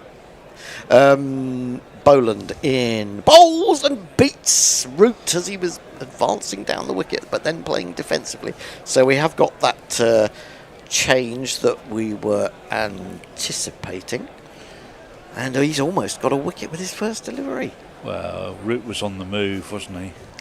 When he was playing he's had the a shot. fiddle at that. He's had a horrible fiddle at that. He's had a fiddle at that. Has he gone too far across? I mean, if you've got right outside your off stump there, you're playing at a ball that you don't really need to be playing at, aren't you? But when you move around, I think you probably get slightly discombobulated as where your off stump is. Yeah. Short, and he waits for this one and eases it down into the gully. No run. Got a couple more super chats to get through. Wow, we're doing well on the old super chats tonight. Jay Gover says, being sledged by Marnus would not bother me. However, his silence would give me the fear. Well, I think you just have to tune it out, yes. Because, they're just incessant. His eyes would give me the fear, just him looking at you. And also, we have Jay Gover again saying, I read lots of newspapers. Not the Daily Mail, mind. God, no. Well, I mean, yeah, the Daily Mail's a waffle in terms of its political stance and its the way it does things, but it used to be very good in how it was edited, headlined. Now it's all clickbaity journalism. And then, but its website is dreadful. Defended by Root into the offside. That said, doesn't seem to matter because it's got a massive readership in the US, and maybe that tells you something. So there we go. Yeah, I was going to say about the Guardian. Every time you try to click on a story, it initially when you first go onto it, you get this thing saying, "Please give us money." Boland bowls tucked away by Root, diving effort by Weatherall. Is going to have to get back up and chase that, or is he going to get help from who's that coming round from long leg? Webster. Could be a sub fielder potentially. Is it Webster? What did they get there? They got a couple. 46 for 2. It's just relentless, though, this attack, isn't it? So you have Cummins and Stark up top, then into Scotty Boland, and then Nathan Lyon, you're coming on the other end. There's no rest break. No respite. No. Played at that one outside the off stump. Brilliant piece of fielding in the gully by Cameron Green. And it's that kind of, Root, Boland's not all over him, but he's played and missed it a couple of times. And that's the kind of pressure that Australia keep up, whereas England don't. You can guarantee that would have been misfielded by England. And Cam Green does wonderful work in the gully to keep Root on strike and under pressure. Yeah. And that is so important in Test match cricket. I agree with you. I'm right up there. It's all about these little moments. Boland in, bowls through, he's found the edge. Just short of slip. Rebounds off Usman Khawaja. And he's. I was just about to say, and that's why it would have been. That's exactly why it is important. But yes, just short. That's hurt him. That's hurt. I think it's caught him on the bounce up on the wrist, actually, which is what it would be a very painful part, rather than the palm as such. End of the over, Jason. Another super chat from Jay Grover, £2 to say, odd, Daily Mail had a good book section. Well, yeah, I mean, that's the other thing. I mean, I actually find it hard to believe that, or hard to understand why journalists work for the Daily Mail, for example. But, if you're working in a department like sport and you've got a great job as a cricket correspondent, you're not going to turn it down, are you? You're not going to say, if anyone says, what do you want to work for the Daily Mail for? Because it's an awful paper. But, if you're being paid to go because it's money around the world watching cricket, it's Extra hard to turn Fluffo down. Says, I thought newspapers go well with fish and chips and meths when cleaning windows. Well, yeah, you don't get. I don't do fish and chips. Apparently, in newspapers the anymore. Australian is excellent politically. Yes, we had something in at the end of the Second World War. They had to de-ink all the paper for fish and chips. You get a fair bit of ink with your chips. Coming down the wicket, Crawley, and then working that into the onside. That's quite intelligent cricket, as long as he doesn't play a little bit too early, get the leading edge. He's kind of taking the LBW probably out of the equation by doing that. He gets one. From Els, don't think we've heard of from before. There's nothing as sweet as watching cocky Poms ponder the imminent loss of the Ashes. You calling us cocky Poms? Or? I'm not sure we've got anything to be cocky about. Well, I haven't been cocky for we haven't been cocky for a long time. He's suggesting might be suggesting the players. Cummins in, bowls defended by Root, getting on the back foot. When you dislike another sporting team, it's always a perception of arrogance from the other team, I think, isn't it? For one reason or another. I suppose what's been put forward by this England team has been fairly arrogant. Yeah, I think you could definitely accuse this team of being arrogant. select members, like you couldn't accuse Root of being arrogant. No, but I think so. I think certain members of the group you probably could level that criticism at. I suppose it's just the overall attitude around the group, as they like to say. Push out to wide mid-off, and there is no run. It's a no ball. England move within 2 of 50. A graphic came up just then showing how good Pat Cummins has been with a little square on kind of the 5th stump line. He's literally landed on a good length. He's literally landed 50% of his deliveries on that square, and everything else has been very close to it, apparently. I think also what he's very good at is disguising which way the ball's going to go. If it does move, here he is again, bustling in, bowls to Root. Root turns it past the short square leg. He sets off quickly for the first. He, thinking about coming back for a second, probably not wise, and decides against it in the end. Root on to 9. Crawley also on 9. England 49 for 2. From Els, who's coming back to me, he says he's going to fire up the barbecue, the lamb chops for lunch. I've named them Duckett, nice. Pope, Brooke and Smith. It's like the pig that was named Eddie Hemmings, wasn't it? And what's the other one? And Botham. And Botham. Hemmings and Botham. Yeah, that's right. I was talking about types of duck the other day with my Mrs. Hendo. Left alone? No, not left alone at all. He's come forward to that, and he's been beaten by a ball that moves away. That's an absolute jaffer from Cummins. Just drawing him into the shot wide on the crease once again, very similar to the Ollie Pope dismissal, and that's all luck that Crawley hasn't nicked that, really. Guys, could someone let Will and Kat in, please? We're due on imminently. We will do. We will do. We've got, what, 2 Eddie's balls on left, I think, this over, and then we will have a change. It'll be the end of me for the test match. That second slip's come right forward now. Labuschagne, this is left a by long way Cummins. forward. I thought that we're seeing it from behind. They are a good 5 to 7 yards ahead of the keeper. Well, I'm not really surprised because the ball is dying. Yeah, the ball. This has been a sort of a lower bouncing pitch than what we've seen before, definitely in person Gabba. So Khawaja at first, Labuschagne at second. He's taken both the catches that have brought England wickets. The second one, an absolute perler. Green is in the gully. He's in again.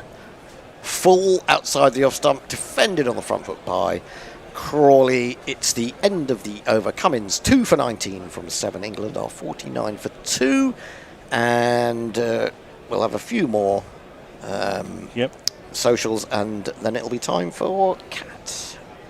I'll see you in a bit, guys. I'm going to try and get half an hour's sleep. We look like we're catless at the moment. Hiya. Will, how you doing? G'day, Will. All good. How's it going? Good. Can you call Hendo and see if he'd be happy to do the ball by ball until Cat turns up, Jason? Yeah, one of us will do it. Okay, thanks, guys. Yeah. I'll do it for a little bit longer until Cat gets here. Right.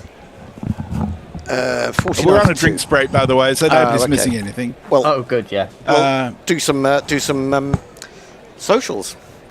Yeah, Kiriakal says, looking forward to seeing Lyon bowl on here. Will be interesting to see if it spins much. Yeah, although Lyon's never a huge spinner of the ball, but he does use the bounce, and just that little bit of turn is all that's necessary sometimes. A little bit of turn and a lot of bounce can go a long way. Yeah, absolutely. Especially while the ball's still a bit hard. Yep. From Mel says, why didn't England bring their young speedster Harry Moore with them? And James Rue, who is super with the Willow. I don't know of Harry Moore. Harry Moore, I think, is Durham. He's only 17, I think. He's a child. He's a child. I have to say, I saw a quick bowler from Hampshire playing in that what's it called? The One Day Cup. I think it was the Metro Bank thing, yeah. Manny, forget his surname, and he looked quite swift at 16.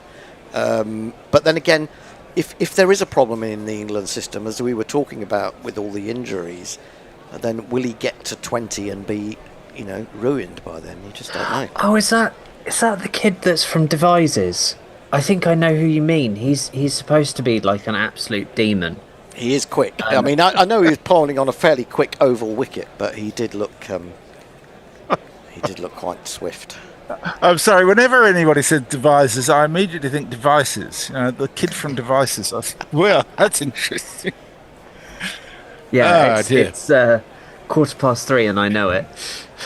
Well, how are you doing anyway? I mean, I've got to reply to your question. I have had a read. It's absolutely fine. Don't worry about it. Like, I sent you it at like 4 a.m, and I don't need replies. You know what I mean? It's more I'm awake, and I thought he's probably still awake, so we'll see it. But I don't need a reply. Well, you will get one. Yeah. It's just I wasn't supposed to be doing tonight. I was hauled in by the rotor. Oh, were you? The rotor. Oh, I'm glad you did. The rotor demon that is Tony. Yeah, and you had stuff to get off your chest, and I think it was a very healthy thing for you to do. Yeah, you needed it for the emotion. I wish I felt better for it. I don't really, because you see it over and over again with England. It's just like no one learns anything. I mean, I wouldn't mind. I wouldn't mind if people learned from. Isn't that what life's supposed to be? A learning experience. Yeah, but it means you can write about it in your Substack. To be honest, that's true. I don't really want to, but balls to root. It's defended square on the offside. I've kind of got out of the habit of writing, and it's. I don't think it's the writing that's the problem. I'm having so many technical problems with Substack, that it is. I sit down and I think I'm going to write, or I think I'm going to just sort of get the payment section sorted, and it ends up taking me 2 hours, and I'm still no further forward. I end up having to talk to the chat bot and say what's going on, and then they say we'll send a bug report to our tech department, and it's like, but how long am I going to have to wait? Onto the front foot comes Root, steers that past the gully, but it's really well picked up by Lyon, who then sort of sidearms it while prone back towards the wicket, but they do get through for a single. Root into double figures, 10 from 20. Okay, got it. He says Bender was obviously brought in for technical expertise in the absence of the bear. I'll have you know. I was in last night at about 11:05. I had it almost all sorted within, 3 minutes. Oh fuck! I'm impressed. That's really good. Except I did forget to turn on the machine that works turn it all everything. Boland in bowls, defended by Crawley on the front foot. There is no run. It would have gone so well if I'd only switched it on. Yeah. The bear was. I was sitting in front of all the bank of computers, and the bear kept saying, "Is the what is it? It does all the sound. The mixing desk." And he says, "The mixing desk." And I thought he meant the computer in the middle. And I say, "Yeah, it's on. What are you talking about? What's the problem?" And it was only sort of about 10 minutes later, as he kept going on about it, I suddenly realised what he meant. It was when he was in Sydenham. When we were in Sydenham, that was the first thing I did. I went over and turned on the mixing desk. I just completely forgot about it.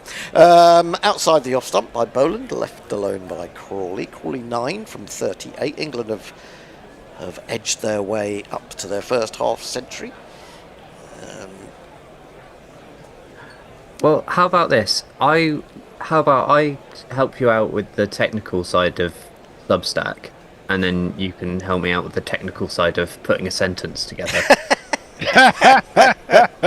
Well, I think I'm going to have. I think I would have a hell of a lot more success with you than I would have with the bear when it comes to putting a sentence together.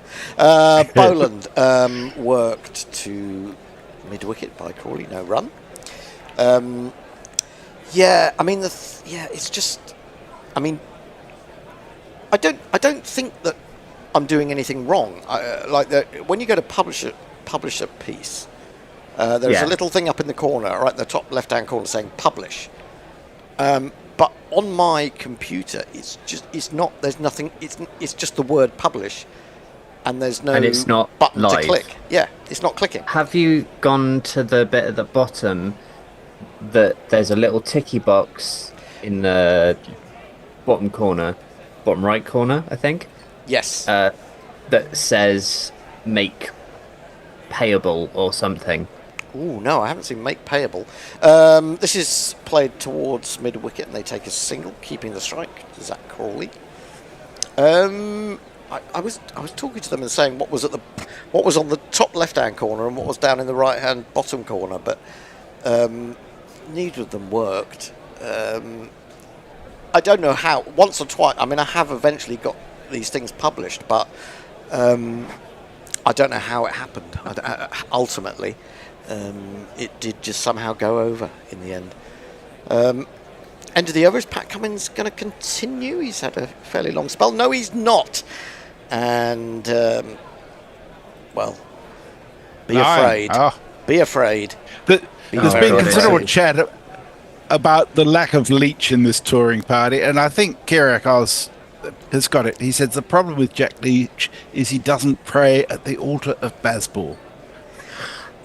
Well, I have thoughts about that. He actually really bought into it, but he doesn't look like a baseball-y person. And he's not a darling of baseball. Yeah. Right, it's going to be Lyon. 3 close catches, and Crawley brings out the reverse sweep. Doesn't do it much good. He played it really quite well, but it's straight to Boland at backward point. So let me see, what have we got? We've got a slip. I think we've got a leg slip and a forward short leg, a fairly shortish mid-wicket. Lyon in. Oh, he's played that into the onside. There's excitement in regards to an LBW, I think. And a catch, I think. Was it a catch? That was nearly a catch, but it went down, I think. No, it didn't go down. He didn't hit it. That was the problem. Well, that's why I thought he actually... I thought it went... No, he doesn't hit it. I think that Nathan Lyon was appealing for... I got the impression the way he moved suggested to me he was appealing for LBW, but he got a massive stride in. That one turns down the leg side. It's grabbed by Kerry, who brings it back towards the stumps in a flash. And you can see what Lyon is trying to do here. And this is exactly what I think they wanted Shoaib to do, is put in the leg slip, put in the forward short leg, get the overspin, get it to bounce. And just as a batsman, it's almost like you almost can't resist playing at it and guiding into the hands of one of those. Well swept by Crawley, powerfully swept, but straight to the fielder on the boundary. One run. Big puff of dust there, and it turned. You watch this. Oh yeah. Oh dear, I don't like the look of that at all. Oh, that's bragging. I mean, I think there have been a couple of balls that have done that from the quicker bowlers, actually, but it becomes even more dangerous, really, if you're just propping forward. Got those close fielders. Lyon into Root. He brings out the sweep, and he's got that very well indeed, and he's got that shot away from Weatherald at deep backward square. And it's 4 runs to Rooty. 2 + 2 is on my mind. 2 + 2 is on my mind. Have we found Cat? We haven't, as far as I know. Cat. Maybe you might check to see with Jason if she's in the waiting room. But apparently if not. we haven't got her for this session and the next, we may have to ask you to stay on, Will. I may have to stay on because the bear is on the rotor for socials and he ain't there. The bear? Yes. I can basically just stay on the rest of the night if I need to. The bear's not. If that helps. The bear's not going to be on, is he? No, I think Tony just missed one when I think Tony missed one when he was doing the rotors. Lyon in, and Root brings out the reverse sweep, and he does get that fine of the man at and wide of the man at backward point, and it's is that consecutive 4s for Root? I believe it is. Indeed it is. 9 runs off the over. So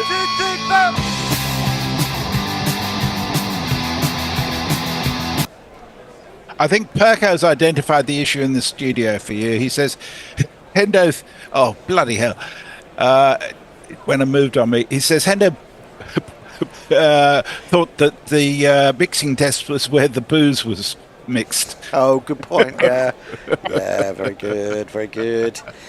We miss Perko when he's not here with his witticisms. It went and moved on you. I think that was what Ollie Pope was saying as he went off. Yeah. Kirikos points out, I promise you that Australia won't feel comfortable until Ben Stokes is back in the pavilion. That's quite right.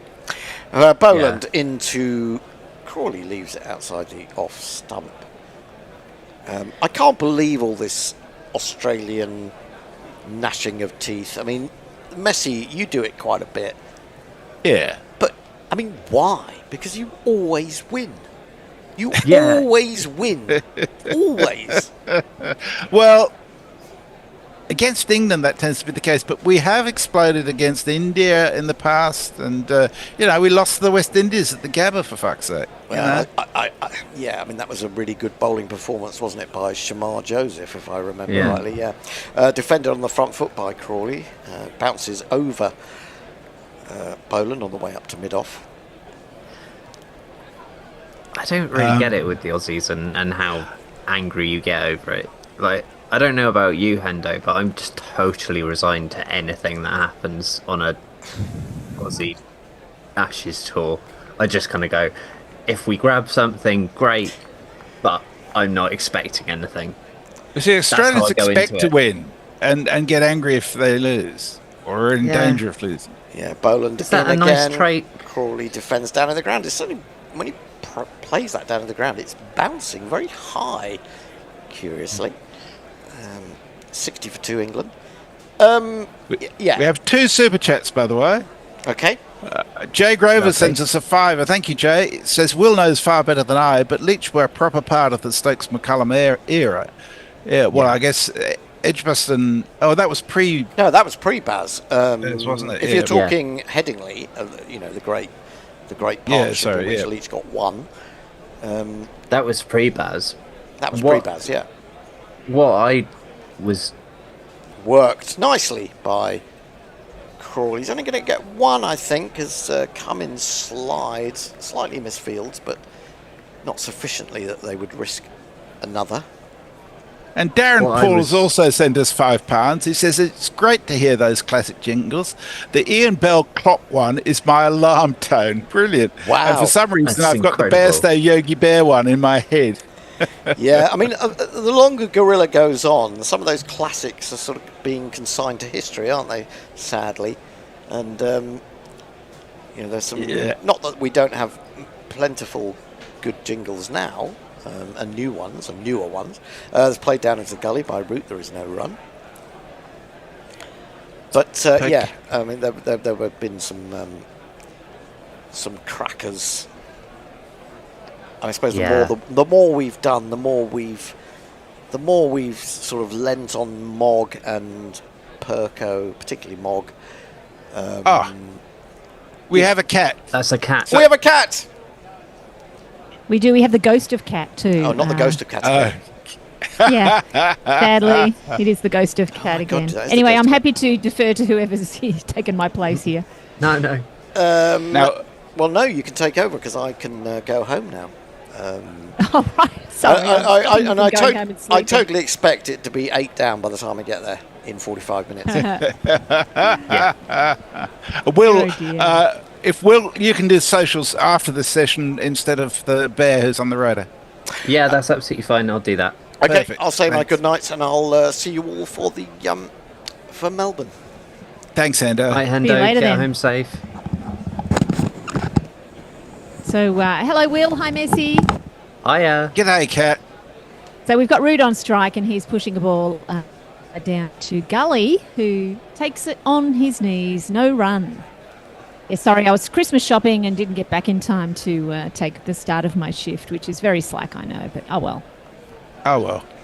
But did Apologies. you finish your Christmas shopping? Nobody died. Exactly. Did not finish the Christmas shopping either, but still, mostly done, I think. Well, that's mostly all right. done. I was taking the teenager to do the rest of their Christmas shopping, and so that worked out okay. Yeah, that's good. I think I'm mostly done. I think. Yeah. So let's have from our listeners the best Christmas, the most creative Christmas present that you've thought of that you're quite proud of this year. And I'm not sure I have one. Do you have one that you've got that's like something that you went, oh, this is just right, or this is interesting? Or, I'm glad I've got the bought right Christmas present. I got a pact with my family that none of us gives presents to anybody else. And that's the best possible arrangement there is. That is pretty good. Yeah.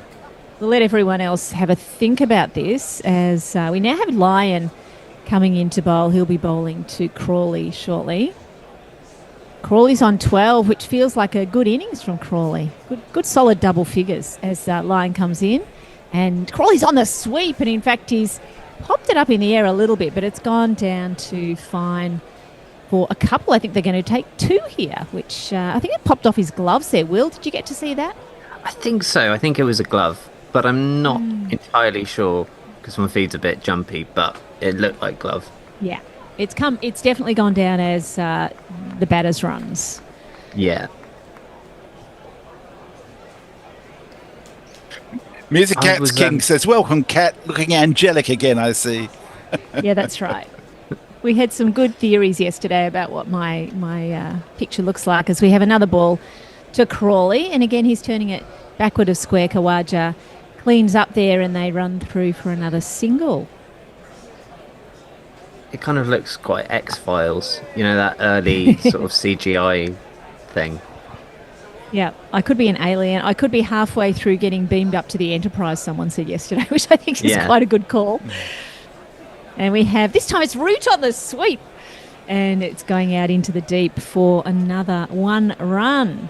They're really doing the same thing to Lyon. He might need to change up his line and length, perhaps. Yeah. I just get terrified anytime Root brings the sweep out, despite him being very good at it. Yeah, what you think it's a bit of a risky strategy? Yeah, but I think that's because I'm putting my own ability into Joe Root's head, so I can't sweep to save my life, so I assume he can't, but... Well, in fact, Crawley was on the sweep.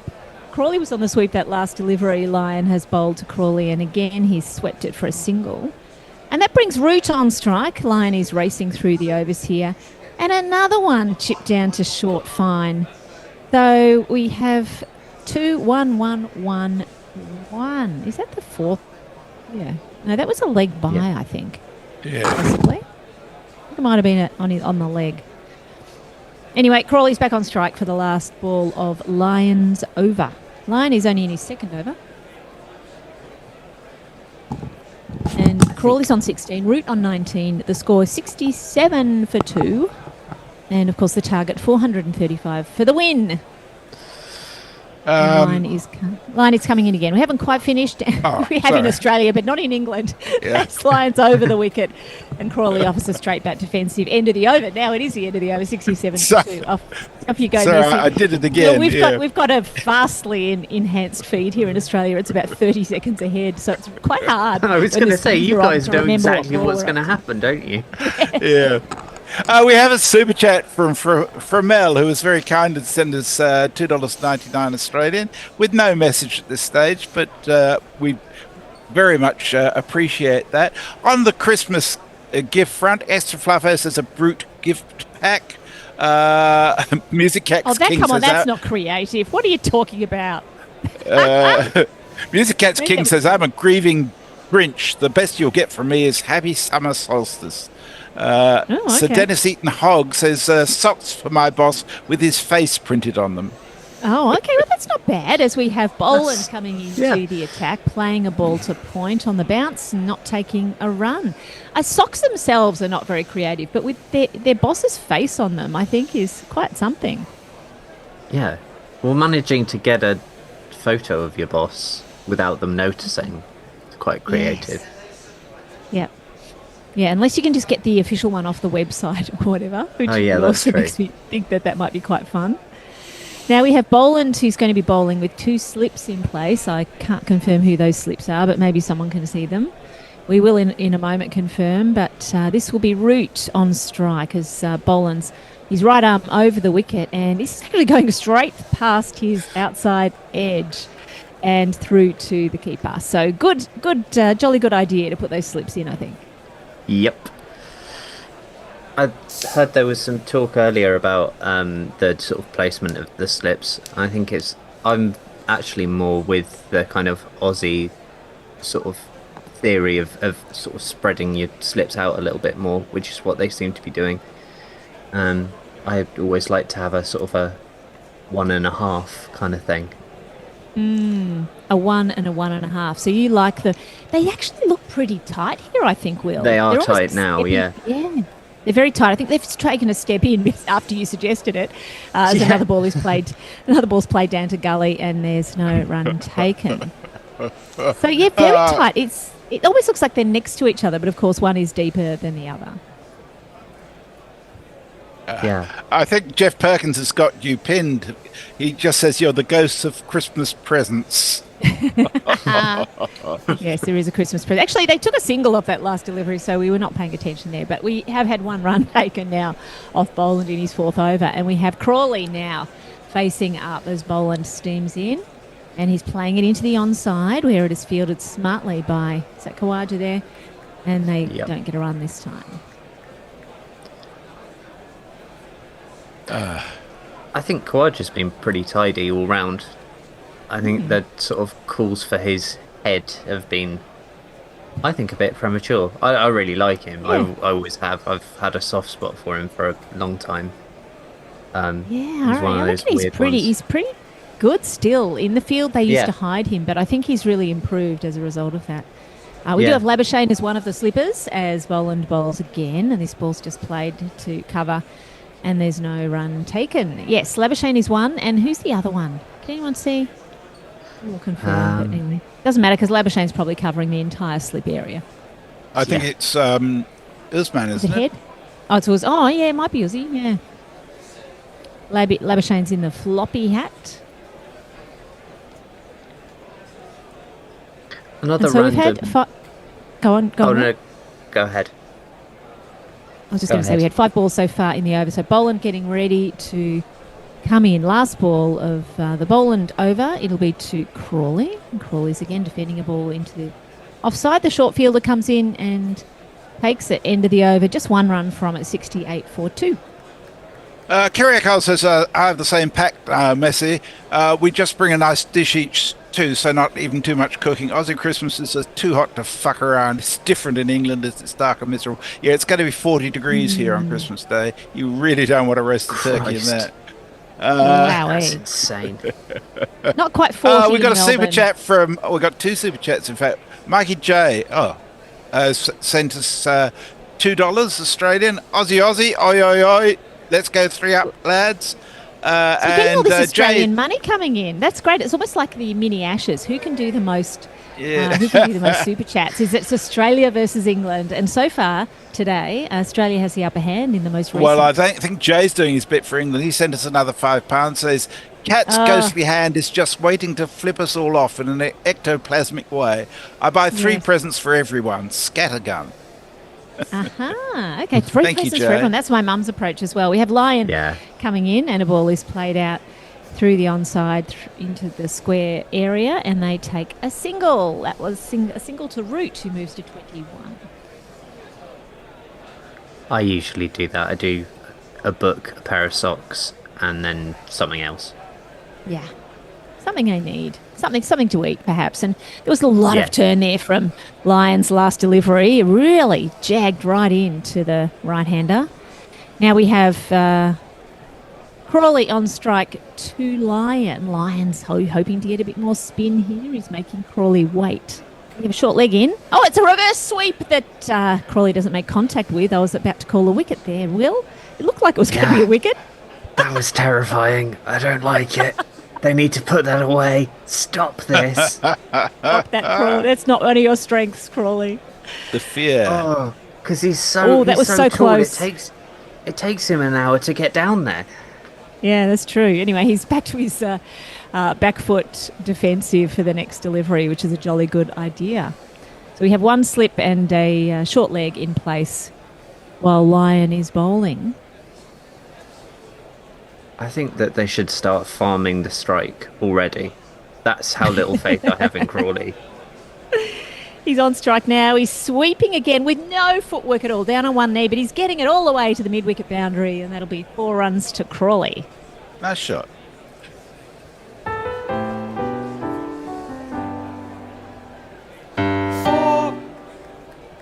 We have 2 more super chats coming in. Rubate 4126 sends us $2 Aussie. Says, do you guys have other jobs? Merry Christmas. Merry Christmas to you too. I'm retired, I'm pleased to say. That's a good question. Do we have other jobs? We'll talk about that in a moment. I'm trying to keep an eye on the Australian and the English feed here. What about you, Will? Are you working? Not in the middle of the night so in England. I mean, right now, no. This is, but like I do a lot of stand-up and writing and stuff like that.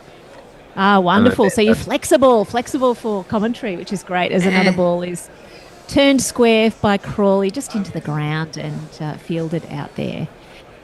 So we're due to change, but there's one more super chat to do from Dr. Science 1984, who sends us $20. Thank you very much, Dr. Science. Oh my God! Now it's the US are now winning in the Ashes somehow. Well, he says super chat from an England supporter. There you go. So that goes. Oh, there you go. So that's it. That goes in the England bucket. As we have Crawley playing a ball square, no run, and that is the end of the over, 73 for 2. Anything else on the socials, Messi? Well, I'll leave it to Will now because Jason's going to take over on ball by ball, and I'm going to bugger off. I'm sticking around as well. You are. And so someone asked for the super chat what everyone... G'day, Jason. Someone asked what everyone does for a living. Now, I'm not sure about you, Jason. We've heard about Will doing a bit of stand-up and a bit of writing, which we need you to advertise your services here so we know where to find your writing shortly, Will. But I work for myself as well. I have my own business and I'm on a number of boards. I'll let you guess which boards I'm on. There's 3 of them. So I will not give you any more information there, but I am also flexible with my work. Off you go, Jason, on the ball by ball. You've got Boland. Apologies, I was away. Just had to do a bit of producing bits whilst because Hendo is getting a text instruction as Boland is now coming in, and that's a little dink by Root, his favourite little glide down to third man. But unfortunately, Cameron Green is in the way, and that stops that. Yes. But it's a reasonable partnership, isn't it now, Jason? We've got, is it about 40 runs they've made together, these two? Yes, about 40 runs, yeah. Yeah, they've not been without their trials in this partnership. There's a fair few player misses, certainly from Root early on to Cummins, who seemed to have his ball on a piece of string. Away. And here comes bustling in by Boland, and that's an immaculate take by Carey standing up as the ball was rising. Made that look very easy indeed, and believe you me, that's not an easy skill. Are you a keeper, are you, Jason? Was that your background when you have kept. It's not my primary. I was normally a short leg if I was close to the wicket. No, because I was big and wide, and therefore you had to hit it through me rather than over and around me. Anyway, here comes Boland again. That sounds dangerous. Bustling in, and he's always attacking the stumps, and that one is stoutly defended on the back foot by Root, who's really gone a bit defensive. He's very much playing within himself, I think, at the moment. They're playing for the draw, aren't they? Let's hope they are. We also have... Boland has some incredible figures here, doesn't he? I mean, he's 6 runs conceded and he's in his 5th over, so it's pretty good. Yeah. Yeah, he's very much, I think, of a better second innings bowler than he's the first one as well. So this is his danger place. So that is defended with a straight bat to backward point, and there is no run. 73 for 2. Still another 362 runs to get to that unlikely winning target, but they've got plenty of time to do it. The question is, do they have enough application? But I reckon if these two stay in, they're making a good fist of it so far. But of course, I think it only takes one wicket at one end, and it's a whole new ball game all over again. Anyway, Bolland at the run up, and he really is metronomic. That's there and thereabouts yet again, and all Root can do is prop onto the front foot and gently guide it to cover for no run. 5 dot balls in this over from Bolland. He's got a chance to get a maiden here. I'm wondering, has he got a maiden in his 4 overs so far? He's let me have a look at the scorecard. He's only gone for 6 runs. I would have thought he must have done. No sure. maidens. No maidens in that. 5 overs, no maidens, none for 6.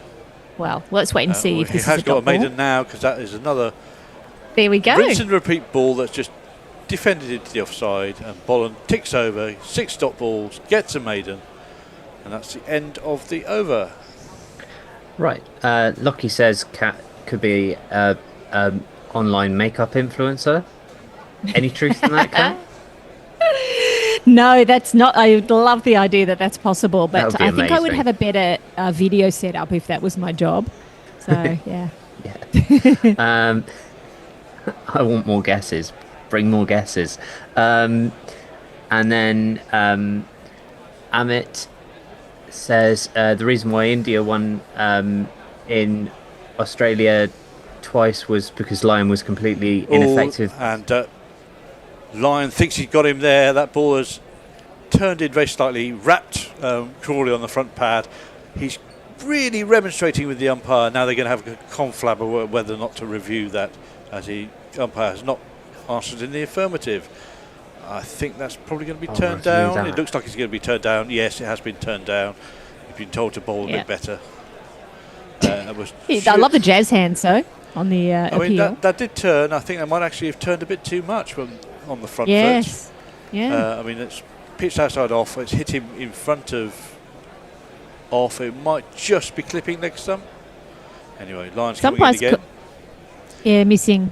And that is sort of the arm ball, and that's played into the leg side.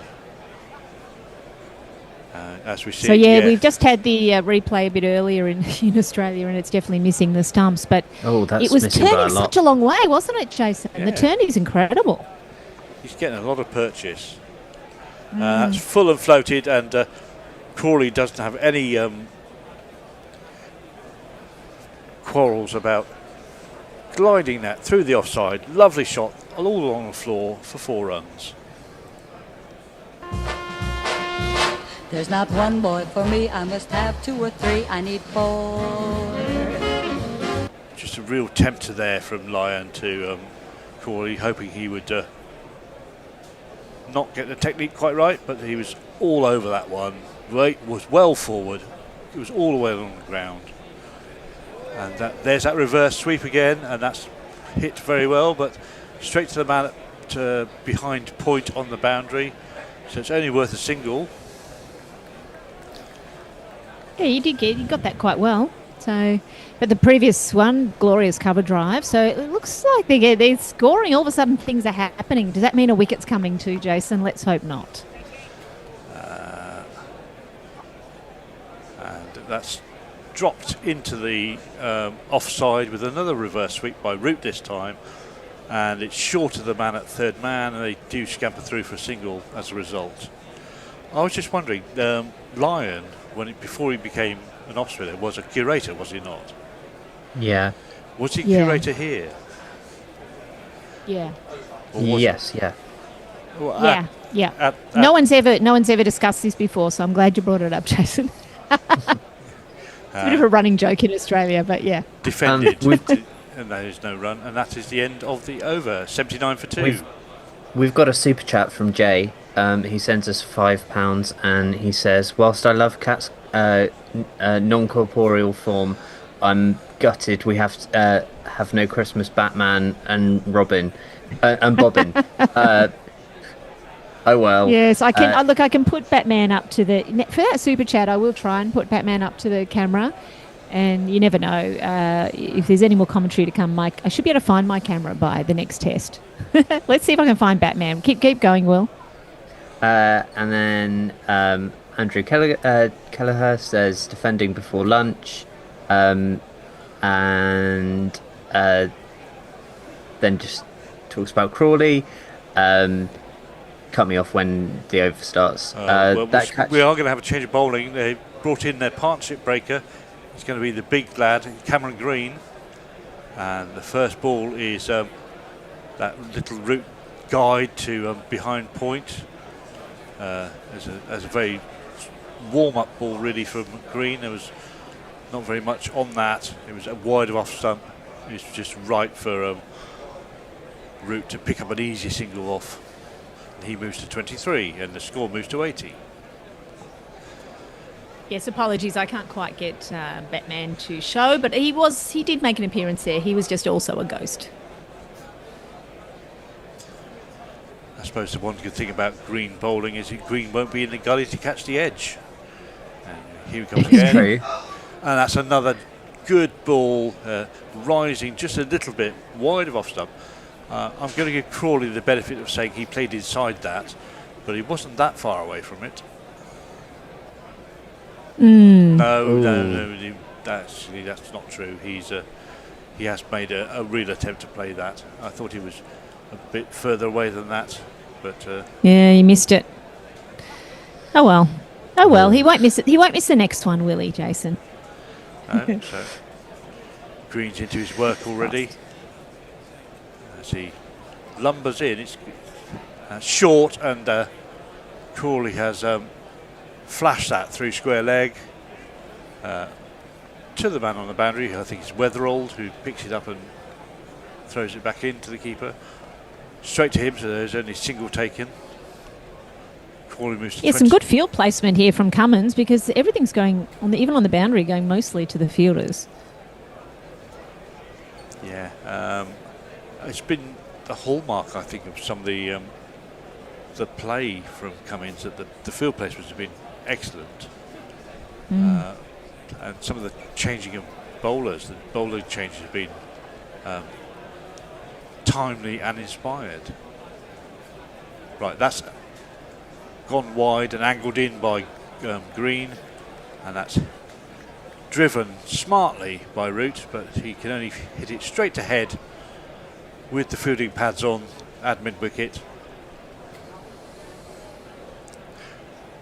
And I see this is the plan probably for Green to come on, was he has taken Joe Root's wicket in previous tests.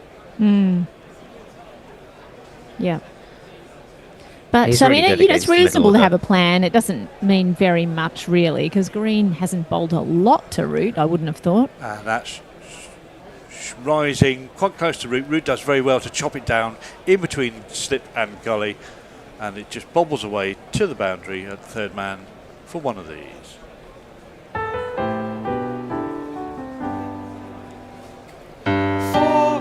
Very nicely done. It was a bit too. I thought that might be a bit too close to actually play that shot, but he's played that very well. Down almost by his body, no chance really. Just had to hit the gap. And that's the over. No, there's one to come. Oh, is there? And very similar shot. He's gone the other side of the man at gully this time. Lyon fields and throws back in. Root takes a single, keeps the strike. That's the end of the over, and it's 86 for 2. Zippy says, I may be on too many substances to handle cat disappearing and reappearing, and it's messing with his head. Well, that's what happens with non-corporeal people. And then Jay says, care to share notes? I would also like in on those notes. Andrew Gallagher says 1 to 7 Aussies, 16 to 1 the draw, and 7 to 1 England. It's not bad. Although Jason, you were a bookie, weren't you? No, I've not been a bookie. I was a statistician and still have a mathematical bent. You sort of explained odds to me. Who was the bookie? Lyon bowls. That's played off the back foot into the offside by Root, who scampers away for a single, rotates the strike, moves to 29, and the score moves to 87. No, I think Grubby... Well, once we find out who the was a bookie is, Grubby was a bookie. we'd love to get their tips. Love to get their tips. And that's full, and Crawley covers up the whole stumps with an immaculate forward defensive, and there is no run. And the field is a little spread now. There's it feels like there's more on the boundary, and this is what England did in the field yesterday as well, allowing the batters to take some singles. And that's again is just dropped into the offside by Crawley on this occasion. Wide open space is an easy single for him. The ball's gone a little bit dead for Lyon. He's not really getting huge amounts of turn at the moment. He hasn't gone round the wicket yet either to vary his line. It feels like he's getting a reasonable amount of turn, but not as much bounce as usual, is what I feel. That's nicely reverse swept by Root. That's a fine reverse sweep. He's gone past the Manic Gully. Third man is very wide. Can't get to it. And it's one of these.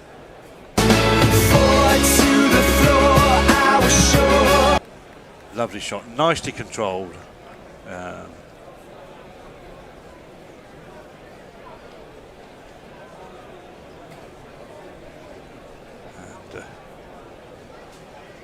Never really a chance once he'd gone past the gully there.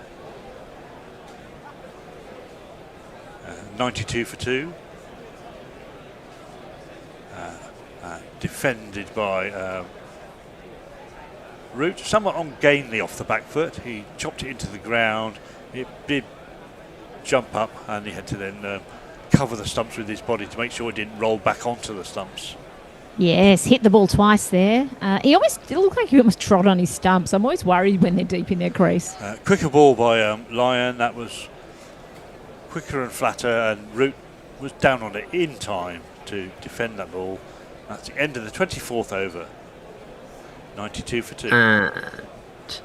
And Zippy says, nothing too exciting, I promise, but looking at Kat and looked at my joint and wondered for a minute if there was something in it. I totally, yeah. And then there's more of that chat. And then somebody, Steele says something that worries me about jinxing England, but yes, I agree about their score. Andrew Kelleher says Joe Root needs 200.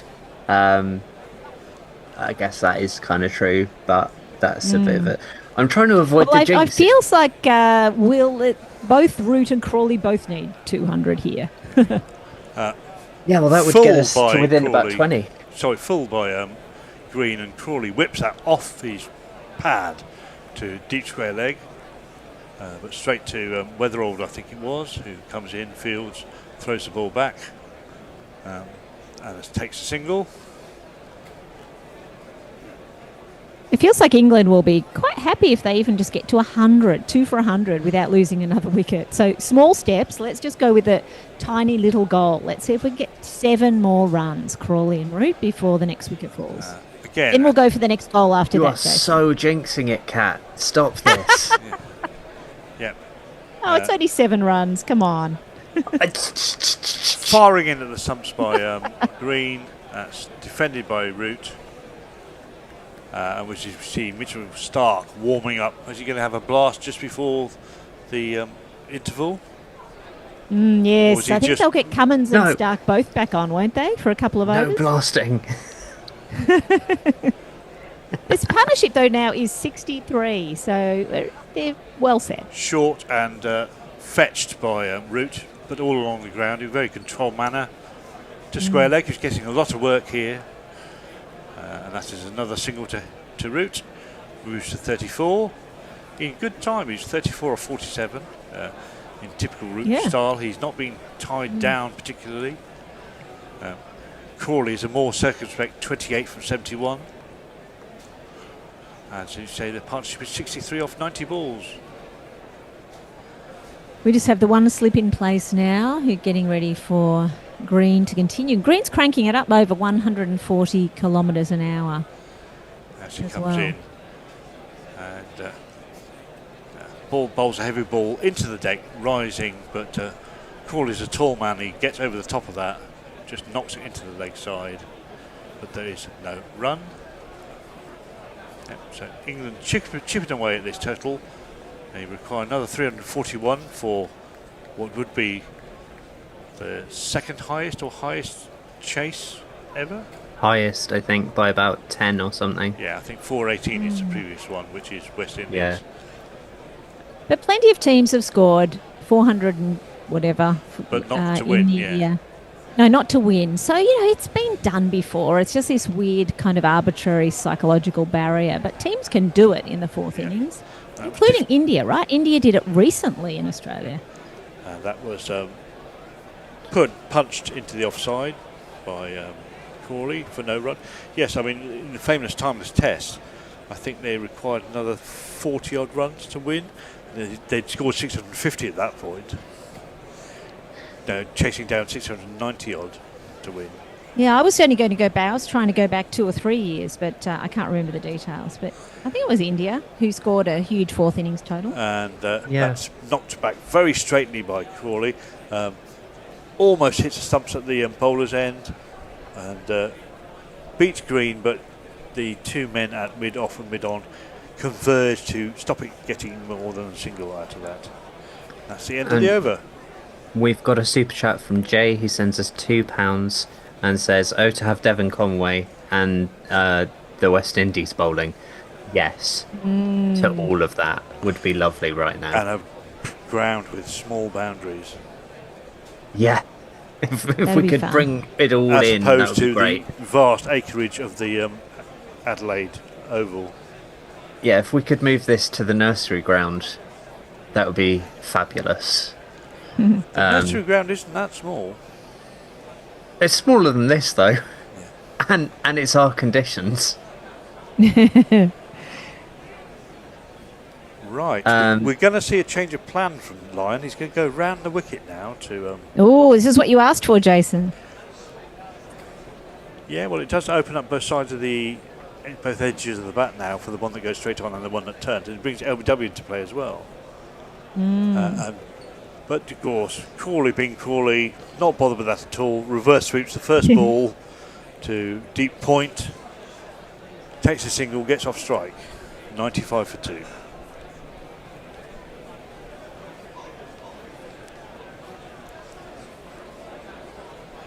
And we're looking at Labuschagne, who's the man at who's in the firing line really for that reverse sweep. It sort of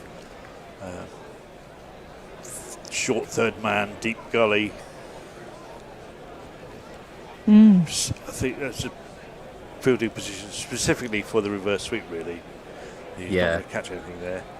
And that tucks root up a little bit. It does well to manufacture room to play into the offside and take a single. So we don't have to go back very far, although we do have to go to Christchurch, because the West Indies batted out a draw. They did. That's the Justin Graves 457. Double ton. So England needs to take inspiration from that. Although I guess by the time they get there, it won't be a draw, will it? They'd have to win if they batted all the way to the end. Yep. Punched off the back foot by Crawley, down to Mitchell Stark at long on.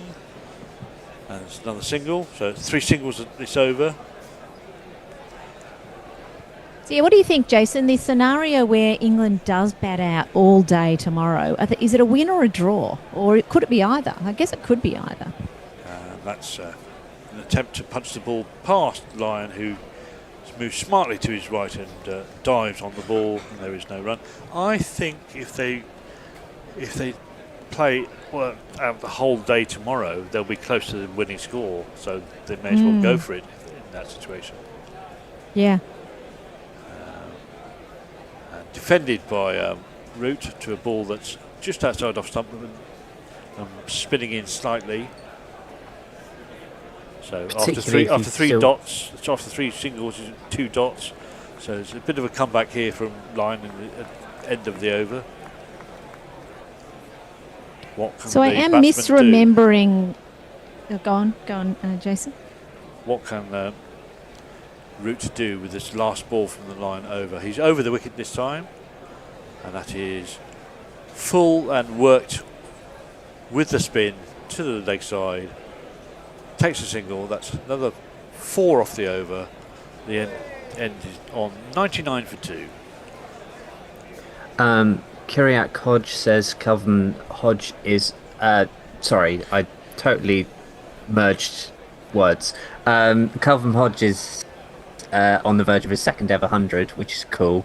That's a little update. His first one was against England in the last tour, I think. Yeah. And then people are talking. I think people are talking about the boxing, but I'm not sure. Oh, the Jake Paul Anthony Joshua fight. Yeah, I'm guessing it's over by now because it was supposed to be at 3:30, and like I'm assuming Joshua knocked him out in a minute or something. But Green, I don't know. In, and that's worked by Root in typical fashion to points on the boundary, and that is, I think, Weatherald who's picked that up and thrown it back in. So, and that's so when it comes to big fourth innings, oh yeah, England's 100. Let's celebrate. That was our milestone. There's some shouts from the green room for you, Kat. I'm not sure if you heard that on the mic. No, what did they say? Stop patronising us, I guess, I think. Did you play the jingle quite for the hard 100? by Crawley, but straight at the captain, Pat Cummins, who fields it and stops the single.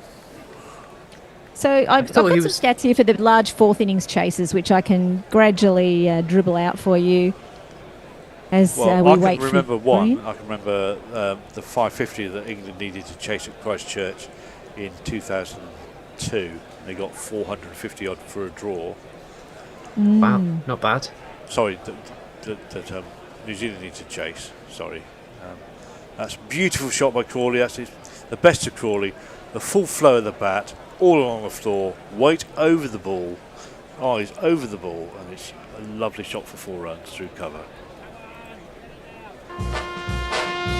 There's not one boy for me, I must have 2 or 3, I need 4. Yeah, they actually lost that match, Jason, at 451. They were chasing 550 and they lost in 2002, according to these stats. That was the famous Nathan Aston double ton. Huh. Left alone by Crawley from a ball that's just outside off stump and slightly angling in towards the stumps by Green. Yes, so I do a couple in remember Australia. Go on. We had one in Brisbane. Pakistan chasing 490, managed to get to 450 before they lost that match against Australia. That was in 2016. So these are relevant. There's one in Adelaide, of course, another loss. That was India chasing 493, got to 445 and lost in Adelaide. That was 1978, though. That was the olden days. Green trying to get some reverse swing into the stumps. That's whipped around the corner by Crawley. Good fielding on the boundary, restricts it to just a single. And some athletic keeping by Carey from the ball that was rocketed in from the boundary. And of course, we have some where we have a win chasing significantly. One of them was the West Indies chasing 418, beat Australia. Spain, yep, I think. It's a yep. And that was in 2003. And then another one, the other win was, of course, South Africa in Australia, chasing 414, beat Australia at the Wacker in 2008. Oh, potential for a mix-up there. There was a bit of a yes, no, shall we, shan't we, in the middle of the pitch, but they got through for a single easily enough, and then now the Australians are having a discussion about whether or not to have an appeal for LBW.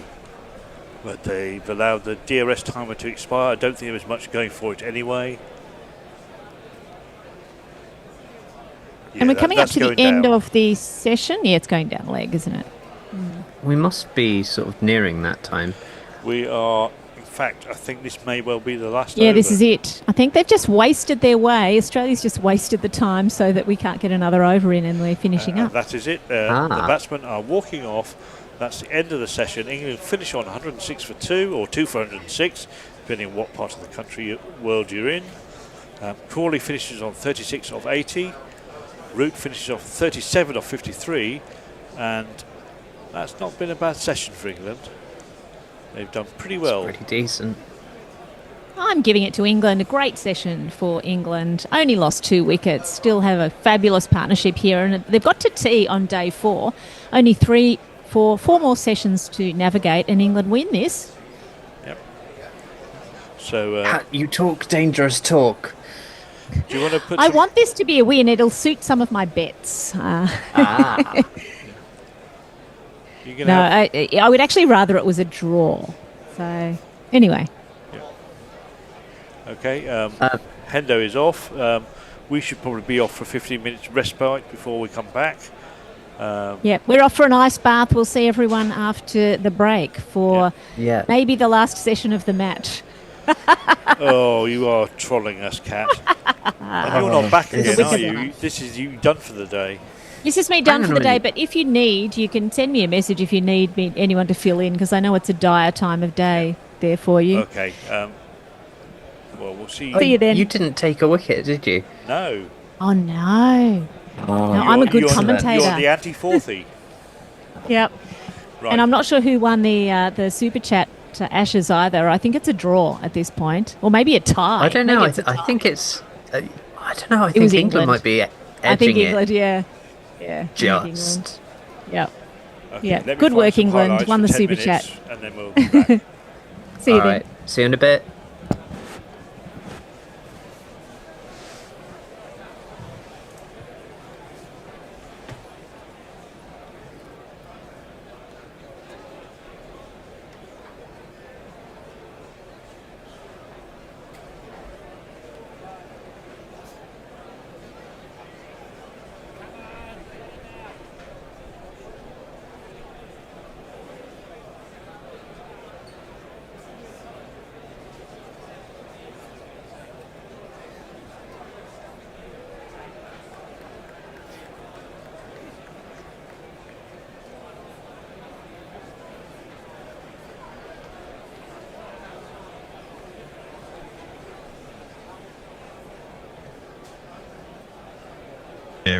But I don't think that's. I didn't see any of the second test, but presumably if the team gets 500, it wasn't a snake pit like the first test wicket was. I mean, there was obviously something in it by the end, but for a team to score 500, it must have been quite. If the team gets 500, it wasn't a snake pit like the first test wicket was. I mean, there was obviously something in it by the end, but for a team to score 500, it must have been quite flat to start with, one would have thought.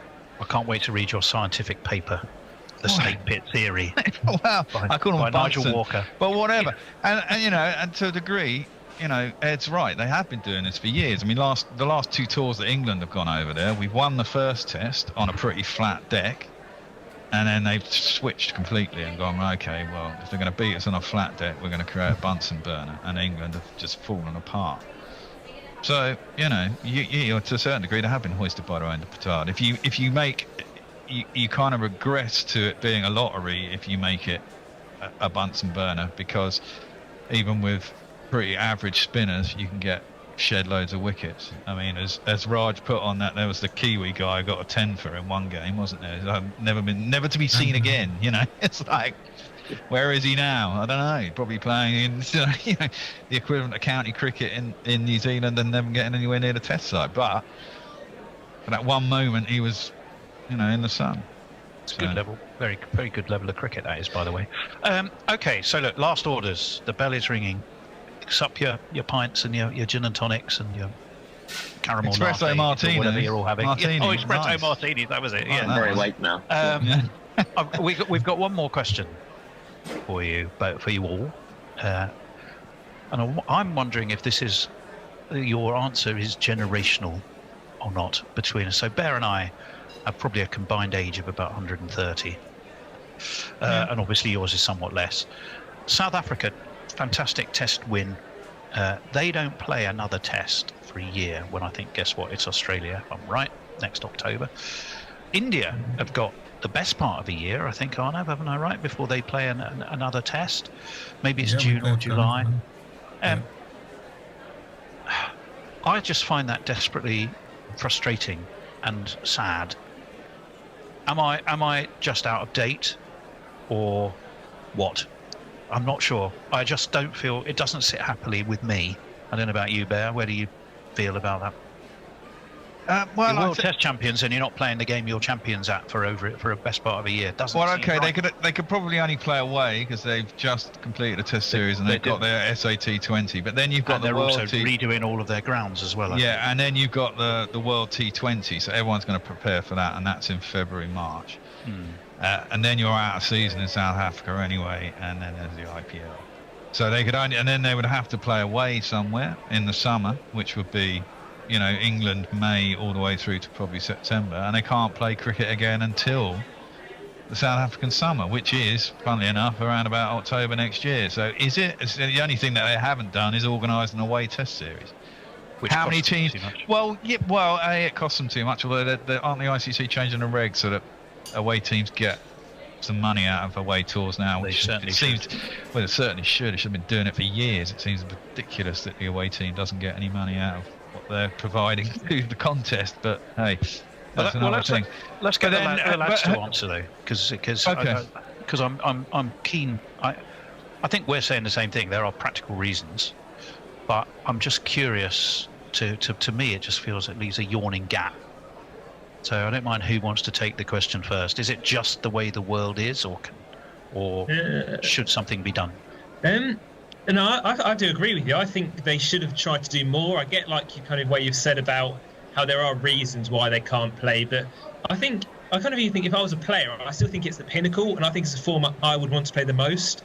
So I'm thinking for these South African Test players, especially some of them who are either kind of in the form of their lives or probably coming towards the end of their Test careers, I think I'd be wanting to play.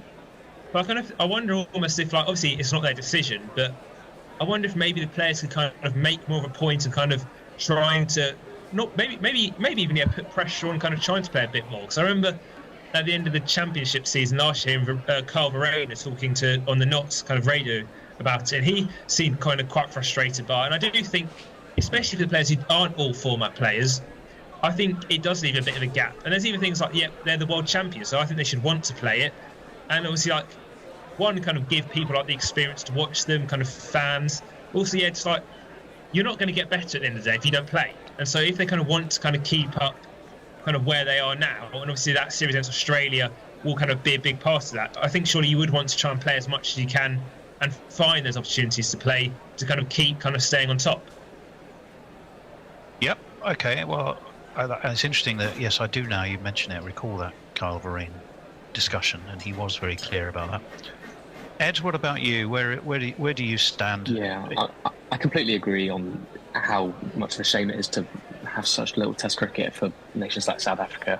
There might be a slight angle to this where they, like, with shorter series, I think that's a good thing for South Africa, partly for World Test Championship points. I think if they were to play a 5-match versus India, they'd have a few more losses under their belt.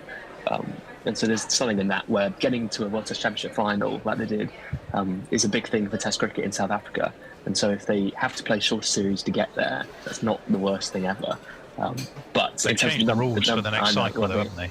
Oh, they've they changed. haven't they? Yeah, they've insisted minimum series of 3 to carry WTC points, which I think is the right thing to do. So generally, let me think. Are you saying that it's regrettable but realistic, and it's not a trend we should worry about? I think it's just, I don't know. I don't know South African cricket administration well enough to They're know pretty how much shit. cash they've got. I can imagine They don't have a lot. Yeah, and so at that point, it's asking too much, I think, to have more routine series, as much as it's a shame, because they're a great side to watch. I've really enjoyed watching this series. Yeah, so you're being commercial realist, yeah, with commercial realist with regrets, is what I'm hearing. Yeah. Arnav, what about you? Because India actually, a while before they do it, because you've got the IPL and you've got the World T20s, and so I don't think they play a Test match till, was it June, July next year? I think England won't. Straight after the England series next year, is we play Afghanistan in a one-off test. Ah, when is that one? Yeah, after the England series in July next year. Ah, okay. So yeah, long time. But yeah, I mean, in terms of Test cricket, it's disappointing because obviously you want to see the best nations go at it. Well, not even if not against each other, you want to see them play regularly in different conditions, different times of the year. But as an Indian cricket fan, I think it's a great thing for the team as well as the fans, because it's going to be like a palate reset. You're going to have all the T20 cricket go in between. You're going to sort of forget this. I hope the players do as well. And there's the Ranji Trophy starting in January, so some of the cricketers can have some chance to play domestic cricket for a decent amount of time before they get back into the national test fold. That could help settle some nerves, hopefully. And yeah, I mean, well, something that England skipped was a practice test, but I hope Indian players sort of get back to the drawing board, go back to domestic cricket, play some, quality cricket and come back. But, with Gautam Gambhir in charge? Is he holding on to his job there? Yeah, unfortunately, I think he stays until at least after the World Cup, T20 World Cup. Yeah. If we don't do well there, I think there's no way he stays, because the thing he did after the second test is he said that I'm still the guy who they won the Champions Trophy under, I'm still the guy who they won blah blah blah under, and well, it's not a good look when it's not a good look when you have to defend your results in one format with achievements in another format. And yeah, it's just becoming a bit of a soap opera for me. Yeah. Interesting. Well, that's... Sorry, Beckel. Well, I was going to say, I mean, the problem is you've got, and I've said this many a time, is that most teams that play Test cricket, I mean, well, maybe not, but I mean, Southern Hemisphere teams, or their cricket window is very similar. There is probably only, I mean, even when we play the West Indies, we don't seem to play in the height of summer when we go out to the West Indies, do we? Because we're playing at home. But it seems to be that England is the one place that people can come. There's a sort of 3-month window in the British summer where we can have anybody. But other places in the world don't play, it's not their cricket window, it's not their Test window. And their Test window is everything outside of that. And so there are limited opportunities for some of these teams to play. You say there's a gap between the end of the... I mean, the IPL doesn't finish till, the end of May, which is then basically the start of the English cricket season. The end of May 2040. Yeah, well, yeah. But, I mean, the point being that there's that whole 3 or 4 month period where not a lot of... It's not most nations' cricket window, right? Their natural season. And so we are like one place that people come to play in those periods of time. So all those teams that aren't playing in that period of time aren't playing mainly because it's not their cricket window, and not everyone can play in England against us. Because we've got, Sri Lanka and Pakistan, I think, next summer. Yeah, that is true. We do. Very. So and then you're pretty much into, then, as you say, Australia then play South Africa in October, which is the very start. I mean, that'll be very early season in South Africa. That'll be like playing in April in England. Well, the shutters are coming down. We're having to send folks home. As they go, we're shouting at them as they walk out the door. Firstly, I want to say a huge thank you to Ed, William, Arnav, hopefully enjoying their guerrilla experience. Thanks for having us. Well, delighted. Yeah. Well, I'm glad you enjoyed the Bishop and Bear. We're going to be on air, of course we are. It's the 4th of December. 4 o'clock in the fucking morning. 4 o'clock, as the Bear says, with relish in the morning. But we'll be there. Every ball. Hopefully you'll hear Ed, William and Arnav as well through that series. We'll be blogging it, we'll be writing about it, and they'll be on air some of the time chatting about it, which is great. Until then, remember, if you're on Patreon, you're going to get this first and fastest, and there's lots of reasons to be a Guerrilla Patreon. There's a link in the notes. If you're not, why not? Do check it out and become part of the Gorilla family. You wouldn't regret it. Indeed. But with that, thank you all, and see you next time, and definitely see you on the 4th. Indeed. Bye. Very much. And don't forget you can Patreon us at patreon.com/Gorilla Cricket if you really like us, because that's always helpful. Guerrilla Cricket. Revolutionary cricket commentary.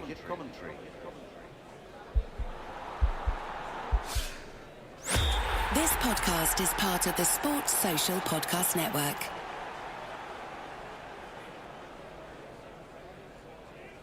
Olivia loves a challenge. It's why she lifts heavy weights.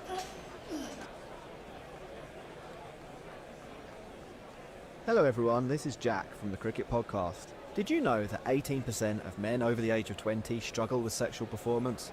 Well, if you are one of them, then you should know that MedExpress can provide support in minutes through a free online consultation.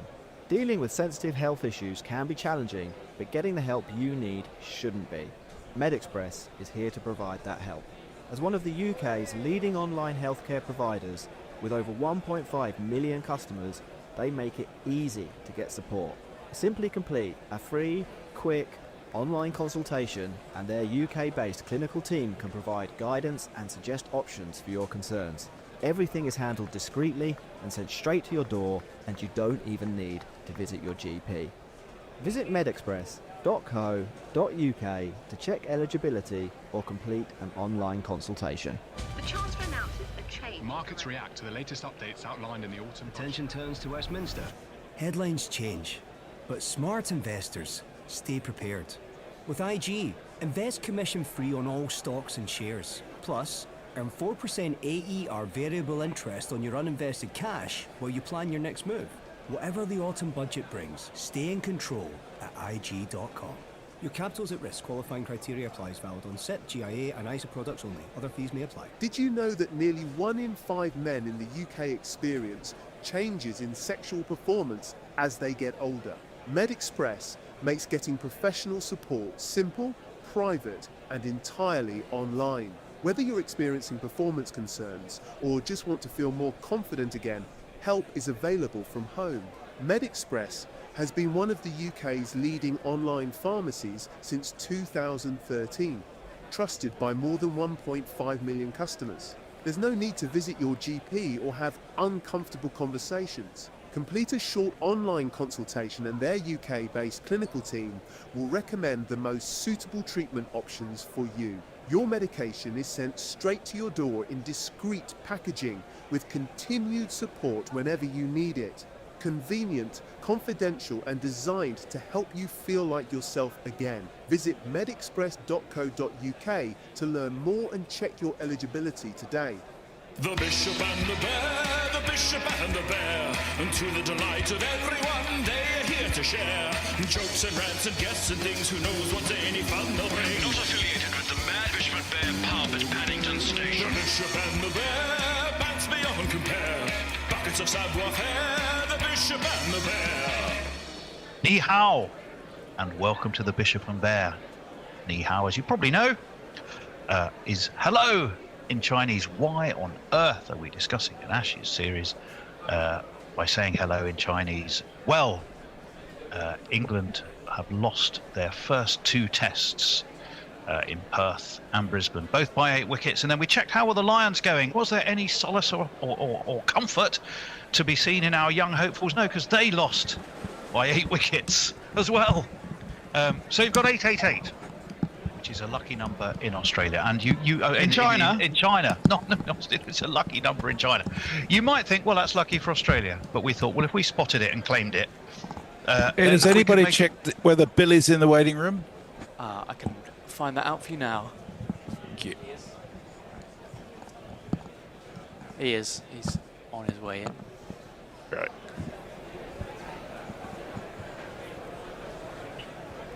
What'd you make of that session then? Well, I have to remind everybody that there is a contractual obligation for Lady Hope to put in an appearance frequently for England, just to get the blood flowing and keep the ratings up. but it will go. It'll go. Yeah, it's probably my cheeriest appearance in a few days now. We'll see how long that lasts. I mean, I got to say, it's a relief to see that it's not a complete fuck over. It's very sad. Travis Head is going to bowl, by the way. Very interesting to start the session. I did think they were going to go double spin at one point. But to open is very odd. I wonder if that's a shuffling of ends. Who was it closing out? It would have been Lyon and I can't remember who was the other bowler. I think Boland was bowling. But I'd lay your odds Marnus Labuschagne would have been in Cummins' ear right through the tea break saying, I need to bowl, I can bowl. Fast, slow, whatever you like. Yeah. We keep him in the field if he's taking catches like that. Oh, yeah. That was amazing. Very, very good. And we're off. We are. No sign of Billy. You on ball by ball? No, I think Billy is. First ball, it's bowled by Head. A little short. Root goes back and defends into the onside. Second ball is wider of the off stump and is glided by Root down into a deep gully position. They trot through for a single. Sorry? This is going to be a Jadeja speed over, I think. There we go. Crawley taking his guard again. And Head is in, tosses it up outside the off stump, doesn't seem to get much turn, and it's just defended out to mid-on by Crawley, no run. I think we're just getting a message. Head is in yet again, and tossed up outside the off stump. It's a full ball driven by Crawley out to deep cover. There's a single taken. No risk taking there by Crawley, not trying to be flashy, just taking a single on offer. It's been solid so far, Brim. I've been quite impressed. Yeah. I'm not sure if the fields has necessarily matched Australia's intent here. Sometimes I think there's been a little bit passive to Crawley, at least. I can understand why you're not going to go full guns blazing at Root straight away, but... Bit ball the overhead is in. Root padded up outside the off stump. It was turning a bit. Head is on his knees appealing to the umpire. He says, no, you're kidding me. Head saying, come on, let's review that, He's gone for it. And they've gone for it. Offering no shot like that on a pitch that's got a bit of turn is not necessarily the smartest thing, but I suspect it's going to be missing the stumps. I'd be a bit worried if I was Root here, just because that felt like a very rash decision. Yes. So it turned quite a bit. It hit him right on the knee roll on his left leg, which he had prodded well forward, about a foot and a half outside the off stump. But with no shot offered, if it's going on to hit the stump, he's in trouble. It took a puff of dust as it pitched. Might be umpire's call on stumps, if that. Yeah. Yeah, it's umpire's call on the off stump. It was a good appeal. It will make Root think twice about padding up again, though. Yeah. So nobody loses a review. The drama is over, and we're back to Head bowling to Root once again. I know that quite a few of the English members of the Gorilla team feel this. There is no one more terrifying to commentate on than Joe Root, because he holds the keys every single time he bats. Yeah. Next ball is straighter and played down to short leg by Root as it turns in towards him, and they run through for a single. And I'm sorry, I called that before you saw it. That's I know okay. As long as he wasn't getting out, that's okay by me. So that's the end of the over. 3 runs from it. England 109 for 2 at the end of that, needing just another 326 runs. Ed. Let's have a social look. I've dropped something. Oh, we've got a super chat. Darren Paul, £5. Thank you very much. Oh no, that was from a little while ago. The Ian Bell and Johnny Bairstow jingle. Oh goodness, where are we at? There was a super chat from Joe Grover just on. That was ages ago. Sorry. Okay, Music Cat's King says too far outside, not turning enough. Yeah, only just too far outside. Extra Fluffo says this bloody penguin. And we're going to see Cummins coming back on to bowl the next over. Is Billy going to join us? Do you know? Is he? I think we've tried to get him on WhatsApp. I think. Oh, right. No. Okay. Not yet. Cummins coming in.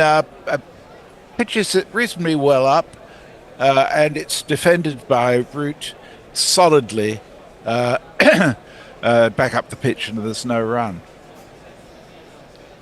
I think this super chat wasn't read out from Jay Grover, £2. Oh, to have Devon Conway and the West Indian bowling. I think they've gone very well, haven't they? But it's been a decent reply from the West Indies from what I've seen. Yeah. Nothing to be laughed at. Indeed. West Indies are 6 for 367 in reply to New Zealand's 375 for 8. Sorry, I missed that ball from Cummins, which was a dot ball from Root. There's only one slip and one gully at the moment, so you can see that these two have moved Australia into a more defensive mode. There is a short cover, though. It's quite an attacking short cover. As Cummins comes in to bowl the third ball of the over. And Root goes back and defends straight out to that short cover, and there's no run. One of the things it seems to me, Ed, is that for once, particularly with Root there's no sense of freneticism on the part of the English batters. They've got plenty of time. They can do whatever they need to do. Yeah, I think that's something with a target so massive, is that they can just kind of relax in the absurdity of it, and just kind of play it at their pace, because they have got plenty of game time. Indeed. So Cummins again. Surprise, surprise, on the line of the off stump. Would have just gone over, coming in to Root, who comes forward and defends. I just cannot but be impressed by Cummins' consistency in terms of line and length. There's just nothing given away, is there? No, he is remarkable, isn't he? I'm routinely impressed as well. If a bit frustrated with how good he is. Yeah, Do you guys Root looks want me very to hop calm on as with it well? all. Oh, hello, Will. Hello, Will. Hiya, do you want me to hop on in Billy's place, or Kat, or like one of us to hop back on? That might be quite useful. Yeah, if you can do the socials, that'd be great. Yeah, Are you of able course. to do that? Amazing. Yeah. Next ball, again, outside the off stump. Root comes forward this time and defends straight to cover. Again, there's no run. He has managed to pick out the fielders an awful lot in this innings. Indeed. And still managed to score quite quickly. It's been very strong from Root, I'd say.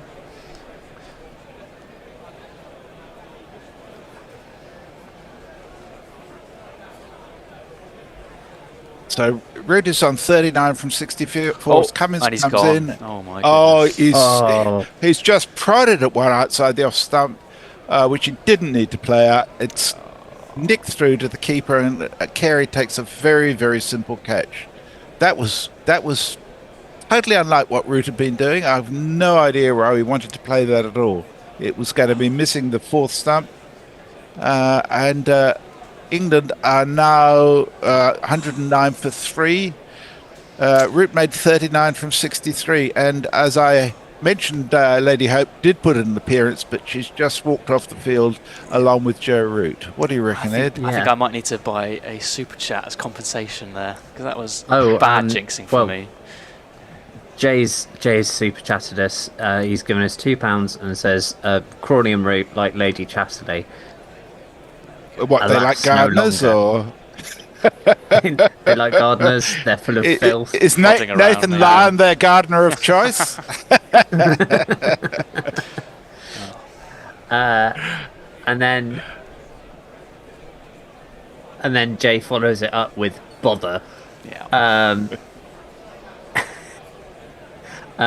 Beer battered gummy shark says maybe England's batters need to do some to switch stances right-handers play left-handed and left-handers right-handed. David Warner style, when he just switches around every so often. Indeed. Well, we got a new batter coming to the wicket. I don't know if you're able to jingle Brooke up for us. Let's do that. Where are you, Harry Brook? There he is. I just...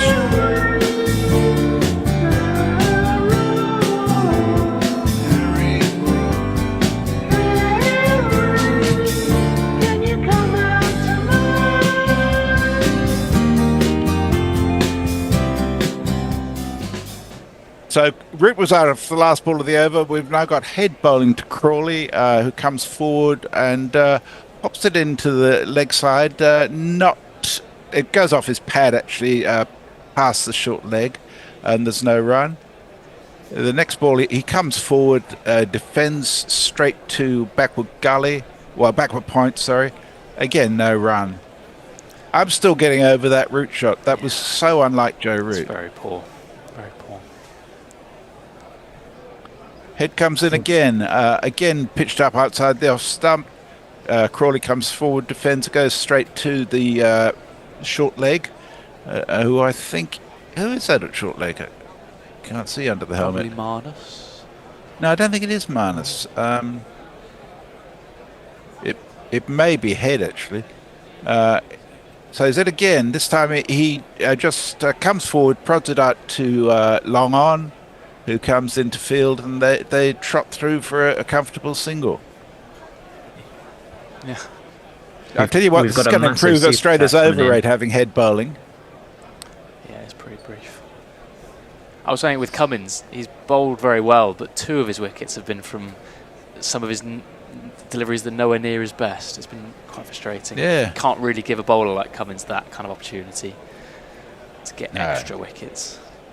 No, well, I mean, that's been England's biggest failing at the crease, isn't it? Giving away their wickets to balls they didn't even need to play a lot of the time. Yeah, and they've gone in pairs where you give one away and then they earn one, in Australia earn one that they from a Jaffa straight after. So. Yeah. So Harry Brooks taking his guard for his first ball against Travis Head, and he comes in, bowls just outside the off stump, turning in towards legs. A very correct forward defensive, using his feet, I might add, to get to the pitch of the ball. It's nice to see the feet being used, isn't it? Good technique. Tis indeed. We've got a massive super chat from Dr. Science, who gives us $20, US dollars as well, and says, not going to make a great chase like this without losing 1 or 2 wickets per session. Let's go, lads. I mean, I like your optimism. I don't share it, but I like it. So the final ball of heads over. Brooke went back to it, prodded it out to square leg, and there was no run. So at the end of the over, England are... I've lost the score. It's 110 for 3, I think. With Brooke yet to score, and Crawley on 38 from 86 deliveries. We're being shown the Root dismissal again, and I haven't seen. You don't see Root punch his bat that often. He definitely knows what's at stake here, and he has really thrown it away. It'll be interesting to see how Crawley responds as a partner when you lose your kind of more experienced guy. Yes. So Cummins' bat to Crawley. Crawley drives it straight. A nice looking shot, but it goes straight into the stumps at the bowler's end and stops dead, so there's no chance of a run there. A little to Crawley's frustration, no doubt. Just a bit.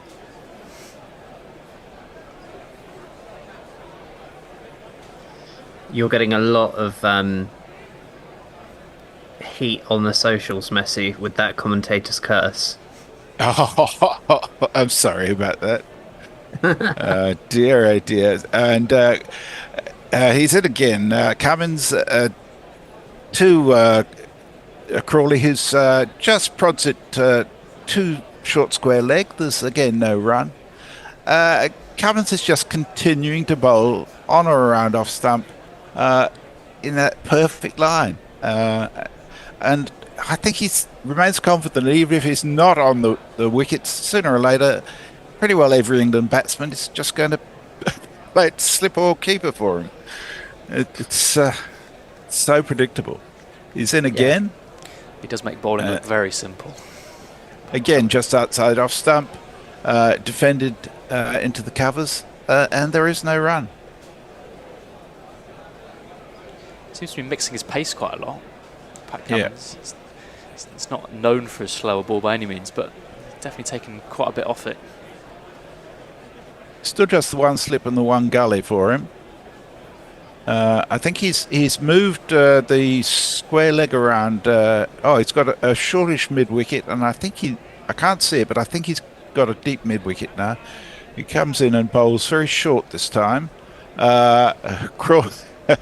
Crawley goes as if to hook, then pulls out of it and lets it go over his shoulder through to the carry, and there's no run. The whole atmosphere has changed since Root's dismissal, I think. There was a certain sense of carefreeness that was coming, and all of a sudden you feel that the pressure is really back on again. Definitely, yeah. As is always with the way with the Root dismissal, it does kind of dampen the mood.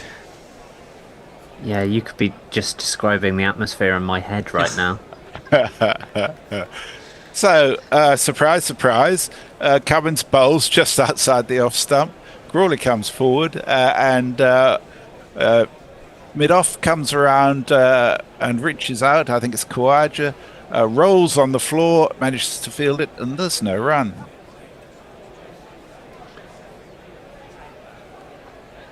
What do England do now? I think you just hope that Crawley's having one of his every other year days. Cummins is in again. Wonder where that pitched. Oh, just outside off stump. It was actually a sixth stump line this time. It didn't carry very much. Went through to the keeper. There's no run. So that's the end of a maiden over from Cummins, who has 3 for 19 from 9 overs. England at 110 for 3. Only 325 runs to get from here. Crawley's 38, Brooks on 0. This Cummins bloke is quite good, isn't he, Messi? Not bad.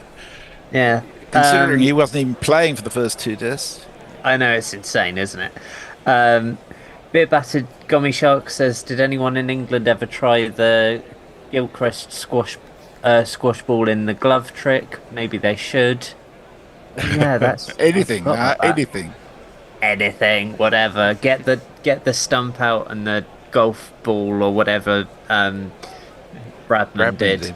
Yeah. Then Matthew Plummer says Root usually has such excellent shot selection. Shame he gave his wicket away. True, but yeah. Also, heads back on, and Brook managed to get off the mark by hitting him through to backward point, and they managed to go through for a single from there, bringing Crawley onto strike. This one's directed pretty much on the leg stump. Crawley just nudges it down, goes to backward square leg, and there's no run there. Third ball of the over. This is happening quick. Head pitches it up outside the off stump, and Crawley just very gently puts through an inner forward defensive that takes it to deep cover. They're able to run through for a single. Head must be taking about 60 seconds per over at this rate. Yeah, he's really... I think he's fairly determined that they're not going to get done on the over rate.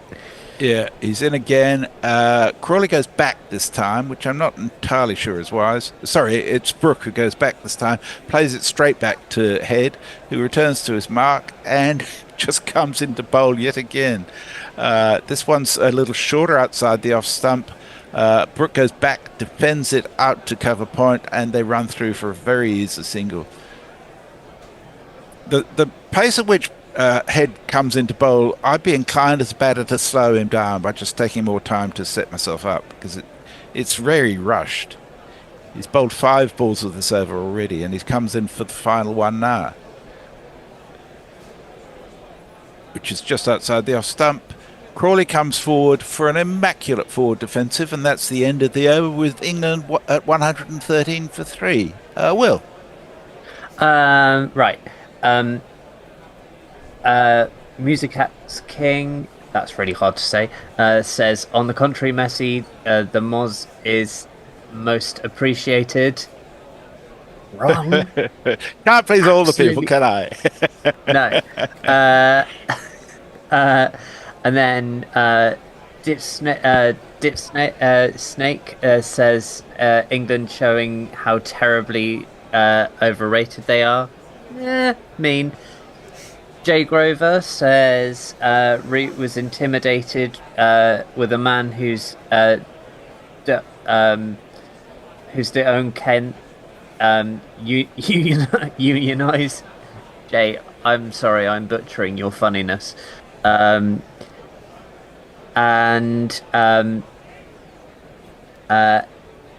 STZ says this is the first time I've actually been impressed by Crawley. I have. Yeah, well, I'm in the same point for a long time. So Cummins is back on. The first ball of the over, surprise, surprise, is nicely pitched outside the off stump. Brook comes forward and plays a very pleasant forward defensive. The fact that Brook hasn't yet taken 5 steps down the wicket to swipe him over cow corner is probably a good sign. We're seeing the dismissals from both the first innings and the second innings to Root. They're identical. They're the exact same. It's just that nagging line that isn't actually as threatening as it seems, and he plays at it and gets out. So this time, Cummins pitches up a little wider of the off stump, and Brook is able to play it down through backward point for a single, which is fielded by Nathan Lyon, who is kitted up with the full white face paint on, which he does like to wear on a warm day in Adelaide, but does make him look a bit of a weirder, frankly. I've always wondered why he doesn't put it on the top of his head as well. You'd think, yeah. Yeah. He's got his cap on today, I'm pleased to say. Yeah. He does wear his cap when he's not bowling, though. So it's only when he's actually bowling he's exposed.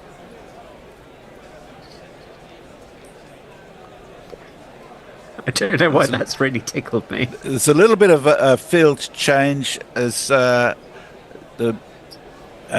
cover comes in very short to an attacking point, a bit wider, silly mid-off. And Cummins bowls in outside the off stump, defended forward by Crawley. No run. Will, I don't know about you, but in my head when the innings started, I had a number where I thought I might start feeling confident, and that wasn't until 300 for 3. That was what I thought it might need for me to start being optimistic. Oh, you sweet summer child! Yeah. I never ever thought confidence would come. I don't know about confidence. There's a difference there between confidence and hope, isn't there? If it got to that point, I'd be starting to jump up and down. I think I was I was about that as well. So Cummins is in again. This time it's a little short. Crawley plays a lovely slog through Cow, which reaches the boundary very quickly for 4 runs. It wasn't a good ball, which is unusual for Cummins, much too short, and he took full advantage of it. Up tall and upright, and he just hits the perfect sweet spot on the bat there. That's very good. I wouldn't want him to try that too many times because there is a guy right there in a catching position, but with a ball like that, that's a good shot to take. Yeah. He's in again. This time it's not so short. It's better pitched up outside off stump. Crawley comes forward and just defends beautifully. I've got to say, I think Crawley's actually looked very good this innings. Messi, stop trying to curse people. Oh, sorry, no, that actually, it wasn't intentional, but it may have an impact. It's true. Just because your bowling figures are very good this evening. Yeah, well, it was entirely fortuitous that I should be on ball by ball. So Cummins is in again. This time, well, rinse and repeat almost. Again, outside the off stump, Crawley's forward and defends. This time it goes out to the short mid wicket, who picks it up. There's no run. There were 5 runs from the over. Cummins has 3 for 24, and England are 118 for 3. Will? Jay has super chatted us and says, Will, excellent point that I never thought of. What? I never make good points, Jay. What are you talking about? And that was £2. And I'm just going to think about what I said because I can't remember. And going back up a bit, there is some chat about where people think the sort of point where we can have a bit of hope is. Cut you off there. Head is in again, and Crawley uses his feet to just come down a couple of steps to defend forward, and it goes back to Head, who's already ready to bowl again. He comes in, and this one's a little shorter, a little more to the leg side. Crawley tucks it to the leg side, and the short leg comes around to field. Again, there's no run. Crawley has just taken a few steps out towards square leg to slow Head down, so he can't frazzle him too much, which I think is a good tactic. Now Head comes in. This one is pitched just outside off stump, turns in a little towards middle stump. Crawley goes back and defends. So although there's some slow turn on this wicket, there's not a lot of bounce. There's nothing to make the batsman too scared. This one, he comes down the wicket a bit to Head, who he hits a bump ball back to Head. A bit of a crowd catch, but quite safe in that. And again, Head is about to come in yet again. We'll get you to put a timer on the next over, Ed. This time he comes forward, drives it out to deep, wide mid-off, who's, I think, Cummins, and they run through for a single. No, it was Head, was it? I don't know. No, it wasn't Head, obviously. Head's bowling. Yes. And the final ball of the over, Crawley is just making him wait to bowl it. I think there's been some field adjustments that we can't see. And this time he drives nicely out to deep, long off, and they'll probably come back for a couple, as it looks like Cummins is fielding it out there. In fact, they may have got 3, I think. It's good running. Yeah, so there's 4 runs off the over. Head has bowled 4 overs for 11 runs. And the score is 121 for 3, I think. It's going up my screen again. The pairing Will. at the minute. Sorry, the pairing at the minute are just they're not looking to sweep Head anywhere near as much as the 2 sweeping Lyon, which is quite interesting. I know that it's just a pace issue, I think, but they're not, Head's doing quite well to not give them too much to take to the boundary, which I think is a point of note. Jay says he meant I was right about the zinc on bald heads, and he said I wasn't even being sarcastic, but the thing is I completely forgot what I said, so it doesn't matter. And Mog sends us 2 Aussie dollars saying, Messi, you should do more ball by ball. Now, is that sarcastic or is that real? I'm taking it in the spirit in which I hope it was intended. Thank you very much. Great. And you've got a really great voice for it. Thank you. Will, you're on my Christmas card list if I only sent Christmas cards. We do have a change of bowling. Boland is coming back on. Pitches is a little short outside off. It gives Crawley time to manipulate it through to mid-wicket and take a single from it, which brings Brooke on to strike against Boland for the first time. I hope they're going to show us the field as to whether they've got more slips in for him than they had for Crawley. Thank you, Mog. I do appreciate that. And then Jay backs it up by saying he's so multi-talented. And and then he says, also not being sarcastic, and he's right. So Boland is in, and Brook goes back and defends, back up the wicket. There is only one slip. I suspect there is a gully as well, but we haven't been shown it on TV. I would have thought, Ed, that given that Brook has only just come in, they might look for a couple of slips for him. Yeah, you'd think so. It is a big wicket to get, just because you know the way he can score very quickly and take games away. So it is an interesting move, but they haven't been that aggressive in the field all day, and they've still managed to buy 3 wickets. So not a huge amount of going wrong. There is one slip. Yeah, Boland's back in. This one's turned to short square leg. There's no run. Thrown back to the bowler's end, and head backs it up. So Boland has been remarkably economical. He's bowled 5.3 overs. That's none for 7. Which is what you want in your third pace bowler, isn't it? Yeah. Although Jofra was going for the same kind of numbers yesterday. That first spell. It's interesting. There are 2 mid wickets, a shortish one and a conventional one, and there's no gully, and there's a short cover as well. Oh no, I beg your pardon. There is a gully. I missed it. Yeah, green covering first to third gullies. The next ball is defended by Brook, and there is no run. He's like a condor, isn't he? He is enormous. I mean, his batting has been shit this series, but his fielding has been great, and his bowling, such as he's done, it's actually been pretty good.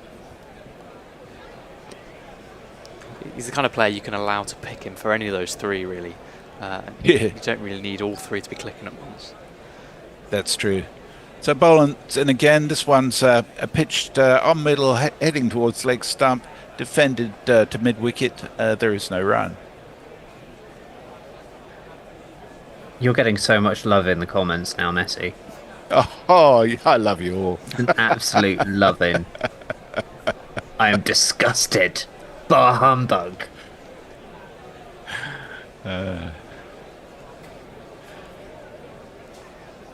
Would you change after this delivery, by the way?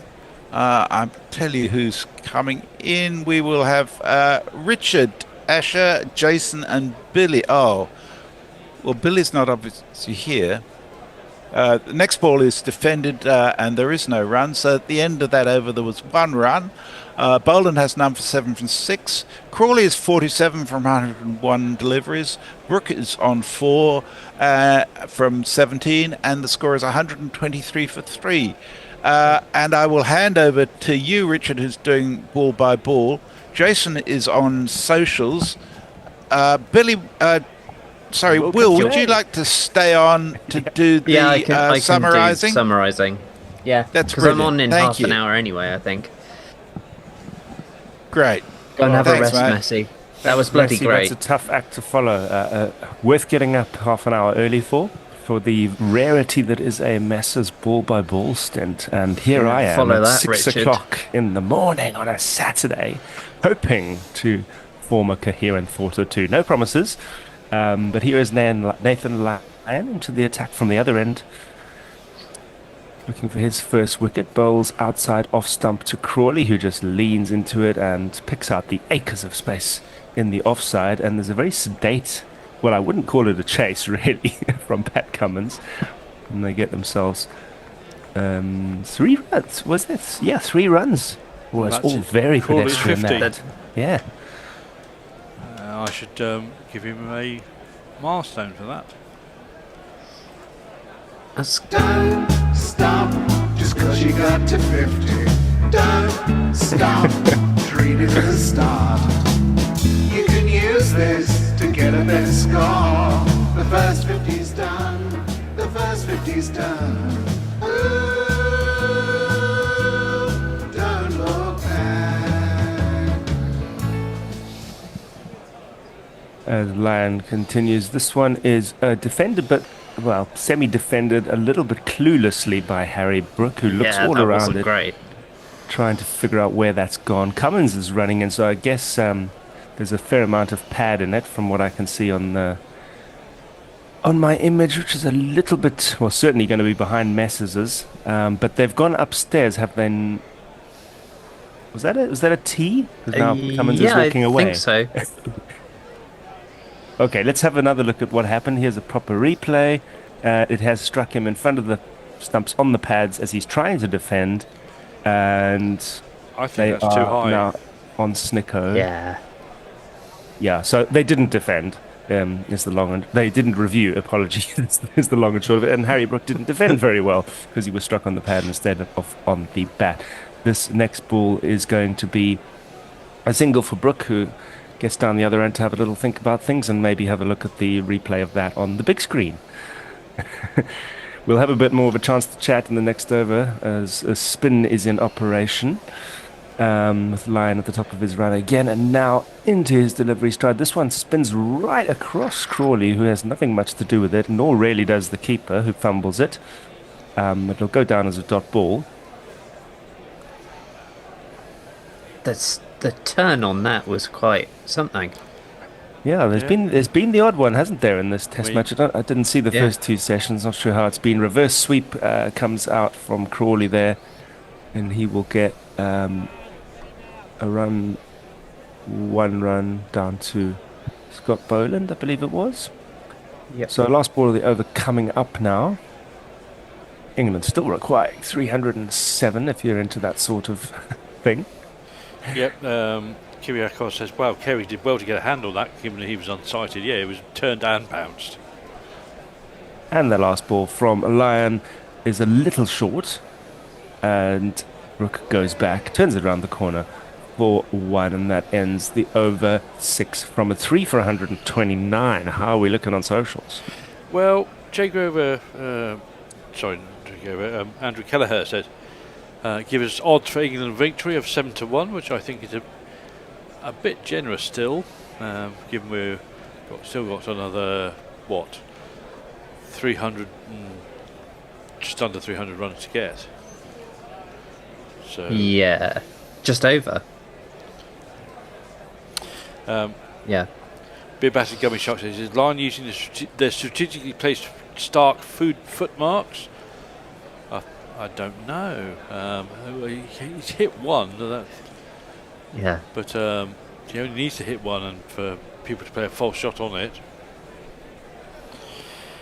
If Nathan Lyon goes for a lot of runs, says Dr. Science, he might save Will Jackson's job. That is true. So here's Boland continuing, carriers up. This one's just played into the offside. And is it, or is it my bleary eyes? Anyway, it's a dot ball. Yeah, the bells were off before you knew it from Carey.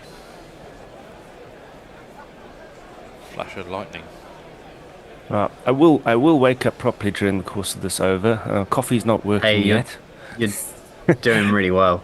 I just haven't really been to sleep yet, so I'm wired and the other way. Absolute hero. Don't know how you guys do it. This one is easily turned around the corner by Brook, and he should get 1 run for that as Mitchell Stark does the fielding at deep backwards square. Will, wanted to ask you, I wouldn't expect you to have stats at your fingertips, but I can this stat must be Crawley's.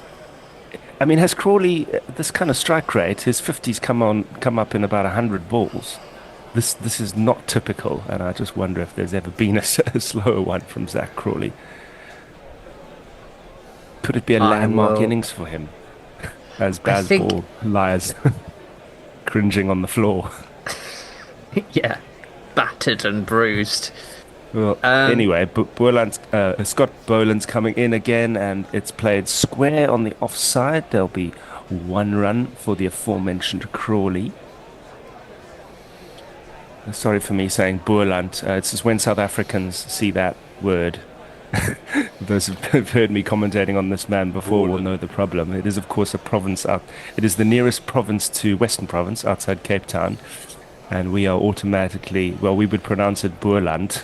I really struggled to say Scott Boland, but I will try because he's Australian, has never had anything to do with South Africa. And here he is again bowling a reasonable line length outside off stump, perhaps just a little full as Brook does drive, but the fielding done by Inglis there in the covers with a bit of a dive. With Marnus, of course, it's different, so I will insist on saying Labuschagne because he's South African. He's trying to deny his roots with his Labuschagne, and I won't have it. I'm not sure he was actually trying to deny his roots. I think he just was trying to fit in and say to the journalist, "Oh, just call it loose bus change, mate." I suppose there's a number of spins you could put on his approach. Boland comes in, and there's a big shout here as Brook is struck on the pad. Australia are well convinced by this, but the umpire remains unmoved. Now the timer is counting down. down. I'm convinced as well. I thought that was just sliding down. It didn't really straighten. Yeah, I wouldn't go up for that. There's a conference, and they don't look inclined to go up. They're still chatting. Yeah, and Cummins gives Scott Boland a little pat on the lower back or the glutes and says, "Have another go, mate." Yeah, well bowled, try better. What's the take on this? Yeah, it is going down, isn't it? I we see think the so. replay? Yeah, that's definitely going down, isn't it?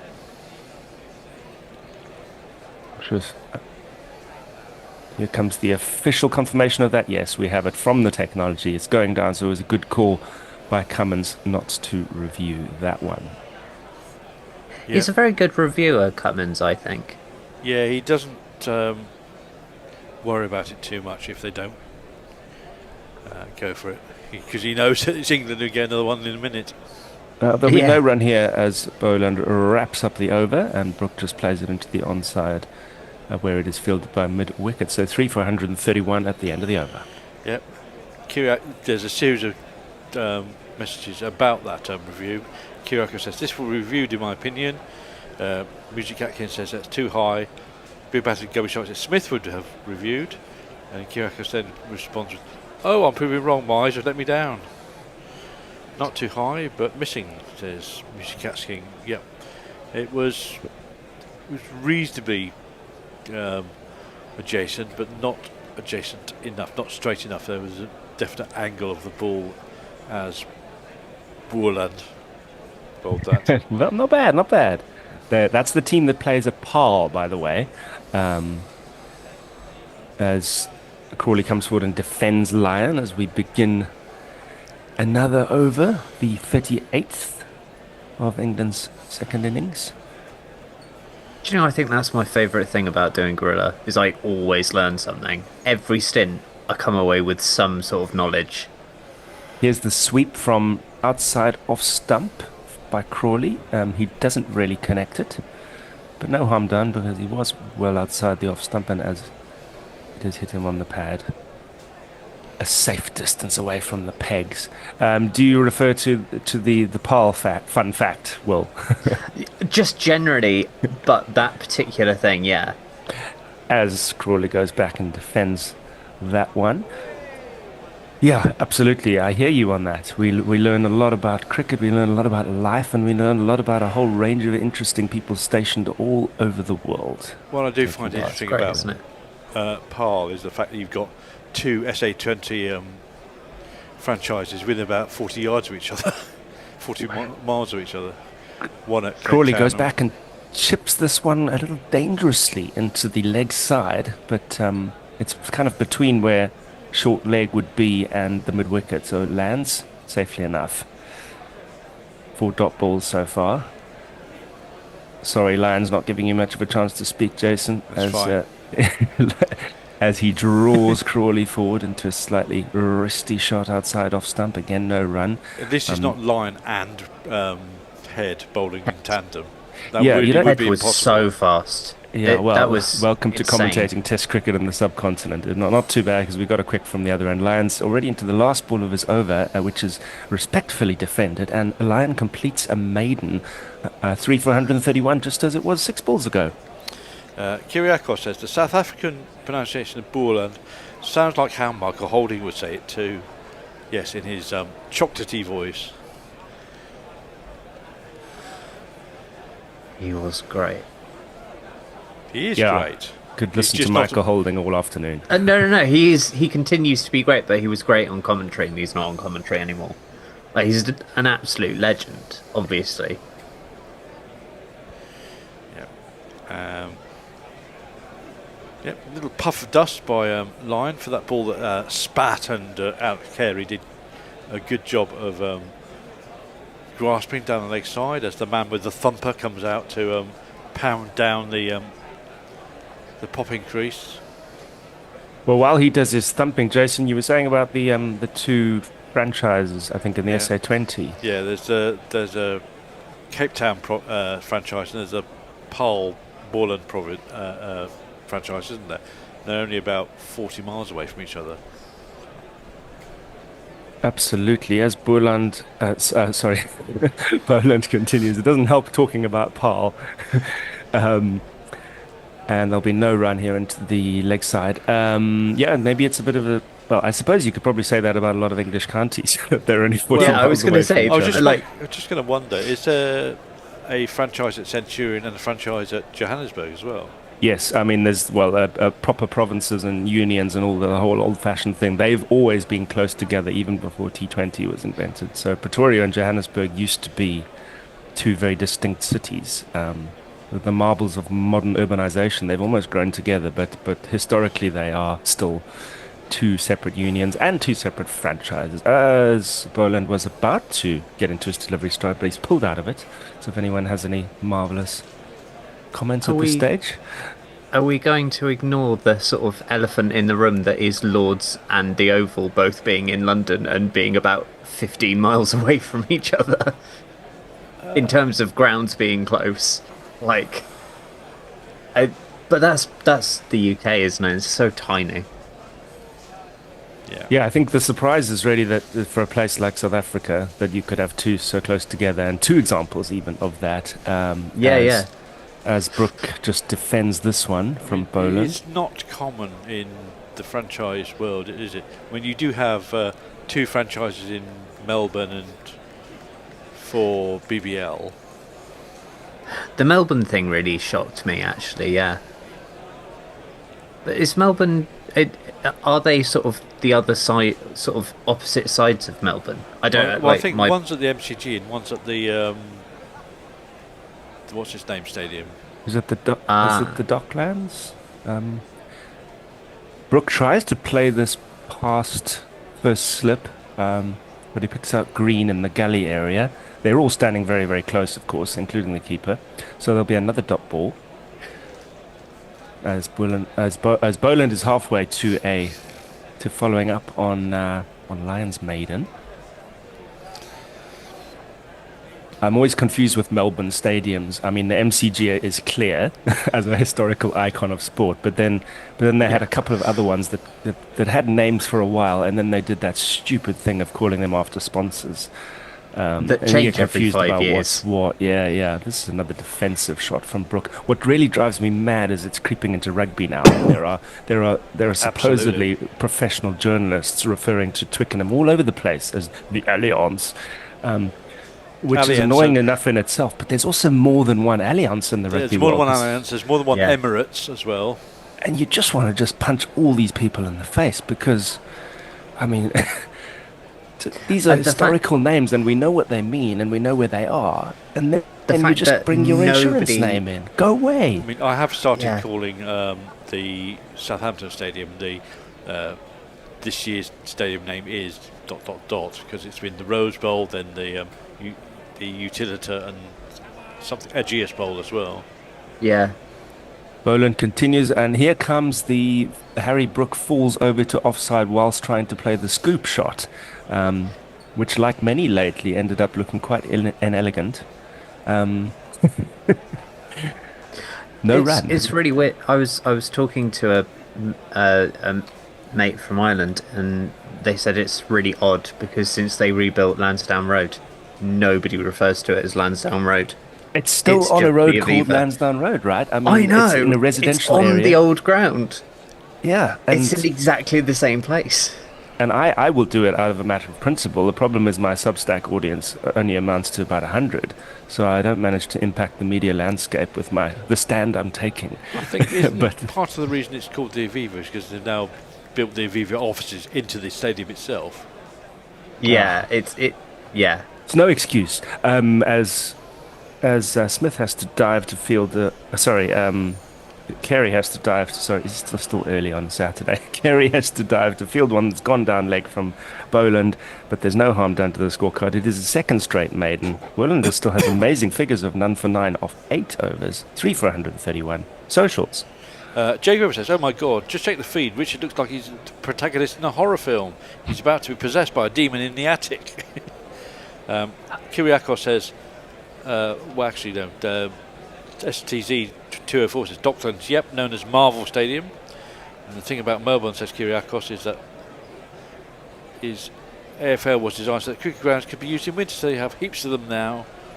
And the Docklands Stadium with its roof has so many names I can't keep up, says Music Cats King. Talking about stadiums, with multiple stadiums with the same sponsor. Be back in Gummy Shark says AMI, Etihad. Yeah. And we are not the first media people to, rail about this in public. It doesn't. It just seems to bounce off the sponsors, and they still seem to think it's a good idea. I just wish people would somehow vote with their wallets about this. Never take insurance with them. It's always insurance companies. Reverse swept. There's finally a run for England. And I do like this one from an evil karate clown, who says, in Philadelphia, our Xfinity Mobile Arena was once the first Union Centre. Everyone still calls it the FU Centre. That's great. Yeah, I'm all for showing up these companies and making them feel very bad and silly for these marketing decisions. Another reverse sweep from well outside off stump by Harry Brook. There's a dive out in the deep from Boland, who's supposed to be having a rest down there. No luck with that. They should get back for 2. So the runs are flowing again for England. Well, he's bowling at the other end of the line. He's not going to get a rest regardless. Yeah. At least Lyon takes a little bit longer to get through his overs of spin than Travis Head was. I mean, Travis Head was a minute tops for an over. So Brook, who's getting a bit antsy of late, now comes down the wicket to Lyon, but plays it straight back to the bowler, who throws it back to the keeper, but Hazard is back in time. The question is, how many Jadejas is it for over of Head? Is it less than 1 Jadeja or more than 1 Jadeja? Because that is the unit of spin bowling speed. It is the benchmark, of course. Ravindra Jadeja now. He's gone back to the reverse sweep, and again a little work to do from Boland, but this one goes straight to him, so that'll just be the 1 run as Crawley comes back on strike. Spin bowlers have definitely sped up in the last 10 years, I think. Yes, we were looking at highlights of the 86 series a couple of days ago, and you saw Embry and Edmonds. They were very languid bowlers in the way they came to the crease. Back goes Crawley, plays it out to mid-wicket, no run.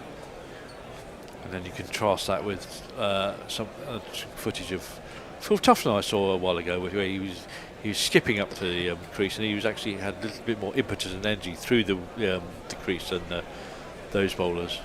This one keeps it a little low as Crawley goes back again, thinks about a run to the leg side, but there won't be one.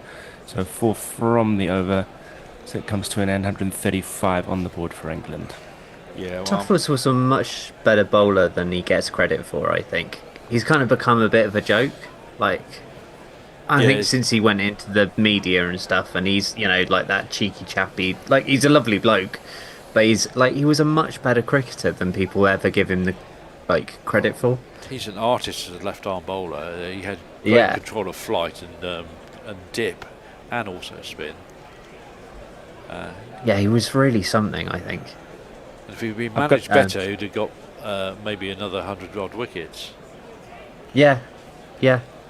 Right, well, whilst they're talking about things, I shall say that STZ 204 noticed something I did, which said Brook is going to hit a six and get out soon. Yeah, he's getting very antsy. Yeah. Brook sweeping line out of the attack needs to go round the wicket, says Kyriakos. Boland continues to Brook, who does try to have a big old heap at this, and he's going to get 4 runs for this. Right. Into the leg side. Cow corner. There's not one boy for me, I must have 2 or 3, I need 4. You probably weren't around when we had the earlier discussion about cow corner. No, I was fast asleep. No, I wasn't on. What were you saying? No, it was in the WhatsApp chat, and apparently cow corner, one of the attributions of it is with Dulwich College, where some of it was the wide areas of untenanted ground were actually used for grazing cows. This one's down leg side, fielded by Carey, who is of course still up to the stumps. There's a little review, from the square leg umpire, because he's whipped off the bails. No one looks too worried or excited, so I think this is a formality. But I didn't know that about the No, I didn't know. I had to look it up, and the AI summary gave us several different attributions of cow corner. That was the third. It's something to do with Dulwich College's grounds being partly common land, you're able to graze your sheep and cows on it. You know, there's that sort of bylaw from 1100 or whatever it is. And those are the things that I learn when I come on. This one is defended by Brook, and the ball pops up, and I thought for a moment it was a bail, but he hasn't been bowled. He's still there. Kyriakos says, this is the first time I've seen these two bat like grown-up adults. Is this allowed? It seems like cheating. Well, on that, I mean, I think with this kind of hopeless chase, or such an improbable chase, this is a good case to use Bazball. I don't really see the point in them prodding around here. They may as well have a go at putting the pressure back. This seems to be the situation for it. 300 to win now. As this one's just defended to mid-on. Pat Cummins does the fielding. Still a long way off there, 3 down, and you've got someone who you wouldn't really stake your house on being able to bat out a day and a half at the wicket in Harry Brook. But you'd probably put slightly more money on him knocking a quick 150. I think that's a bit harsh. I mean, he does have... He's wildly talented. It's just he has got a triple 100 where he did bat for a day with Joe Root. But was that a blocking 100, or was that a... It was a blocking 300. No, it was a smashing 300. Yeah, it was easy runs. Yeah. It's a bit different, I guess. Not against Australia. This one's going to be a dot ball out into the offside. I think just the match situation's a bit different, isn't it? There's really something on the line here. It's not an easy attack or an easy wicket. People are asking how many overs are left in the day, and Music X King has responded with 64 minutes or 94 minutes if play is extended, which seems too few.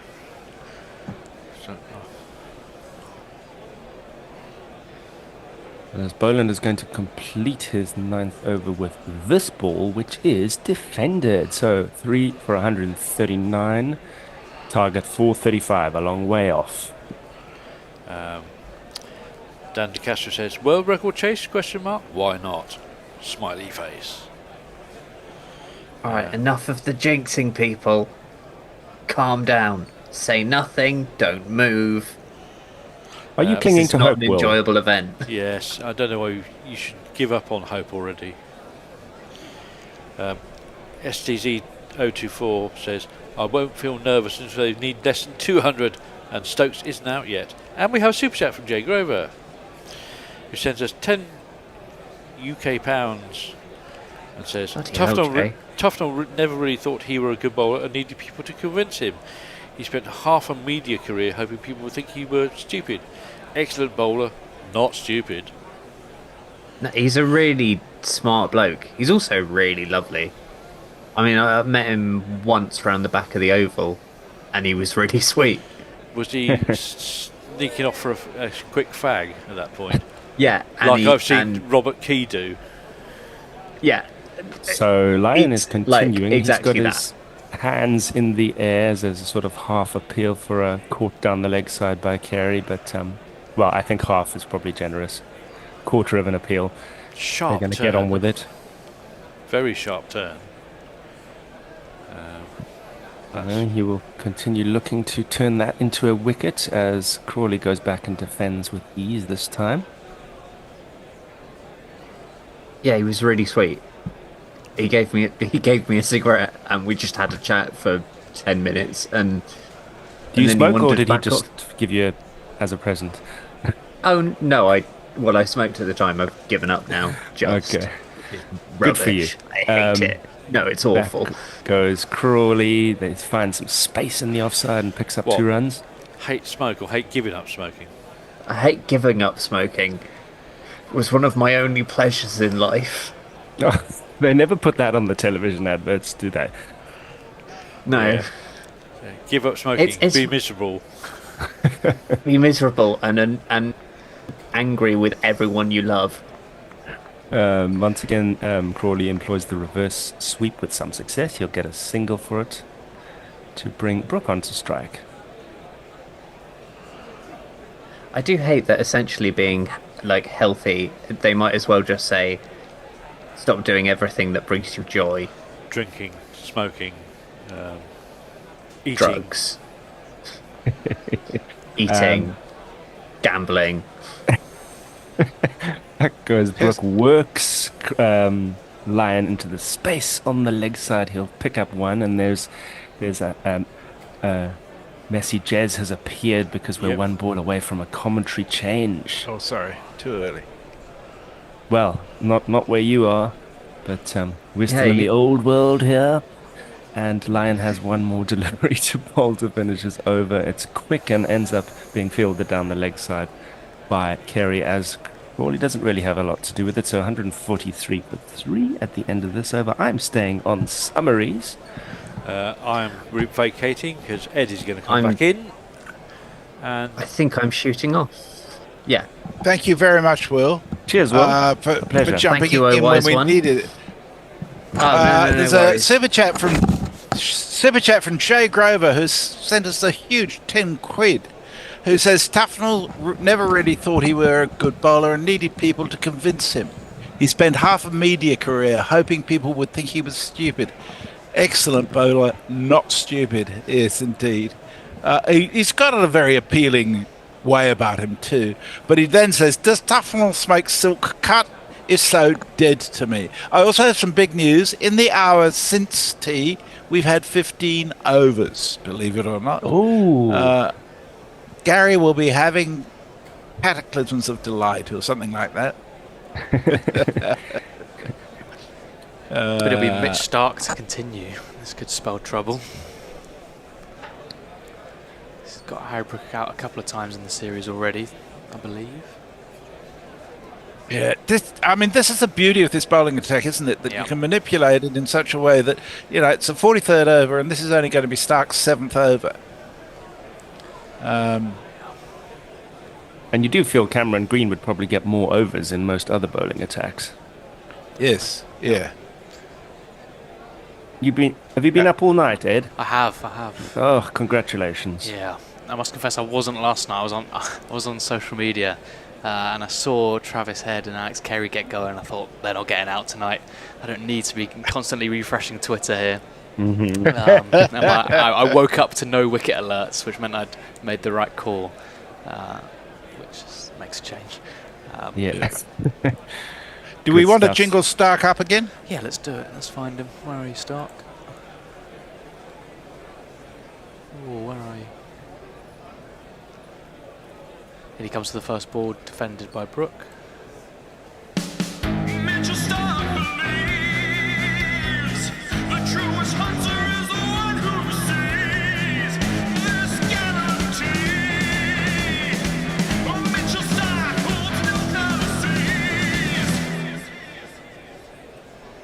We were having a chat in the last stint about the renaming of some sports stadiums after sponsors, and then I got thinking about if the day comes when Lords is named after a sponsor, then I think we can all go and bury ourselves in a hole. But maybe our social media listeners will have some suggestions of what sponsor might like to sponsor Lords and ruin everyone's life and spoil the spirit of cricket and make themselves hated.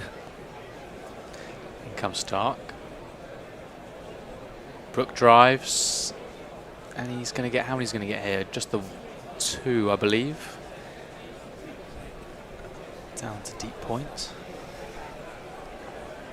It's interesting, isn't it? So the Perth Stadium is known as Optus Stadium for the purposes of football because Optus pay $5 million a year, I think it is, for that right. But they had to take a whole lot of the signage off when the cricket was on. It went back to being Perth Stadium. Although there's a huge sign on the outside they couldn't remove. The word that springs to mind for that is absurd. Just stick with the old whacker. They should have just transferred the whole name across the river. I mean, but the whacker still exists, and it's a nice little ground now. Driven again by Brook, the exact same shot. He'll just get 1 this time because he timed it much better. I presume the officers of the Western Australian Cricket Association, which ultimately is where the name comes from, are still at the old stadium, Messrs? Yes, they've spent about $120 million revamping the old stadium. So there's a massive gym, sports centre, swimming centre. I remember, there's a water slide, isn't there? It's been redone. The capacity is down to about 10 or 12,000 now, and it'll be used for the women's test match against India in March. It is really good that they are still using it. Yeah. In comes Stark again. Nudge down to the same kind of area. I wonder what Brooks' wagon wheel will be looking like.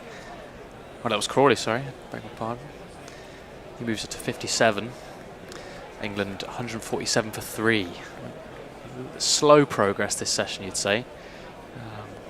It's been very tight bowling from the Aussies. Yeah, England have kept it ticking along. There's obviously is no run rate hurry in this situation. I suppose if you're an England fan, you would say more of the same. There have been a couple of antsy moments, but in general, by Crawley standards, this is a very restrained innings, and same for Brook. It's blocked into the leg side. Brook on 18 from 44, and Crawley 57 from 120. Dare I say it, these are almost traditional strike rates. Very measured. Fun.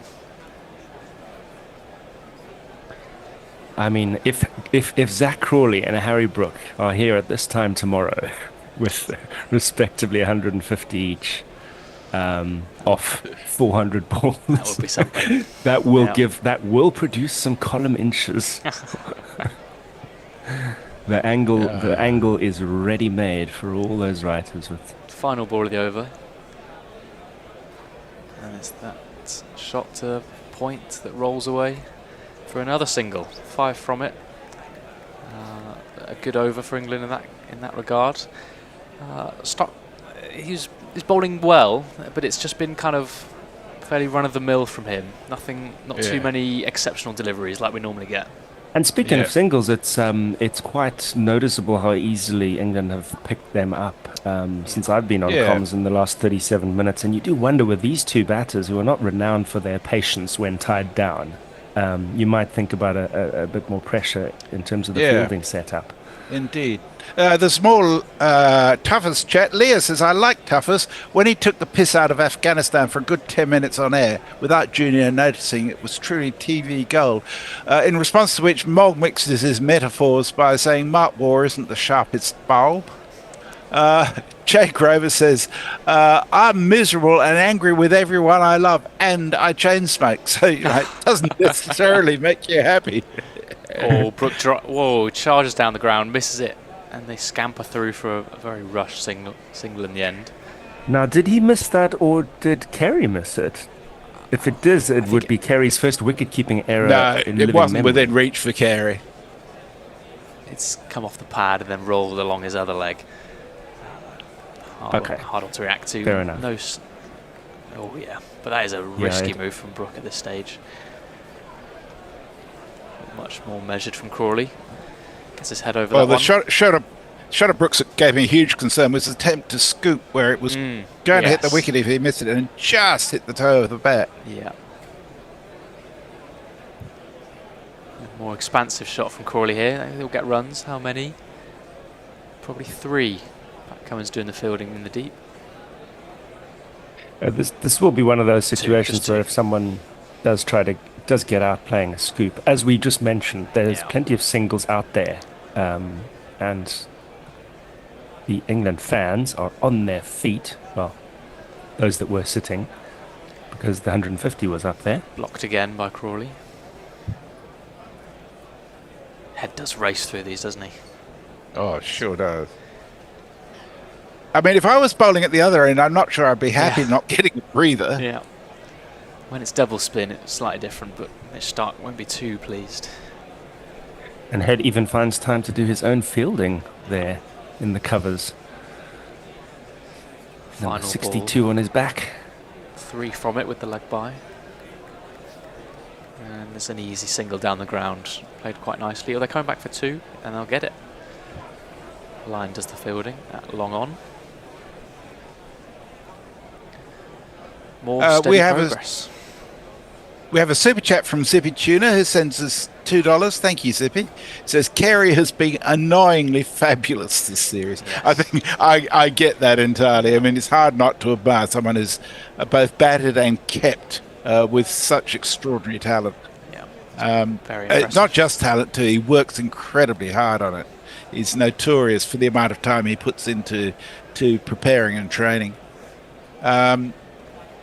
David Damrama says, it's amazing how everyone sitting at home always knows how best to play the game. It's true. That's what we're here for. That's exactly why we watch this, because we know so much better than people who are 10 times more athletic and 50 times more talented than us.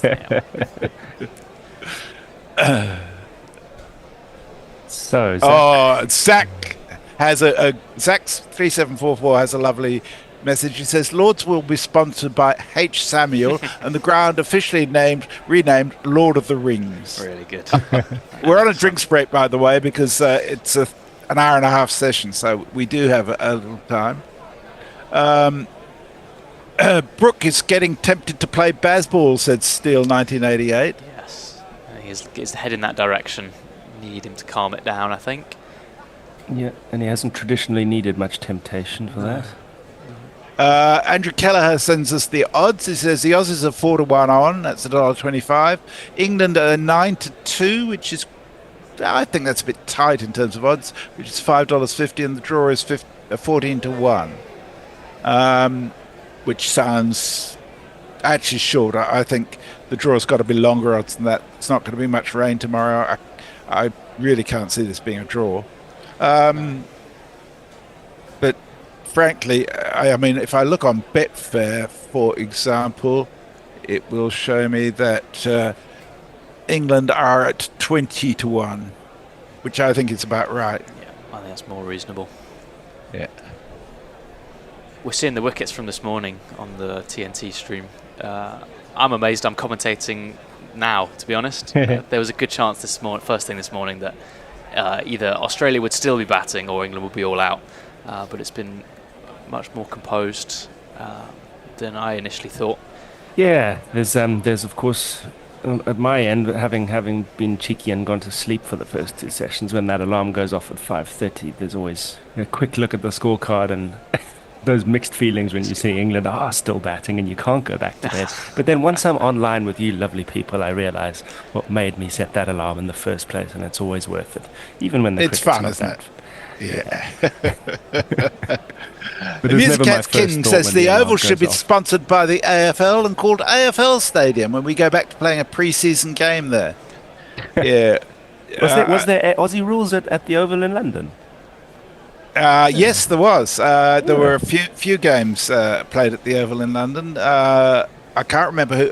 The visiting teams used to go there after the season and put on exhibition matches, and a whole lot of Londoners, very confused Londoners and expat Aussies would go along.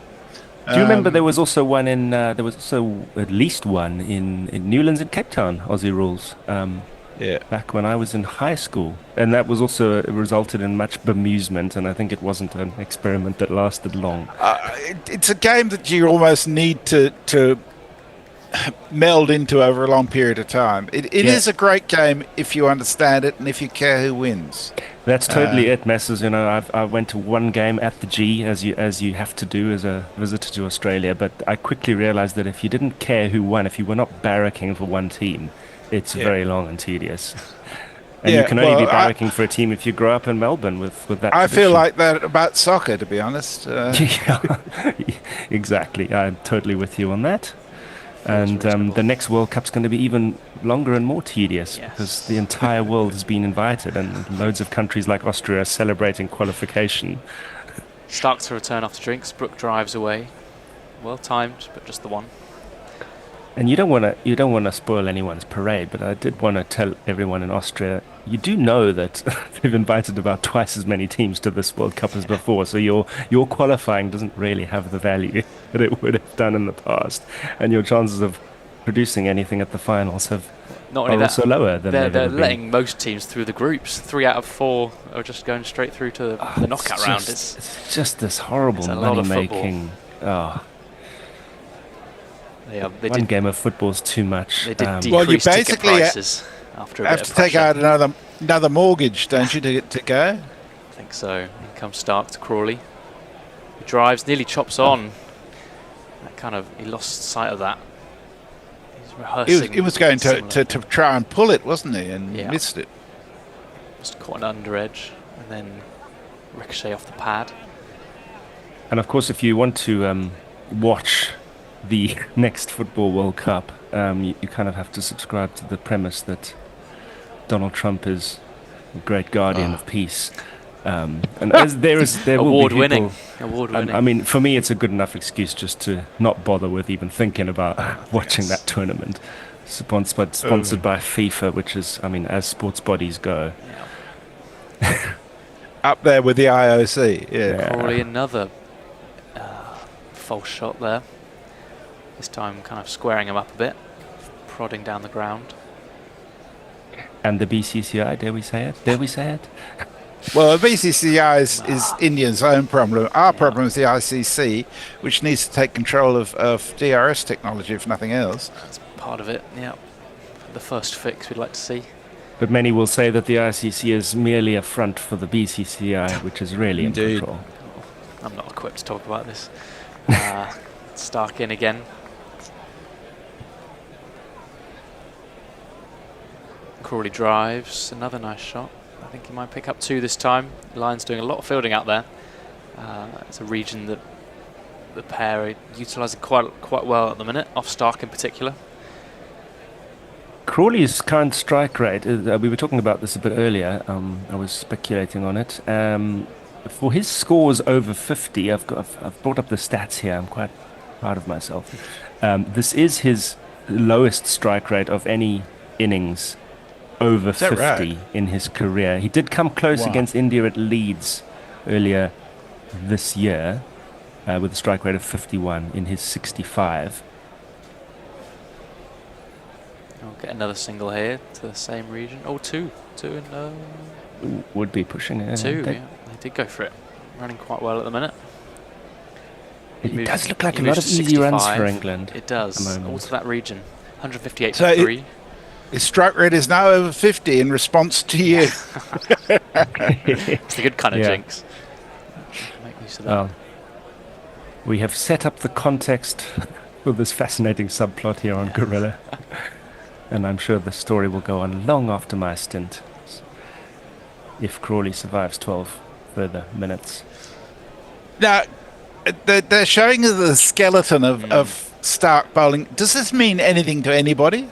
Nope. Not quite sure who it's for. It does not.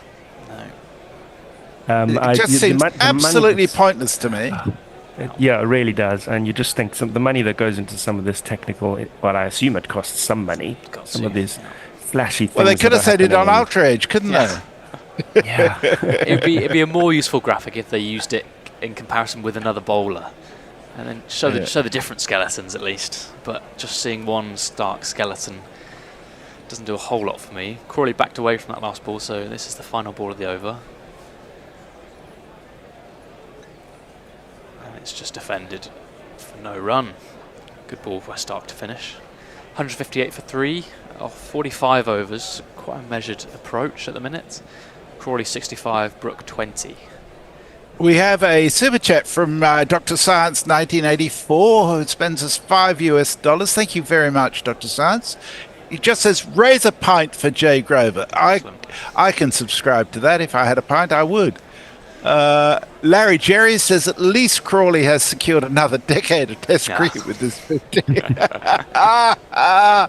I've upset Jake Hammond, who's football watch-along. Says, soccer? You mean football? Well, in Australia it's referred to as soccer because football is a generic term generally for AFL if you're south of the Barassi line, but if you're in Sydney or Brisbane, football means rugby league, but none of it means soccer. Harry Brook reverse sweeps off Travis Head. He's going to get 2 here. Carrying on, Music Cats King says when President Trump defeats the British Crown, Lords will be called Trump Stadium with a sculpture of his golden hair. I think that's almost certainly true. Yes. That's really good. We're getting more visuals of the army clapping and singing, and I think they've got too much airtime. Another reverse sweep by Brook. This one will race away for 4. That's a very well timed shot there. Head looks very frustrated. He's not bowled that badly, so I think it's one of his first boundaries off his bowling. Going at about 4 and over, but mostly in singles.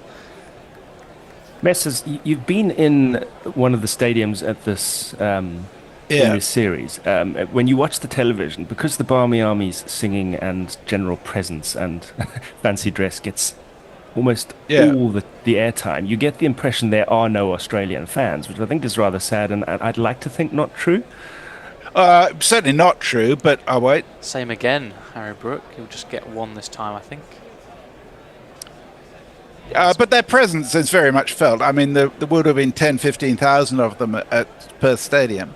Well behaved, cheerful, a bit pissed, but they've done a fantastic publicity job in Adelaide by cleaning up all their own rubbish afterwards and getting some very, very warm plaudits as a result of it. An ugly full toss from Travis Head, punished by Crawley. It goes all the way to the boundary. They have up the scoring since she talks about those strike rates. It's already 11 from the over off 4 deliveries. Both batters getting involved here. Yeah, 52.67 if that's up to date, his Crawley's current strike rate. So that does bring him up to where he was. Takes another single. Yeah, I think Travis Head might be getting replaced here. That's a bit of loose over so far. Larry Jerry has a good line. He says, England went from Bazball to dull ball and all of a sudden seemed to be doing better. It's always the way. I do like it when Crawley performs, and the implication is that he's going to get another lengthy stint, because then when he doesn't perform, it's get him out immediately, so he can't do much right. Final ball of the over. It's another full toss. Yeah, this has been a very poor over. He's gifted 12 runs off it. Is my maths right? No, more. 13 in the end. I was just trying to work out, and this is one of those stats that are not easily accessible, but what the run rate has been since tea, and also where England might land up if this continues for the hour and 7 minutes remaining. So overs bowled. Since tea, there have been 19 overs bowled, and the score at tea was 106 for 2. So they've scored 5 and a bit, 5.5. And there are 22 overs left today, so they could add another, let's say, another 100 and 100. If they were to go to, if these two can skate together, and it's 270 odd for 3 at the close, that is quite interesting going to be, isn't it? That'd be close to my projected starting to gain interest score. Yeah, so exactly. Second place says 4.2 and over for the last 10 overs. That's pretty good. But I think you're right. I think Head will come off. Yeah. As it were. Continue.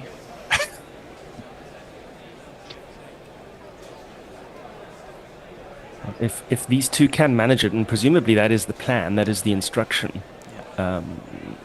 It's still like I said, it's an hour and a bit to the close, unless the overrate jumps dramatically. Yeah. I imagine the last 15-20 minutes they'll drop anchor somewhat. Stark first ball, very short, and Brooks swats that away. Might get 2 here no, just the 1. Swift fielding from Marnus there. But to be honest, I mean, the runs they're getting now have been mostly low risk. They've just presented themselves. I mean, that last ball again, it was just it sat up and said hit me. And this is Mitchell Stark we're talking about. But for a tall batsman like that, it wasn't actually a very threatening delivery. Yeah, we're not seeing much in the way of uneven bounce. It's been a very true surface for the pace bowlers. And everyone's getting a bit tired, aren't they? Yeah. So day 4. Day 4. Is this our first day 4 in the series? I can't remember. How long did Brisbane go? It was also over. It was a small chunk 3 of day days. 4, wasn't it? No, it was 3 days. Crawley to face. And he gets caught up with this one. It's a much better ball from Mitch Stark. So by the 4th test of the series, we'll... Oh, well, I mean... Oh, no, sorry, you're right. It probably was 4 days. Yeah. Okay.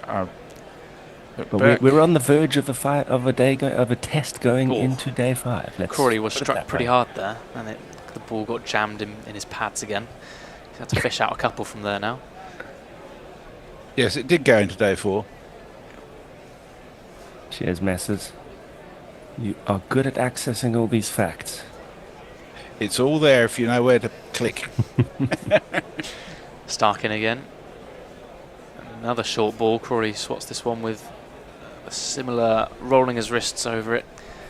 Takes a single. It's all been pretty composed, I'd say. Yeah, more of the same if you're an England fan, if you're in the England dressing room.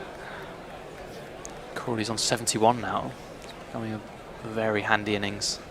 And one thing that springs to mind as well, if these two can take it to the close, then Ben Stokes looks like a very interesting prospect for tomorrow, because that will be his kind. Whenever he does come in, that will be a kind of almost like a Headingley type of situation. He will be switched on. You could be sure of that. Brook to face. More short stuff. He ducks out the way. It's very high on this occasion. For the neutral, for the narrative of the wide series, you would love England to somehow do this. Definitely, yeah. You can't say definitely, Ed. You're not a neutral. Nor can I say no. The neutrals all love England, don't they? Yeah, right. I suggest you go around India and ask. Okay. I'm due a tour. It's funny. I've evolved from being a rampant England Ashes fan to being a neutral. This one cut away very hard by Brook, just for the 1 to Lyon again. Having grown up with Australia, bullying South Africa and bullying everyone in the 90s and 2000s, I just wanted someone to beat them. And when that happened with England in 2005, it was just joy. I got into the tradition of supporting England in the Ashes, despite not being English. And then, things have evened out more recently, and Australia have proven more beatable. And now I just enjoy a good contest as a neutral.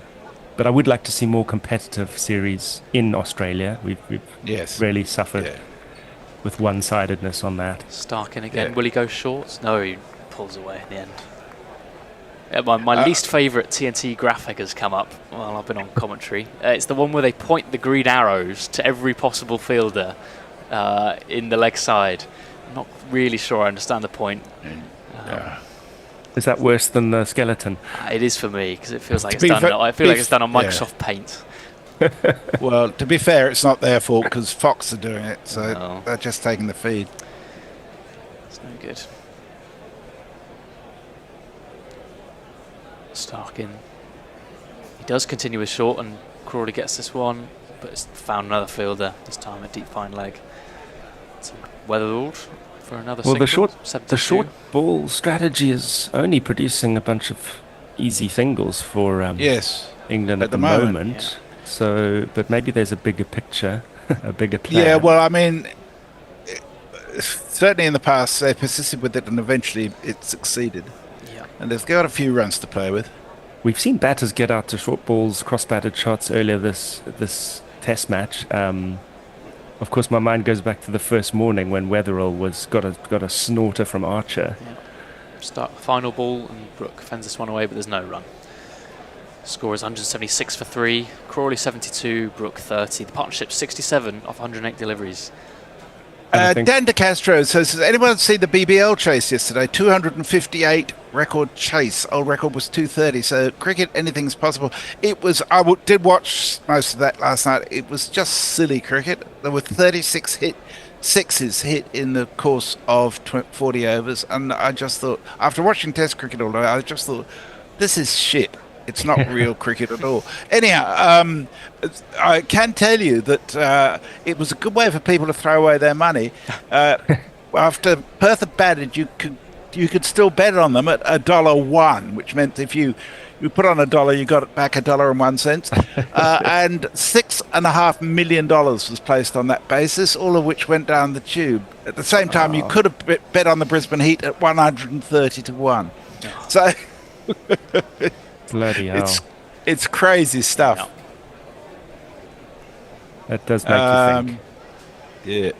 We have, I guess, one more over before a switch over. We do. Just a shout out. Mr. Martin says, if anyone's going to the shops, can you get me some eggs? I'll second that. Lyon to open things up. Crawley sweeps, and he'll get one for it. Good shot. Fairly well timed to start. Ooh, it's Saturday, egg day. I like eggs on a weekend. Is that just me? It's a kind of a brunchy treat. But I don't fancy going to the shops because it's just foggy and dark outside. It's been foggy every single day here in Austria in December, and I'm not exaggerating. Gets to you in the end. Yeah. Line in again. It goes premeditated was first sweep, and he's bowled. Goodness me, that was not the shot. It dragged it short. That was going to happen. It was going to happen. Yeah, that's a tough one for England to take. He's very frustrated. He doesn't want to go, He's not Brooke. moving. I'm not quite sure why. Bowled. What? Maybe he thinks Carey has something to do with it. I doubt it, though. It wasn't that short. He takes a big stride, goes to the reverse sweep, and it clips his off stump. Oh. Yeah. I don't think Carey did have anything to do with that. No. Bold is bold. His bold gloves is were near it, but there's not much to it. That was well bowled. I mean, he was getting swept, and he just kept bowling there, knowing that sooner or later something like that would happen. Yeah, and they didn't need to do the reverse sweeps. Of course, yeah, we like them when they come off. So I'll temper the criticism on that because he did pull it off for quite a long while, produced a lot of runs from it, but got him out. Nearly a successful half-hour stint from me. I've fallen at the final hurdle. Larry Jerry says, it seems being an English cricket fan is a bipolar experience. Mania feeling in full swing. To which Steele 1988 says, try supporting Pakistan. There's always someone that's got it harder. That's the lesson. and so Ben Stokes is going to have to come out and bat tonight, not tomorrow. And that target is still further away. If only had Leach with him. Yeah. I think Stokes will drop anchor here. I think he'll barely play a shot. Oh, yeah. Definitely, yeah. He's got an hour to play, basically. Would you a change, anyhow? Yes, we are. But there's no one else present at the moment. Who have we got coming next? If it's Jason, he's very much asleep. Jason, Arnav, and Will. Will is here right on time. I would offer to stay on, but I actually need a break before my next session. I'm happy to stay on. I'll be watching anyway. Oh, if that's great. Arnav doesn't turn up, I can fill in. I'll hang in there until I can kind of summon Jason from the sleep. Throw things at him. It always works. Jason, you're on. Jason? He slept through it yesterday. So who's meant to be doing ball by ball? Ball by ball is supposed to be Jason. Okay, well, he is on his way for that. But we can finish this over. We'll finish this over anyhow. Yeah. He's not responding. Oh dear. Stokes drives away, gets off the mark immediately.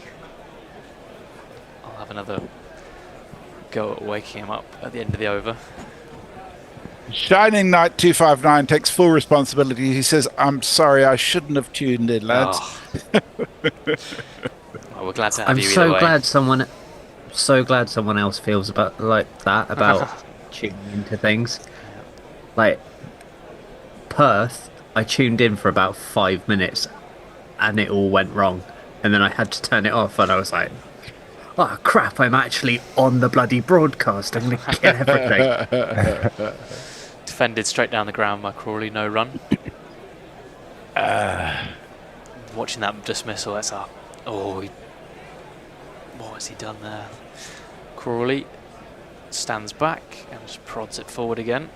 That must be an absolute favourite dismissal for an off spinner. You know, someone goes for an elaborate reverse sweep and you clip the top of leg with sharp turn. Yeah. I mean, he will love that. I think it'll be his favourite wicket of Brooke the match. looks Nathan Lyon. very confused. I don't really know.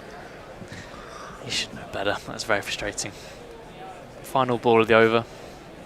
Drags short, and there's nothing to it. They think there might be an edge, and there's nothing. Nah.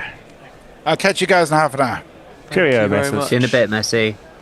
I'm going to leave you two to hold the fort briefly while I try and get Right, this. well, righto. I can ball by ball until someone else more qualified turns up to do so. As Lyon... Don't do yourself down. You're bloody great. No, thank you very much, Will. What I meant really was, what I should have said was, the person who's officially down to do it. Yeah, well... Who has a bigger screen than me? Let's put it that way. It's not all about size, it's what you do with it. So we're seeing a reminder of the Stark and Stokes battle in the first innings as these two are about to resume battle. Stark's still looking for his first wicket in the second innings, none for 35 off 9. Boo. As a sighing and miserable and freshly woken up Jason nestles into the chair, the ball by baller's chair. Are you fit to speak, Jason, or shall I take this over? No, I'm just disappointed to see Stokes out there and Brooke not out there. So, well, you went to sleep, and these things happen. yeah, life happens when you get most of the sleep. Okay, so Stark in, and that ball is on the legs of Stokes, who sort of walks in front of the stumps and just taps the ball very neatly into the leg side, but with no real threat of power in it, and it's left alone. There is no run. So I'm here because Arnav has not arrived, I believe. So I'm happy to chat away. I'm not set up for socials. Yeah. I'll do socials and you summarise then. Yeah. Sounds good. Yep, I think Tony must have been having a bit of a brain fade when he did the second half of this draw, because there were all sorts of things not quite wrong with it, like the bear being in it as well. That ball is wide of off stump, and just watched as it flies aimlessly past by Stark. Well, you'd think that Stokes is not going to be playing at anything he doesn't need to at this stage. Yeah. Was that a no ball? That was awful close to the front foot as he landed. And of course, there's a little bit of drag with Mitchell Stark's delivery. He's one of these people who lands and slides a little bit forward. But I don't think anyone was given. There have been a few very tight ones shown in this match that have not been given. And Stokes is across and all over that as a defensive shot. Head down, ball into the ground. There's nothing. No, there's a very much "you shall not pass" moment there from Stokes. It did shape a little bit away, didn't it? And I mean, in hindsight, he could have left that. It was nicely in the channel there from Stark. So that battle is cooking up nicely. There's just a little bit of tail movement into the batsman at the moment. I think he might be at the age of the ball, which is like 48 overs old, where it's reversing a little bit because it's. He's got one side that's a bit rough and another side that's very dry, and that's almost a carbon copy of that shot. Stokes is getting everything behind that to protect the wicket. Yeah, that one didn't appear to do too much. One slip in. Should the edge be found? Yeah. England 178 for 4. They are, 250 runs away from a likely winning score. I wish they would show that on the graphics a bit more regularly, because 435 minus 178 is one of those that's very difficult to do in your head. I can round it off to the nearest 100, I think. But it's very difficult mental maths. And particularly at sort of 6:10 in the morning. That is rising down leg side, and Stokes has nothing to do with that. We're just looking at Stark to Smokes test in Australia, and he's dismissed him 6 times, which is a fair amount. He's not by no means his bunny, but it's still a healthy, respectable strike rate.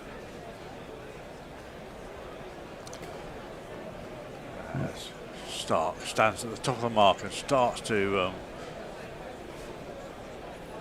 run in that fluid delivery, and again defended by Stokes, who moves across, gets everything behind the ball, and hits it straight to the ground. And that's the end of that over. It's a maiden. And very nicely bowled from Stark. Hope that battle will continue. On the socials front, there's a lot of chat. Oh, it's me and Jay. It's fine. I don't want to read my own socials. It was talking about going to tests with the Barmy Army when I was a kid. It was fun. Oh, well, read it if you're interested. You don't have to read your socials, but I'd like to hear what it was like to be at tests with the Barmy Army. It's fun for the first part, and then it gets, once they start doing God Save the Queen for the 3rd or 4th time in the day, it can get wearing then. I haven't heard God Save the Queen this tour. Like, I've literally just heard the Barmy Army, the Barmy Army over. It's like they're down to one song, which makes it just more mind-numbing, I guess. Yeah, it was really swept. It was beautifully by Crawley, who gets underneath that, and that's gone to square leg like a rocket, and over the fence for one of these.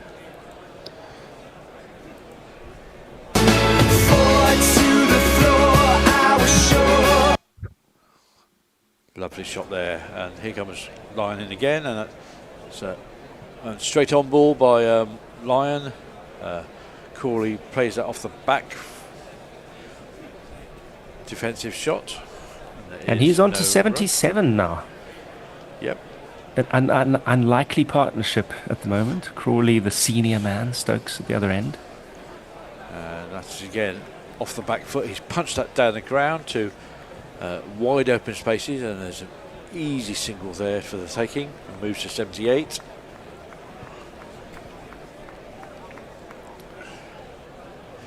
Lyon's got 1 for 56 off 11 overs. Now he's got his potential bunny in.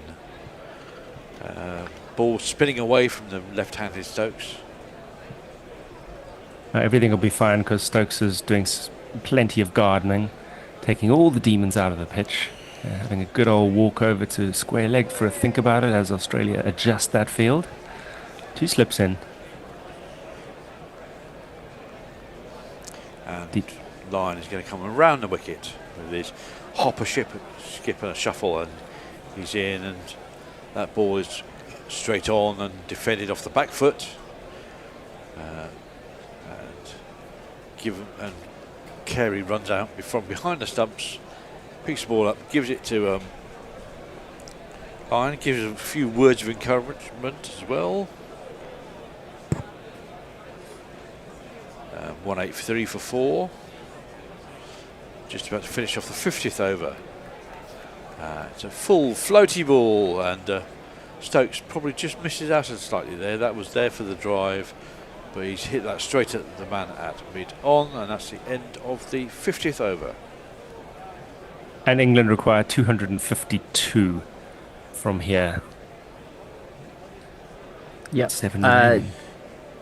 Jay Grover has sent us a super chat for £2, mirroring what Liz also said, which is, "You haven't heard God Save the Queen? I wonder why." I haven't even heard the tune so far in this match. I think one of the great joys of commentating on Gorilla is that I don't have to hear the crowd noise, into a third session of Drunken Barmy Army songs. I know. I mean, jokes aside, it really was getting to me. It's like an absolutely, not even an earworm. It just drives you mad. And I don't know. Is the Barmy Army? You'd think that people dedicated to singing drunken songs at cricket would have a bit more of a repertoire. Well, one of the things to join the Barmy Army is you have to invent a new song. Well, they're not getting through the approvals process, apparently. They've absolutely fallen in love with this one tune, and I just wish the host broadcaster would somehow turn the volume down on it. Bolland in, and that's just flipped off his hip by Crawley, down to wide, fine leg. Takes the single, gives up the strike to Stokes. At the same time, I'm disappointed in Aussie cricket fans generally. I mean, they don't really do dressing up and songs, and of course there's a few exceptions. There's the Richies and everything. There's lots of Richies and embarrassment of Richies, as I once famously said on air. That's great. That needs to be on a T-shirt or something. Yeah.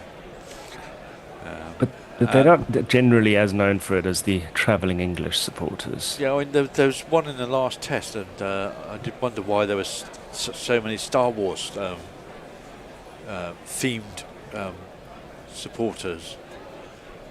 Oh yeah, there's always a stormtrooper day, isn't there?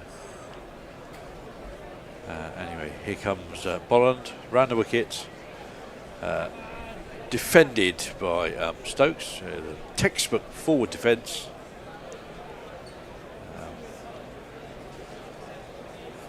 I don't think he's shut up shop today yet, but it didn't feel like he's at the moment. He's putting everything behind the ball, making sure that he's not going to have a brain fade like he had in the first innings, where he got to 80 and was undone by a bit of stark genius. You could hardly blame him for brain fade in the first innings, having hung around for so long with such limited support at the other end. Boland pulled out of his next delivery. He got to the delivery stride and then was just about to release the ball and thought better of it, as something gave way underneath him as he came into his delivery stride. But he's at the top of his mark again with this short staccato bustling run, and that's wide, and Stokes has gone after that, and he's pierced the ground, the cover field. That's a lovely shot for 4 runs all along the floor. There we go, this one. It's Nissan She. It's Nissan She. Let's just look at it from the side, and he's waited and he's hit it right underneath his eyes. Beautiful shot, a bit on the up as well, but perfectly executed, and that ball is tighter to the stump line by Boland, and Stokes can just work that to mid-wicket and there is no run. We've lost a Richard. Okay, so oh no, he's just gone off somewhere. He'll be back. Yeah. In his very impressive backdrop with posters and prints everywhere, and that ball is lifting outside off stump with Carey standing up, taking it neatly out from Bolland. There is no run. On 8-8 for 4 England.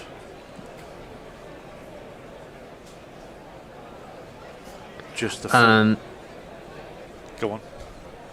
Oh no, there's one ball left. I was going to do some socials.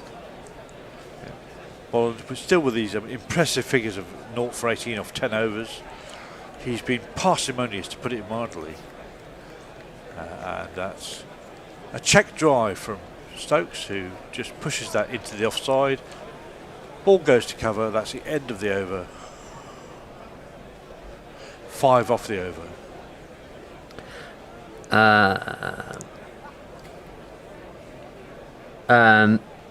Jay was saying they don't even know what Jerusalem is about, which is true. Larry Jerry says Barmy Army is cliche. It's like finding an indie band and then they sell out. The Barmy Army is just annoying and marketing gimmick now. Yeah, it's kind of become a tour company, really. It was fun though, because I went to a day when I was 12, and it was just a load of drunk blokes giving me merch and buying me food, which is cool. And Bill the Trumpet let me have the trumpet for about half an hour, so that was cool. Where was that, Will? The Oval. It was the South Africa Test in 2006. I think day 4. Round the wicket by Lyon. First ball is reverse swept but straight to the fielder for no run. Second ball is reverse swept again, but this time he's down to the man on the point boundary for a single. Crawley moves to 80 and the score to 189 for 4. As we see supporters chanting away in the stands with lots of arm pointing. Well, I suppose that's also funny when you're 7 pints in. Yeah. Lyon, who persists in bowling with his shades on. That's an arm ball, and Stokes has to be a bit sharpish to get the bat down there and chops it into the offside. And there is no run.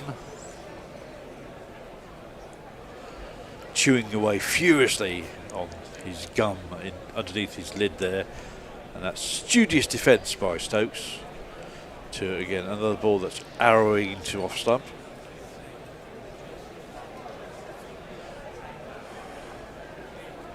Do you think he goes out there with actual pack of gum in his pocket that he occasionally reloads at the end of an over? Yes. And that is whipped into the leg side, but with no power, and there is no run. But that would also be changing your gum would be a candidate for a cricket superstitious no. Maybe he keeps the same one. He has the same one, and then if he doesn't like a shot, he changes. Oh, and that's an absolute jaffer by Lyon. That ball is gripped and turned, and Stokes has been done again with a ball that's just slipped past his outside edge and clipped the top of the off stump. That's the end of the England captain, and possibly the end of England's hopes. Oh dear. I would say almost certainly the end of England's hopes. They rested largely with... You silly little boy, what on earth were you playing at? Oh! Well, you can't blame the batter too much for that one. It was indeed a beauty. He's only trying to block it. That feels like it's my fault. Don't be so hard on yourself, Will. As somebody great once said. Oh no, I shouldn't have told the Australians about the gum. It's all secrets. They can't know these things. Because they can definitely hear me. Yeah. Well, we're now in this kind of limbo danger zone where there's possibly a very small rump session tomorrow at this rate. A rump session, I like that. Yeah, that's nice. What industry does that come from? Or is that from the travel industry where you have a shoulder and a rump season? Am I making that up? No, I think it's a political one. It used to be the rump parliament, which is a very short length parliament. Ah. The learning goes on. Top of off. I mean, ooh. I think that there really Lyon might have a new favourite wicket. There really wasn't much space that was to an get past there. absolute That's japper. Absolute wonder ball. I find I find Lyon really difficult because he's so bloody good, and he's a nice bloke, and he does so much stuff for he does so much stuff for disability cricket. He basically paid for the Aussies to come over here for the first disability Ashes 10 years ago. We have a new batsman. He's going to be and I this hate man, it. Who has something to prove, I think. Maybe today is the day that he's going to prove it. Hey there, Jamie Smith. Are you a good keeper or batsman? Either way, all your hopes of getting a game are fucked. Holland is in, and that is worked very nicely by Crawley into the vacant areas of the leg side. That's going to dribble all the way to the boundary.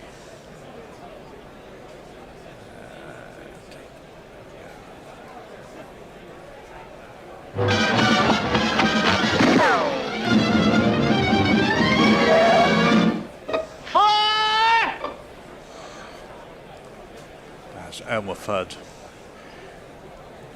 Cries out in anguish, much like all the England supporters as they saw Stokes dismissed in the last over.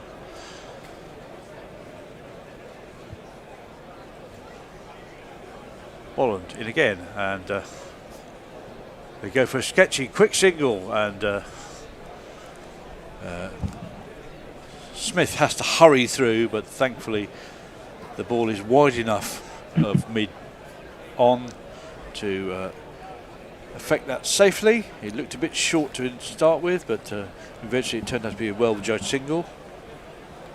And if you're looking for interesting subplots, whilst England's hopes seem to have gone up in smoke, Zach Crawley's just gone to 85, and there are about 34 minutes left in the day's play. So does the spectre of sleeping on 99 loom large? We have seen it happen recently in a test match. I can't remember who it was. It might have been Root, South I think. African. Ed is sort of mouthing at me from the green room. Thank you very much to the green room crew. It's a team effort as always. Hook did it on 199 when he got 200 and whatever in Australia in 2010-11. First ball by Smith is just outside off stump and left alone. Anyway, he hasn't yet made the 90s, but it is one to just keep an eye on as Stumps approaches. Presumably we'll go to the top of the hour, because in terms of overs remaining, I would have thought so. 15.3. So yes. And defended by Smith into the offside, and cover swoops in to field the ball. One of my pet hates in Test cricket broadcasting is that host broadcasters almost never tell you how many overs are remaining in the day, which generally is less relevant now because we always go into the overspill. But on the final day, it's quite useful for them to show that, and they never do. The last hour, then. It's terrible. And Carey's come up to the stumps for Smith. And that is, again, Smith standing tall, just dropping the ball into the offside. And there is no run. There's lots of chewing going on out there. I mean, Weatherald is under the lid. He's taking over the job from Travis Head, whilst Travis Head has been bowling. And he's legs akimbo at short leg, chewing away furiously under the lid. That's I don't know. That's way too wide a stance. What's he trying to do? And that is glance down into the gully area where Cameron Green makes a sharp stop. I agree with you, Will. That is giraffe at the watering hole stuff. Very much so. That's the end of the over. And the last for this crew coming up, I would say. I think so. Leah's just saying, can she record her summary of the test now? And Jay said, yeah, if it's just going to be laughing, which it probably will be. It battered Gummy Shark says, haven't left my house for 3 days since taking holidays. Might go to town for food and booze shopping this evening, pizza or a decent pub meal. That's a good plan. I think after 3 days you do need to get out. Yeah, sunlight's Lyon good. Over the wicket to Crawley, and that ball is driven up to mid-off, and there is no run.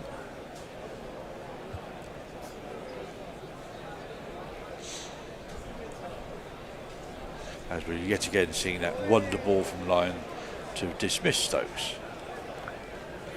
It was so good. And partly a bit of a false shot there by Crawley. They went off the inside half of the bat. He was trying to drive through the offside. He went to mid-on, and there is no run. So a moral victory for the bowler there. And I think he's been stumped. Up to the straight on ball, and Carey's had the bowlers off in a flash. And I don't think Crawley's even looking. I think he knows he's dragged his back foot and he's gone. So much for sleeping on 99. Well, he's gone for 85.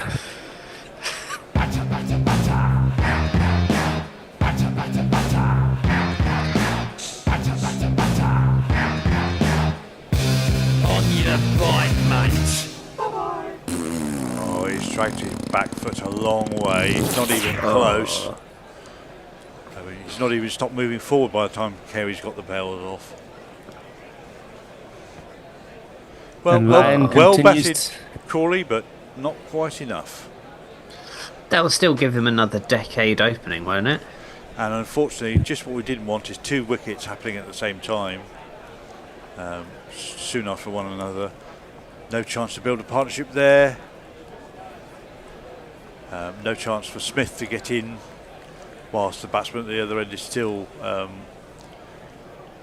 giving him some support. So yeah, just to round off a statistical theme we were visiting earlier on in the session, he finished with his strike rate at around 56, which means it is not his slowest strike rate of innings over 50 runs, after all, with the innings now complete. Interesting. So Lyon is doing the damage again. That's 2 wickets in the last 2 overs for him. And it's been the perfect comeback for him after not being picked in Brisbane. Well, we did say that he would do the damage in the second innings, and that appears to be the case. Well, we're going to have a new batsman. I shall jingle him up. Here he is. Wherever I can find him. There he is. It might be Will Jacks. Maybe it's Will Jacks. It's probably Will Jacks. Yeah, it's Will Jacks.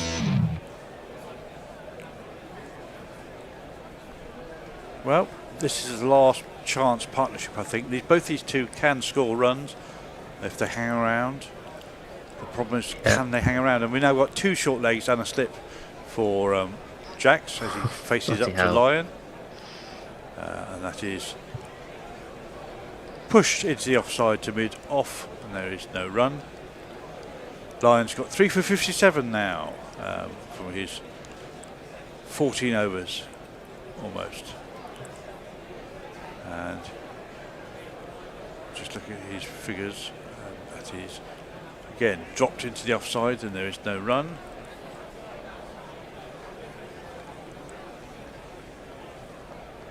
Looking for a 25th career 5-fer, and it would go down as one of his favourites if he could do it. And another ball that is on a nice line of length and lifting and turning, and Jacks doesn't really know much about that as he goes past him to the keeper, and there is no run, and that is the end of the 54th over, and England subsided to 194 for 6. It's been a pleasure, gentlemen. Thanks, Richard. Thanks all. Thanks for filling in. Thanks, no worries, Will. no worries. Have fun. Cheers, guys. No worries. Cheers all. Bye. One thing I should mention is the forecast for tomorrow is for partly cloudy, very high chance of showers, most likely in the morning and early afternoon. The chance of a thunderstorm in the early morning. And Music Cat's King tells us that it's most likely the rain will be more in the Adelaide Hills than in Adelaide itself. But, you know, if the game were to go in tomorrow, there's a possibility of some rain interruption. It wouldn't be long enough to save England, but no. It'd be ironic if that were to be the case, to be honest. I've got to say, Lyon is just an extraordinary bowler. Yeah. There was absolutely nothing in the doing, and then suddenly he's gone bang bang, and it suddenly looks a different game. Yeah, the Channel 7 here showed the setup for that wicket of Stokes, and it was just so beautifully done because the ball that got him just did something different. You could argue that Stokes could have used his feet better to that delivery, but it was just magic. Yeah, we saw it look slightly different out the hand, and he's got a lot more revs on it, and it turned and gripped and clipped the off stump. It's Boland to Smith, still yet to score off his 4 deliveries. In he comes, and it's punched quite well, but for no run. Yeah, I do wonder how these two attacking batsmen are going to rein in their instincts to, or even should they rein in their instincts? I mean, that's another question in itself. What is the best plan for the situation now? I think they should focus on getting to tomorrow, because new day, see how the bowlers are doing. Might be a different story. A Boland coming in. And Smith drives into the onside this time to no run. Pat Cummins fielding. Yeah, I think they have to try and focus on dropping anchor for now and hanging on, and having just a stab tomorrow morning. Yeah, regroup. Get the Backstreet Boys, back office boys onto the stats and the plans overnight. Because they're still 240 away. Have a look at the data. Yeah. For want of a infamous phrase that comes Peter Boland. Moore's. And there's no run here either. It's the onside again. Yeah. Boland is very, very wicket to wicket at the moment. He's very attacking. Not really giving anything away. We're seeing Smith's scores on screen, and it's been not a great series at all from him. A high score of 33. There was quite a good counter-attack in that first innings in Perth, but since then, very little to shout about. He looked lost in the pink ball test, if we're honest. And then another dismissal. Yes, he had a bad game all round. Poor batting and problems keeping as well. Boland in, just knocked on its head. Got Cam Green doing the fielding at gully.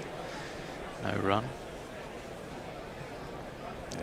They've gone completely defensive at the moment, quite rightly, after 2 quick wickets.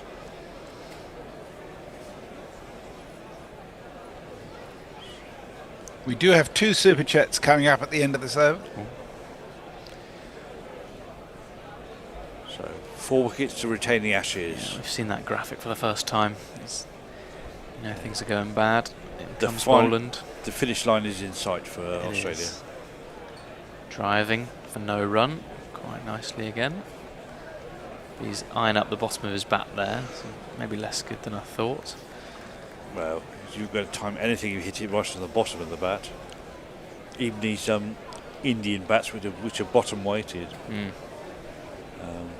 That'll be one of those ones that has a nasty little shudder all through the handle as you hit it. And I have to say, Adelaide is looking at a picture. It's looking green and lush and verdant and lovely. Looks stunning, doesn't it? Boland at the top of his mark, just giving himself a little breather. And Carey's adjusted his helmet. So in he comes. Smith takes guard. And just about gets his bat on that. Fuller from Boland. Good delivery. Maiden over. Did that just grub a little bit, or did he just misread the length slightly? I'm not quite sure. I think the latter's more likely, to be honest. We got bipartisan appreciation of Nathan Lyon. Mikey J787 sends us $2 Aussie, says, Lion, Lion, Lion, oi, oi, oi, clean up the tail, lad.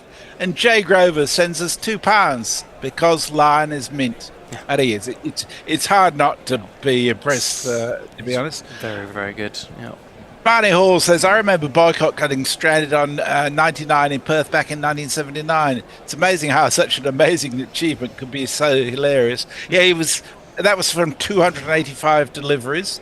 And England lost their last 3 wickets for 4 runs, which denied in the century. Jacks attempted a reverse sweep off Lyon's first ball of this over. Struck him on the pad, but he was well outside off stump. And straight to one of the 2 short legs. Who is Weatherald chewing away madly. I wonder if has Head got his gear on again. This one softly defended into the onside, scooped up on the bounce, and there's no run. Oh, we have an amazing super chat coming up. It demands a jingle, this one. Oh. So at the end of this over. Jacks reverse sweep, and he's timed that brilliantly. That is some shot from Will Jacks. 4. Lyon looks a little bit disappointed, but it's just an excellent shot. There's not one boy for me. I must have 2 or 3. I need 4. What do you make of that? Wow, that's timed the pants off that. Yeah. I mean, everyone was oohing and ahhing when Kevin Peterson did that for the first time, but now it seems almost commonplace that can be timed so well. More stoic in defence this time, Jacks. Done well. There was some shot to get him off the mark though. 2 balls left for Nathan Lyon.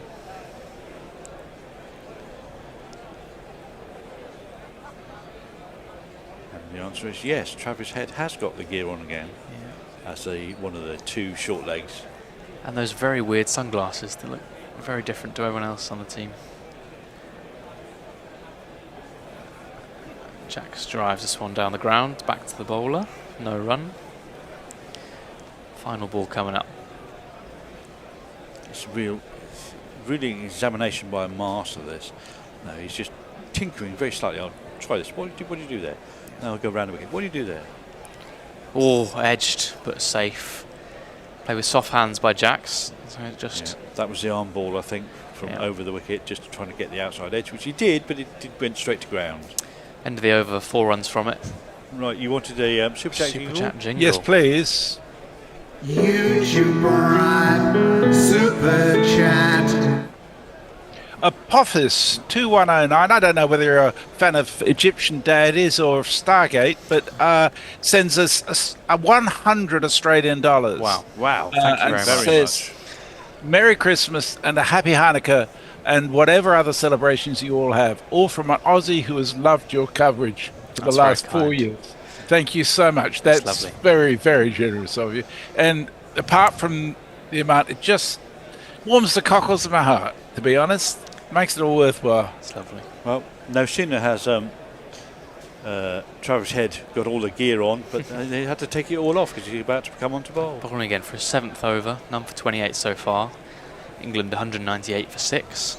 4 wickets required for Australia. In comes Travis Head.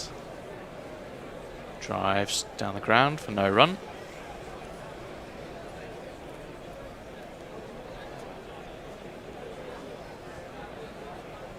And he comes again. Rapid as ever. Same again. Down the ground, picked up at mid-on.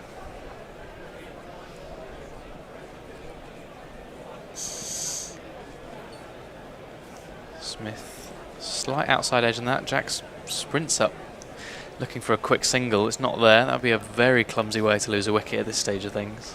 Yeah, the last thing you want is a comedy run out now to compound the situation.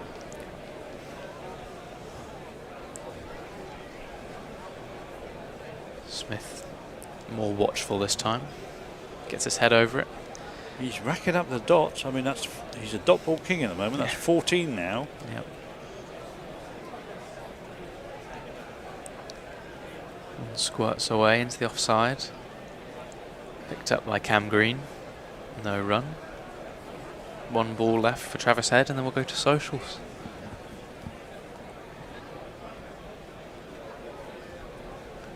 Similar. Yeah, Smith defends that well. Fairly comfortable over for him. Over to you.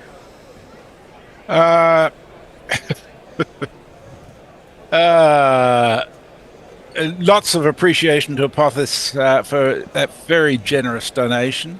They are gone 4 for a chance, 6 for it's over, says Robate 4126.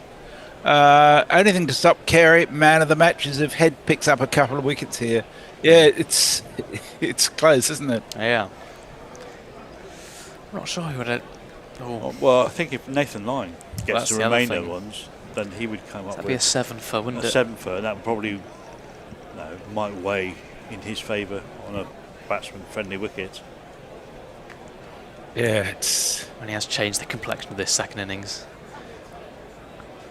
Yeah, well, I mean, there's big competition for Australia's man of the series now between Carey, Head and Stark.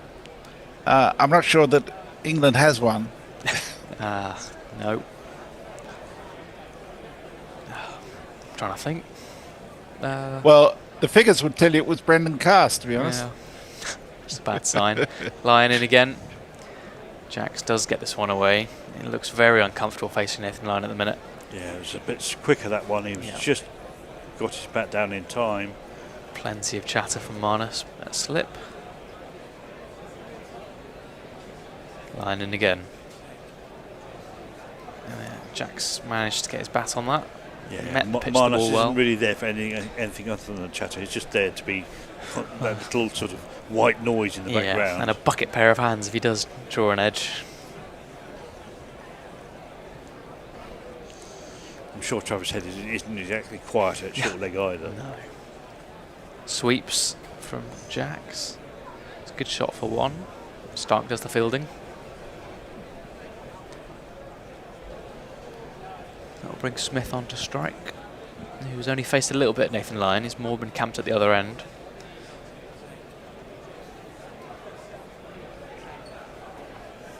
Yeah, can he break his duck against a new bowler? In comes Lyon. He does get to the pitch of it well this time. No run. I think he might be playing the game I play with my other batsmen when I'm batting at 10 and 11. You have a bet that the one who survives buys the other one a pint. No, make sure you're not the one that gets out. Lyon in, Smith on the back foot, pushes it into the onside, no run. Just the 1 from it. 199 for 6, England. Apophis 2109 tells us his moniker is from ancient Egyptian appreciation, not Stargate, which is disappointment in some ways. It's just I thought I'd grow up to be an archaeologist. Didn't we all? Didn't we all? Yeah. Second best thing doing it right now. Dear.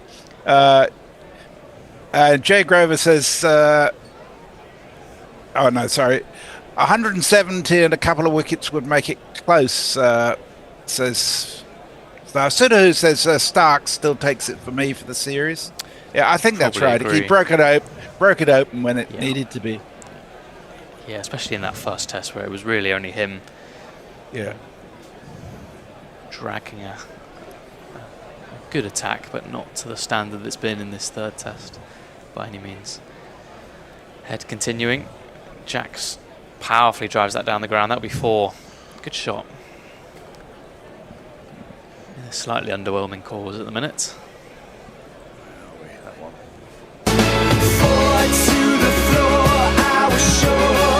And that brings up England's 200.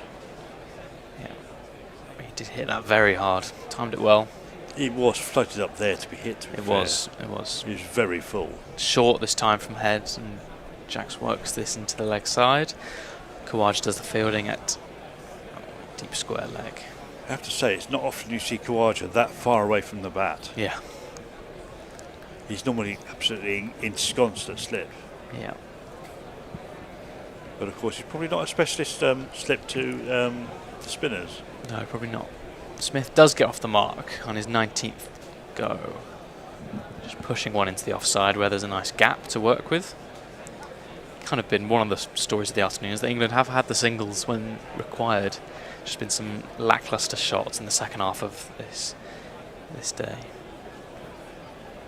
Beats the edge this time, Travis Head.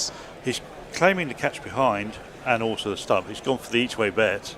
I think Carey is not that convinced, but they are going to consider the clock ticking down. He goes for it. They've gone for the review. He goes for it. Yeah, I think that was Head trying to convince Carey rather than the other way around.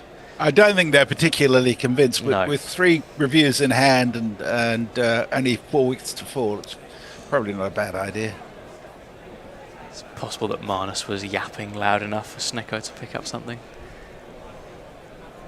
We do have another super chat from the very generous Dr. Science 1984 who sent us another $10. He did have a message, but he's retracted it. No doubt he'll send us another one to fill in for that. Please do. Yeah, nothing thank doing. you for that. Nothing doing on Snicko. Jax survives. Yeah, he's got a decent stride in, so...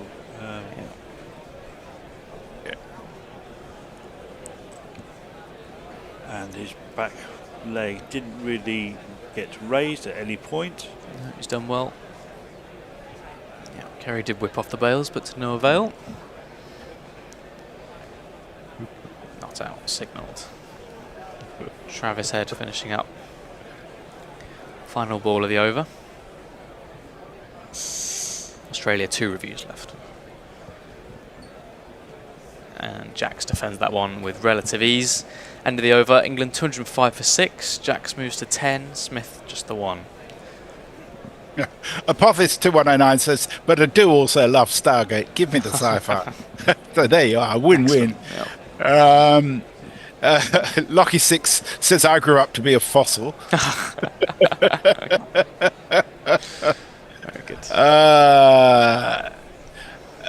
Beer Better Gummy Shot says, Head desperately wants to join the bowling group for later. Needs a wicket to join in. He's almost pleading for that review, wasn't he? Yeah. That one goes down on his fault, I reckon. Apophis says, turns out he fell into the software engineering tunnel, which is great as I have multiple monitors, and one of them is any cricket match. Perfect for long, boring meetings. Excellent. That's a very good setup. Yeah, I think my brother operates with a similar system. Yeah, when I'm in the office, I have 3 monitors, so it's a... No, at least half of one of them will be on whatever cricket is on in the summer. Lyon continuing to Smith. Just pokes at that, gets his head over it nicely enough, does the job. Keeps it out. He's faced 21 deliveries and not really had a go at anything so far, which is what England will want from him. I feel like there is a bit of pressure on Smith just because of the pre-Ashes discourse. Just to at least show some kind of solidity in his technique, which he proved very well over the English summer.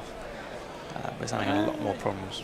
Yes, I don't want to jinx him, but he has had this issue with left arm spinners, which thankfully I don't think Australia have. Yeah. Smith deals with that one. Nothing doing. For a top quality batsman, it is slightly surprising how number of times he gets bowled by spinners. Yes. In comes Lyon. Oh, this one does turn sharply and it draws an outside edge, but faint enough and low enough to not be another wicket. I think it's fortunate that he was playing off the back foot. Yes. Otherwise, if you're playing on the front foot, that might have gone through the gate. Definitely. Yeah, that did turn sharply and hits the wicket-keeping pads of Alex Carey there. Showing how close it was. Final ball of the over. And it finishes as a maiden. Well bowled by Nathan Lyon. He's on 3 for 62 off 17. England 205 for 6. Mog says, I wanted to be a genetic engineer when I grew up, but then it turned out Then I found out it wasn't about making super soldiers and horrific crimes against nature. Dr. Science has sent us another $5. He says, this is exactly what we want to see from these English guys right now. What are you going to do when there's nothing to lose? Yes, it's true. That's when we start playing well. Yep. A Metal Guru Poo says, these two will both get 50s. Hopes up before a final collapse. That's the English way. It's only right. Yes. Or it could end even more swiftly than that. Head continuing. Jax defends into the onside. Well, no run. I think they've got to get their skates on to claim the extra half hour because they need another 2 wickets in the next 6 minutes. Seems unlikely. So we barring anything untoward, we will be back tomorrow. We will. For a presumably shortened session. Yeah. And Charlie Chaplin seems to be reasonably happy at the moment as he's conjuring up the crowd. Head to continue, floats one out, and Jax who's missed out there. Yeah, he has. It's gone straight to the fielder at cover. Now, what he can't do is let that get to him in his head. He's just got to forget that and concentrate on the next ball.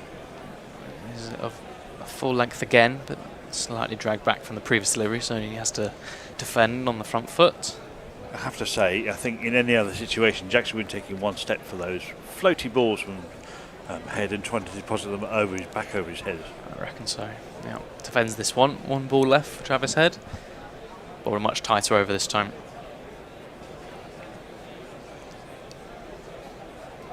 That's a man with immense striking power when he chooses to go after the ball.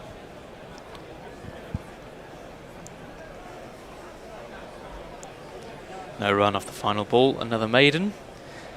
It's now been 61 overs of batting. 205 for 6 the score. Head none for 34. GoBangs1117 says, I'm 60 and still undecided what I want to be when I grow up. Beer Butter Gummer Shark says, it's forecast to piss down rain here tomorrow, 30 mils, and cricket won't take the day up. Typical. Might have to do my annual house tidy up. Oh, I'm sure you can procrastinate better than that. Yeah. There is cricket in up Manganui to watch. I think it's important to decide who you're going to support right now. Music Atkins, it should be noted that there is any delay time. Time could be extended at the end tomorrow. That's correct. So even if we lost time to rain. But only half an hour, I think, isn't it? Yeah. But it's not going to rain heavily enough to stuff it up. The Adelaide Oval drains quite well too. They've now brought in a silly mid off as well. So you've got the traditional X marks the spot for the batsman. First ball from Lyon, just defended by Jamie Smith. Which I think is good. That means there's no safe area for him to just pad the ball away into. There's a more apt strategy at this stage of the game. I would be bringing more in as the batsmen get more defensive. Smith more looking to have a go at that, but ends up defending into the onside. Lyon with collar up and glasses on.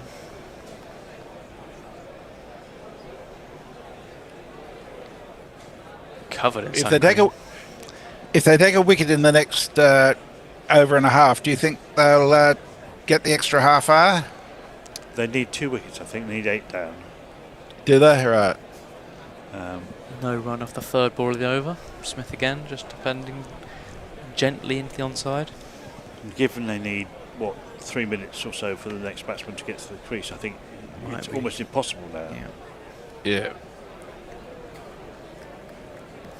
Especially if Carey is gesticulating and moving people around very gently and wasting a bit of time for Lyon's next delivery. Which is played nicely by Jamie Smith. He'll take a single for his troubles. He moves on to 2. Jack's got the task of dealing with the last 2 balls of Nathan Lyon here. So this might be Nathan Lyon's last 2 balls today. Yeah. So I think we might get one more over in from the other end from Head, but probably not more than that.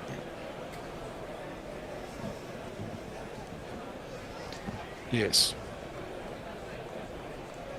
Especially if they waste time like Will Jackson's just done by moving to square leg and back. Short from Lyon. Jacks pushes this one away. He'll take another single.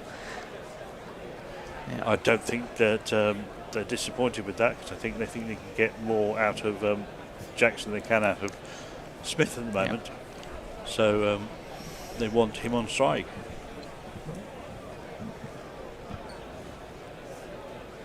Lyon, final ball of the over. It's a better length this time.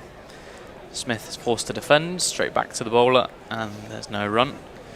Lyon 3 for 64 off 18 in what are presumed to be his final figures for the day, and 207 for 6, England. Leah has a plea to the England batters: throw your wickets away, you muppets. I don't want to get up at midnight again.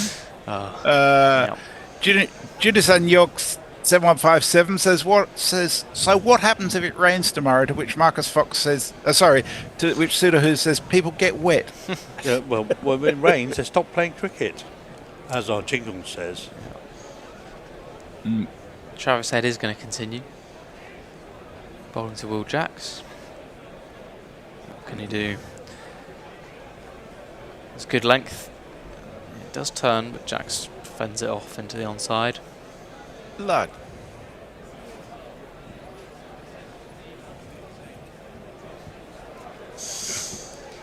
And he comes again. Oh, edged. And gone. No. Didn't hit it. No, it's just... He went to throw the ball up Marnus in the air. Labuschagne He got funning me. around. He got me. No, it was off the pad. It's not far away from the bat, but... it is close. Jacks defends the next ball much more calmly. It is proving that this pitch has no real demons in it when if you really want to concentrate on surviving against these two spinners. Yes. In comes Head. Jacks defends this one. There's straight bats. There's a little stroll away. 2 balls left in the over. Might be the final over of the day. Well, Head's going to play with some games with him. We'll go round the wicket. In he comes. It's a good length, but Jacks manages to push it away harmlessly. Labuschagne does the fielding, running around from slip. Final ball of what's been another good day for Australia in this series, you have to say. England played well in moments, but the Aussies have just got the job done for the most part. Final ball, Jacks defends. Travis Head does the fielding. And that will be that. What do you make of that then, Jason? Well, a little bit of fight shown in places by England, but yet again, some people have got out at crucial places when they were appearing well set. Yeah. It's the pair we trust the most to do the heavy business. Root and Brooke, both giving their wicket away the most cheaply, you'd say. And a good innings by Crawley, against type really, to get 77 off something like 150 balls. Yeah, it was a good showing from him. It was Cummins who opened it up at the start, wasn't it? Yeah, 3 wickets in the first few hours. A poor shot by Duckett, fencing at the ball he didn't really need to play at, and a great catch by Labuschagne down low to get rid of Pope, who wasn't playing particularly badly at that point. No, he looked to score and was being quite positive. And then that middle order, some resistance scattered around, but not much. I didn't see the Brooke dismissal, so I can't comment on it. It was an ugly shot. I had the displeasure of commentating on the time. England finished the day 207 for 6, still needing over 200, with just 4 wickets left for Australia to win the series. 3-0 it will be. So what's your view from the other side, Messi? There's a sort of inevitability about this. I like the fact that England didn't actually go hell for leather and throw their wickets away, although some of the shots could have been better, but it had a feel that at least they were taking it seriously. But the truth is, as one of our messages mentions, England just aren't good enough. They just are not good enough. And Australia beat them in every single department, in my view. Again. For anybody who may not have caught the whole day, Ed and I will be recording a podcast shortly, which will be available in about 90 minutes, the Guerrilla Roundup. I'll upload that as soon as it's done. So you can get the full story of the day and all the quirky things that Guerrillas did, hopefully. Put your mind to that one, Ed. We've got to say thank you to all of our messages, particularly those who've supported us financially through their super chats or as patrons. It's only because of you guys that we get the fun of talking to you on air, and your financial support is what makes that possible, because there's a lot of equipment, there's rent, a whole lot of expenses, none of which comes to us, which is there to be paid. But thank you all so much for being with us. We'll catch you tomorrow. Thank you very much. I should just play the theme tune and we'll be out of here. Oh, one last thing. I don't suppose you know if anyone's won the GPL today. Oh, good question. I didn't even check it. Hang on. We didn't think to mention it much this morning, did we? I think I mentioned it once. Got a couple of mentions. So I've just got to log in. So So we had 3 entries. One was 242, which certainly wasn't enough. 315 and 322. How many runs have been scored today? England got 207. And what did Australia resume on? They resumed on 213. 213. So they added 136. 136 plus 207 makes 343, I believe. No, Australia resumed on way more than that. Yeah, I was going to say that didn't sound right to me. Australia resumed on. Day 3 on 271. Australia were on 271. In that case, they scored 78. So 78 plus 207, 285. 285 and no, right in the middle between any picks. So we won't have the GPL tomorrow, I'm sorry to say, because the denouement is almost with us. Yes. So we'll have to wait until Melbourne for the GPL to start again at £157. But we will be here first thing tomorrow morning with a view to wrapping it up. Yep. Well, our thanks to Hendo for starting off with us here in the studio. Thanks to Ed for his sterling work today. Oh, anytime, within reason. And all the other presenters who've dialed in, particularly those who have dialed in at short notice, like Will and Kat, and filled in for people who've where sleep has got the better of them later on. It could happen to us all. It's an endurance, isn't it? Endurance sport, the Ashes. But yeah, bye for now and see you tomorrow. Thank you very much. Thank you. Guerrilla cricket. Whoa. Guerrilla cricket. Whoa. Guerrilla. Take guard, man the barricades, patrol the cover boundary. At last the time has come, this is a cricketing emergency. Hear this call to arms for every cricket revolutionary. Take up your bats and stumps for the test match insurgency. At first they tried to silence us, but we would not be silenced. They threatened us with lies, so we threatened them with violence. Che Guevara, Sangakkara, Joseph Stalin, Douglas Jardine, Robespierre, Darrell Hare, Vladimir Lenin, O'Brien Kevin, Guerrilla cricket. It's not about the winning, it's about how many rules you break. Even in cricket commentary, this is the best advice to take. Pick Guerrilla Cricket, it's the finest choice you'll ever make. There's so much more to cricket than rev counters and a slice of cake. At first they tried to sanitize us and clean up our act, but people like it filthy, and we know that for a fact. Fidel Castro, Lenny Pascoe, Carlos the Jackal, Umar Akmal, Mahatma Gandhi, Grant and Andy, Brendan Behan, Austin Ian, Guerrilla Cricket.